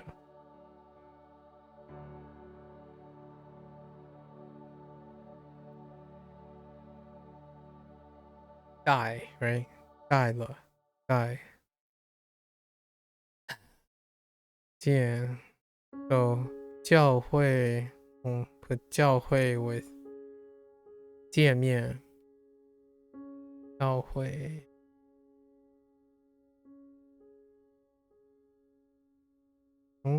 No, I think it's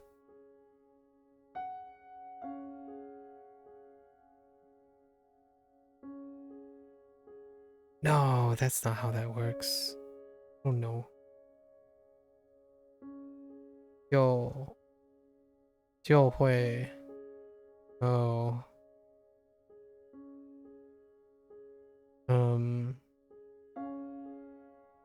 就会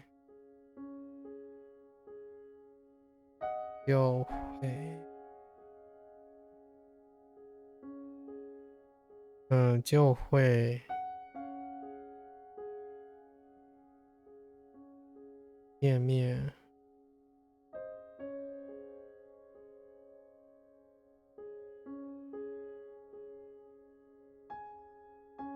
Don't know these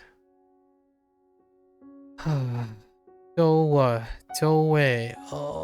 周围 Wait 周围 Yeah 周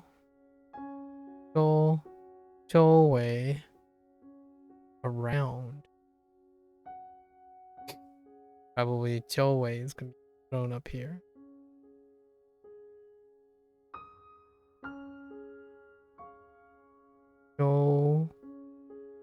Way.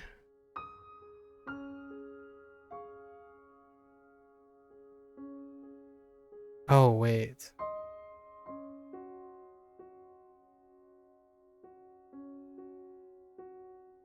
Doorway. I got one last row? Okay, 面, that's fine. Die, okay. We add this. Die. 再见面.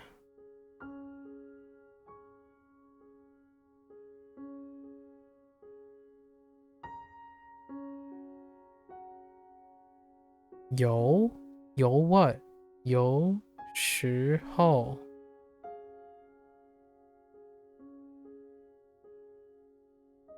Have time 有时候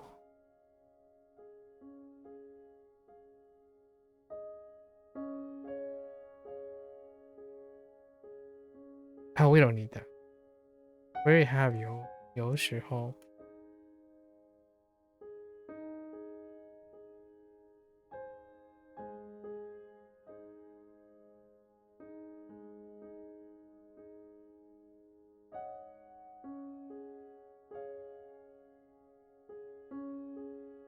Okay, I think there are a couple more. Maybe like 3 more missing. And I don't know what they are, so we're not going to pay attention to them until tomorrow.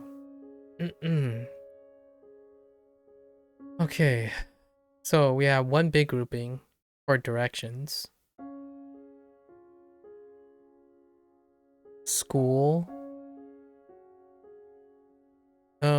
We're gonna lump this in with the descriptors, right? Because if you're describing something, 小学，小学，小学，小学，初中，初中。And these things proceed before the year. So 六年级，六年级. That's okay. Those characters we're pretty okay with. Then more descriptors.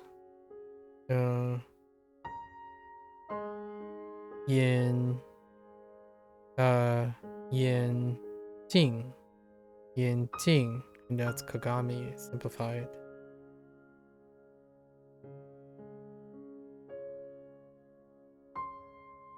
Right? That's fine.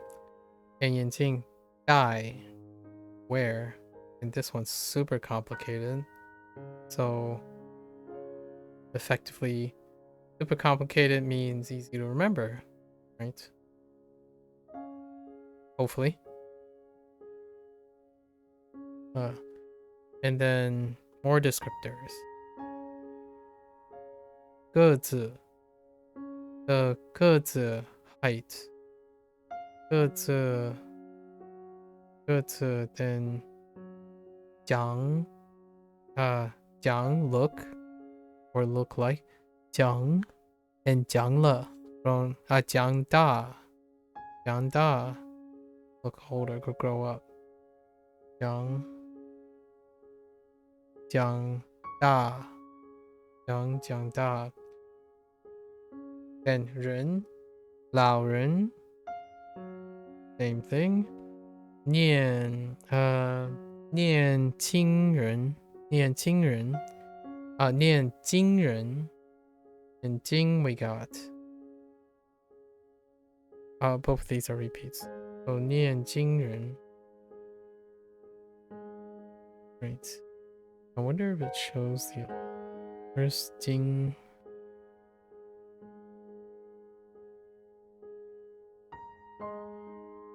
Is Jing even listed here? What? Where did it go? Not even listed. That explains a lot, actually. Okay, 念经人. So elderly and young. Then we have left-handed, right-handed. Right.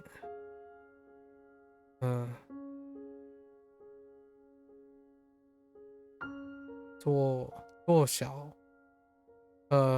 左小 and 右小鞋子 right 鞋子 adverbials. So 一个人还是一个人还是季集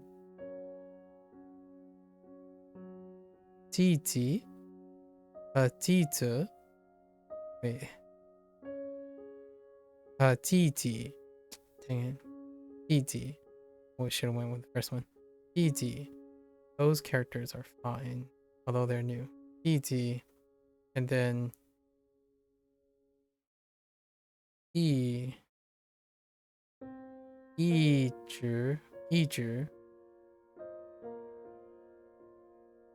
right 一直 synonymous with 囧事一直是 pair them up and 一个人一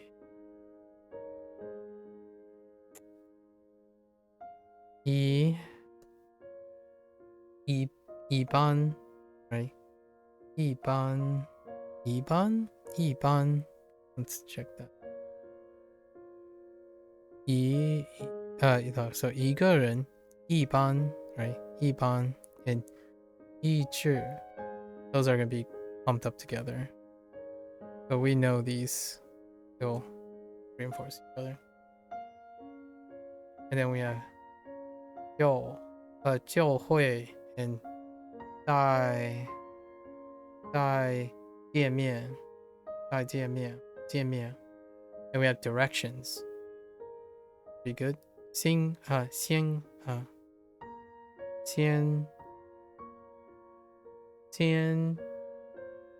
做人然后做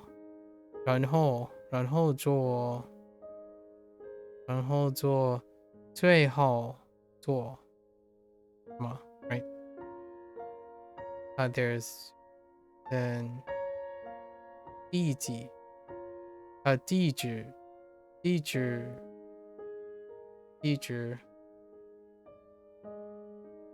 迷路 fair enough.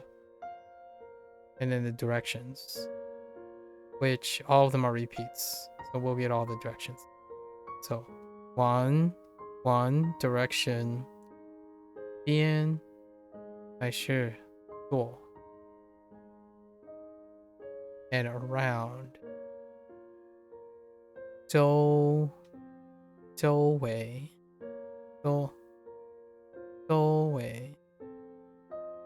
four cardinal directions, right? 南边北边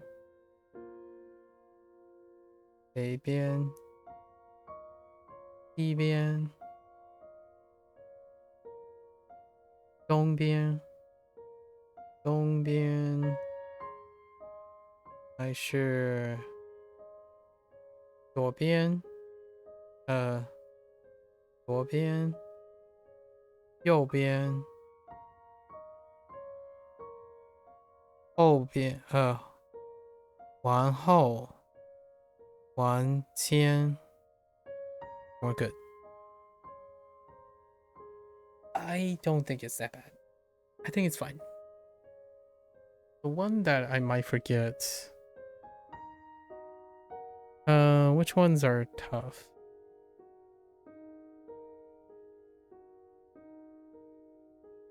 Die is fine. It's overly complicated. Memorable. We have mnemonics for this. These two are related, antonyms, so they're fine. Actually, they're repeated. They're not actually new. So this one's fine. It's Kagami. Right. Die is very unique. This might be a struggle. This is related to the other G, which we'll be going over in the previous unit, actually. So that will be reminded. Ooh. That might be a bit. In fact, I actually skipped it again. Liao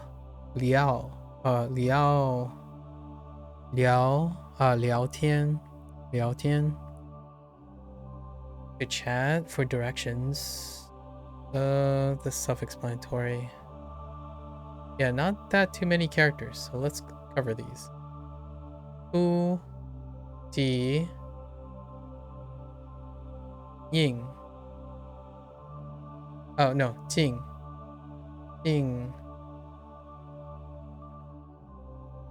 Dai. Jian. Yi, Zhi. Wait. Yeah, Yi, Zhi. Zhi. Di. Di. Ji. No, Ji. Zhi. This is Zhi too. Wait, both of these are Zhi. Oh no, this is Zhi. Zhi. This is Zhi. Okay. Okay. That one.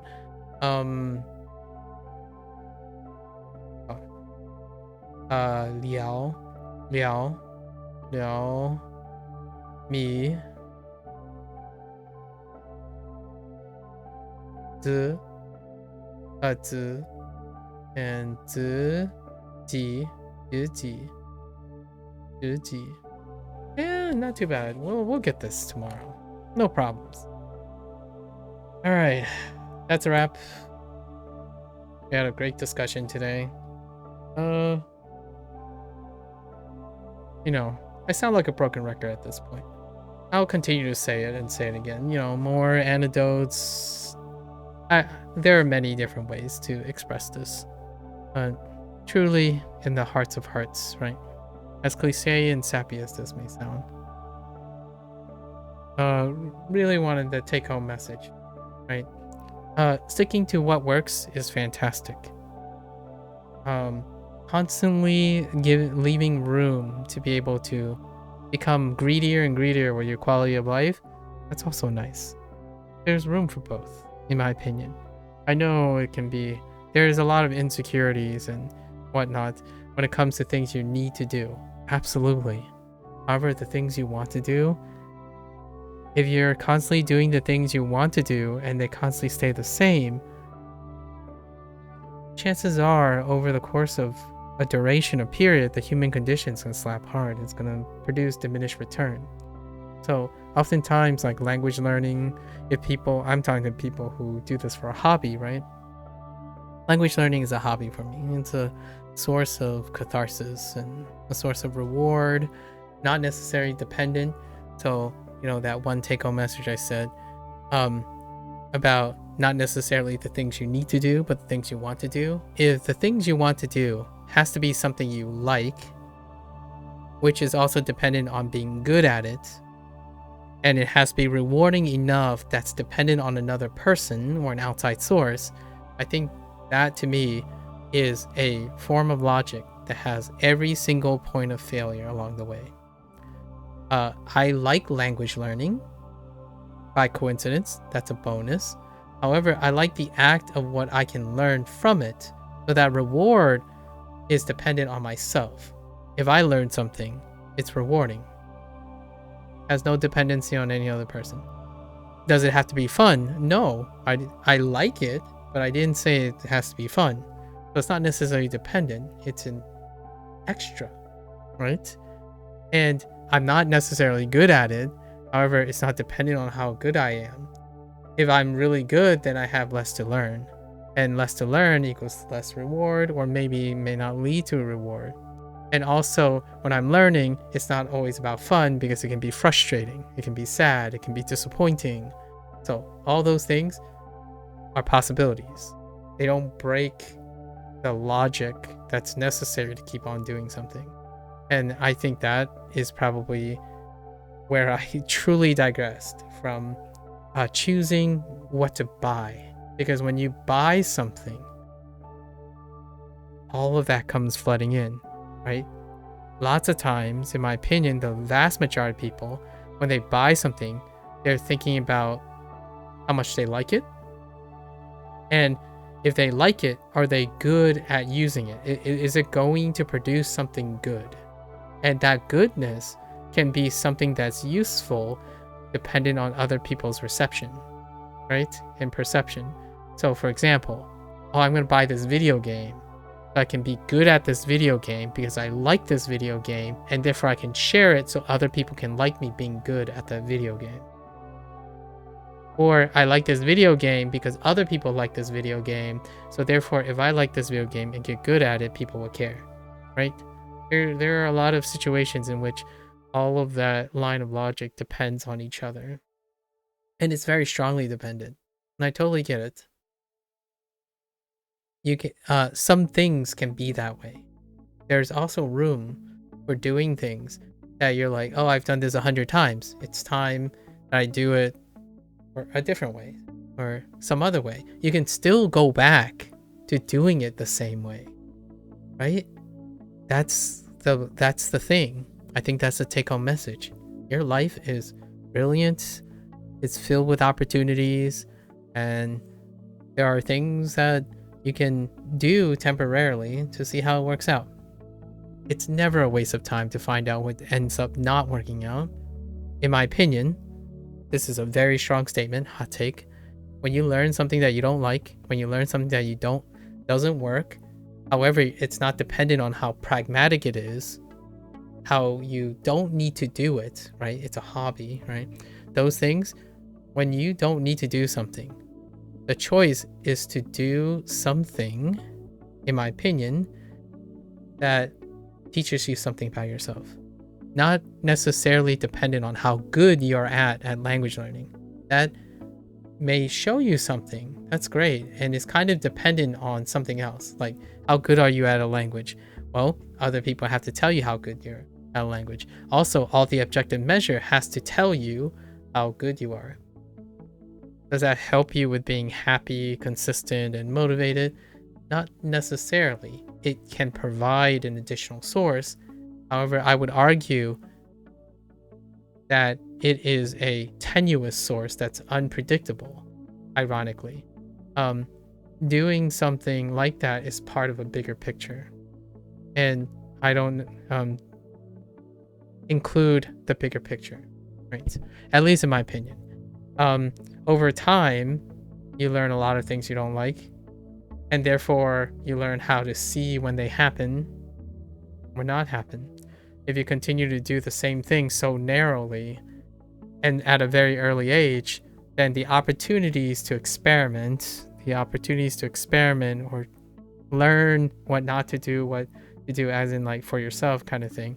You obviously, the things you need to do, like be nice, to be kind to other people appropriately, hold a job, those things will be dictated to you, right? For sure. The things that you're truly discovering on your own is the things that will help you mitigate or cope or combat all the things you need to do. And building up that repertoire is no short of experimentation. Be it buying a standing desk like I am. I'm going to invest in a standing desk soon enough. Lots of things are going to change. It might turn out horrible and I don't feel like standing all the time. Fair enough, right? I am buying a sit and stand desk because I know how to sit already. But do I know how to stand while doing this? That's the difference, right? A little change adds up. All the little tiny changes adds up. New habits, forming new habits, creating inconveniences for habits you want to change little by little, right? For example, you should eat less sweets. Put the sweets a little further away. The outcome, if you still continue to eat the sweets, the outcome is not negative. It's how often over a period of time. So then you make it a little bit harder, then a little bit harder to reach for it, right?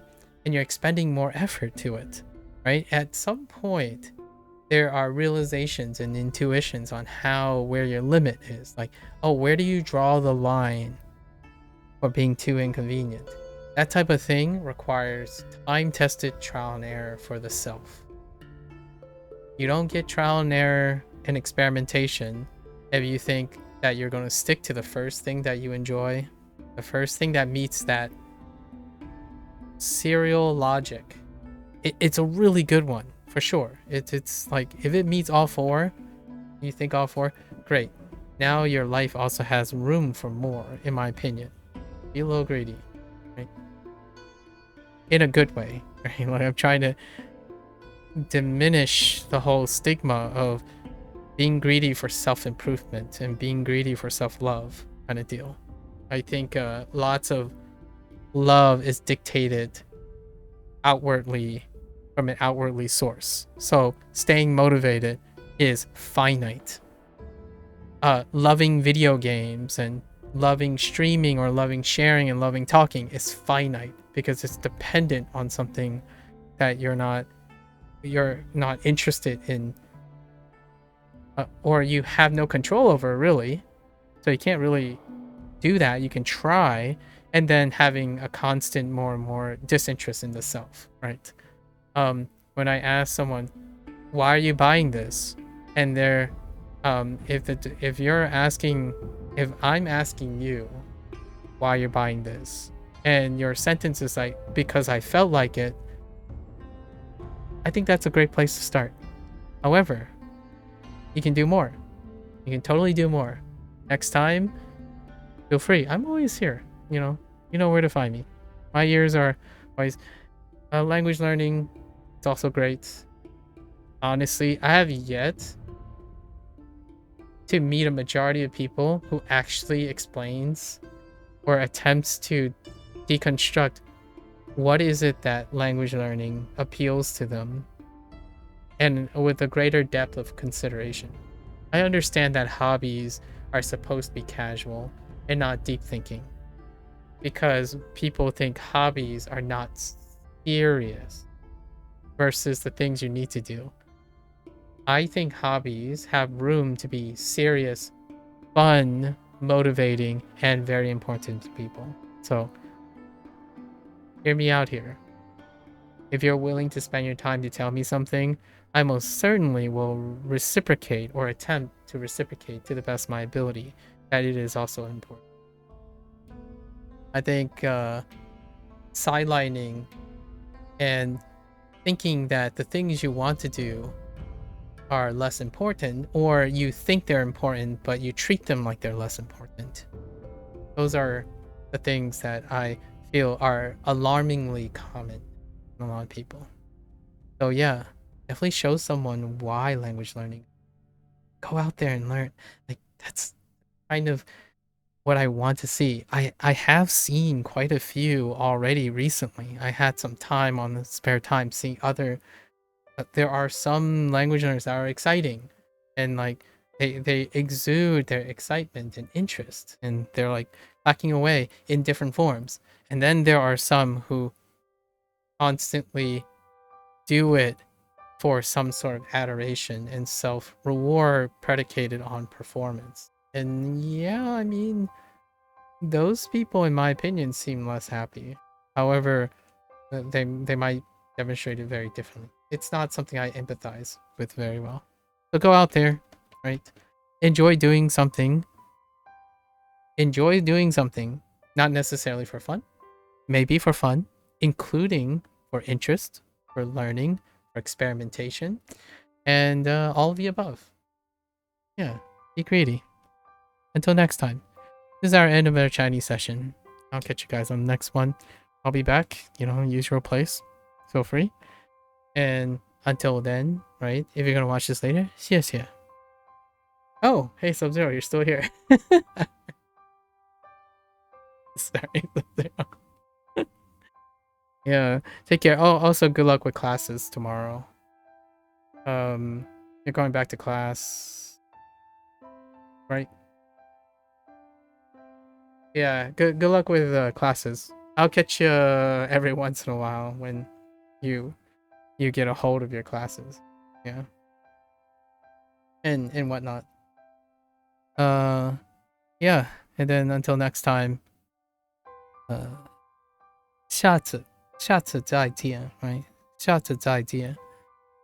Stay safe, stay healthy. I'll catch you guys on the next one. Bye bye.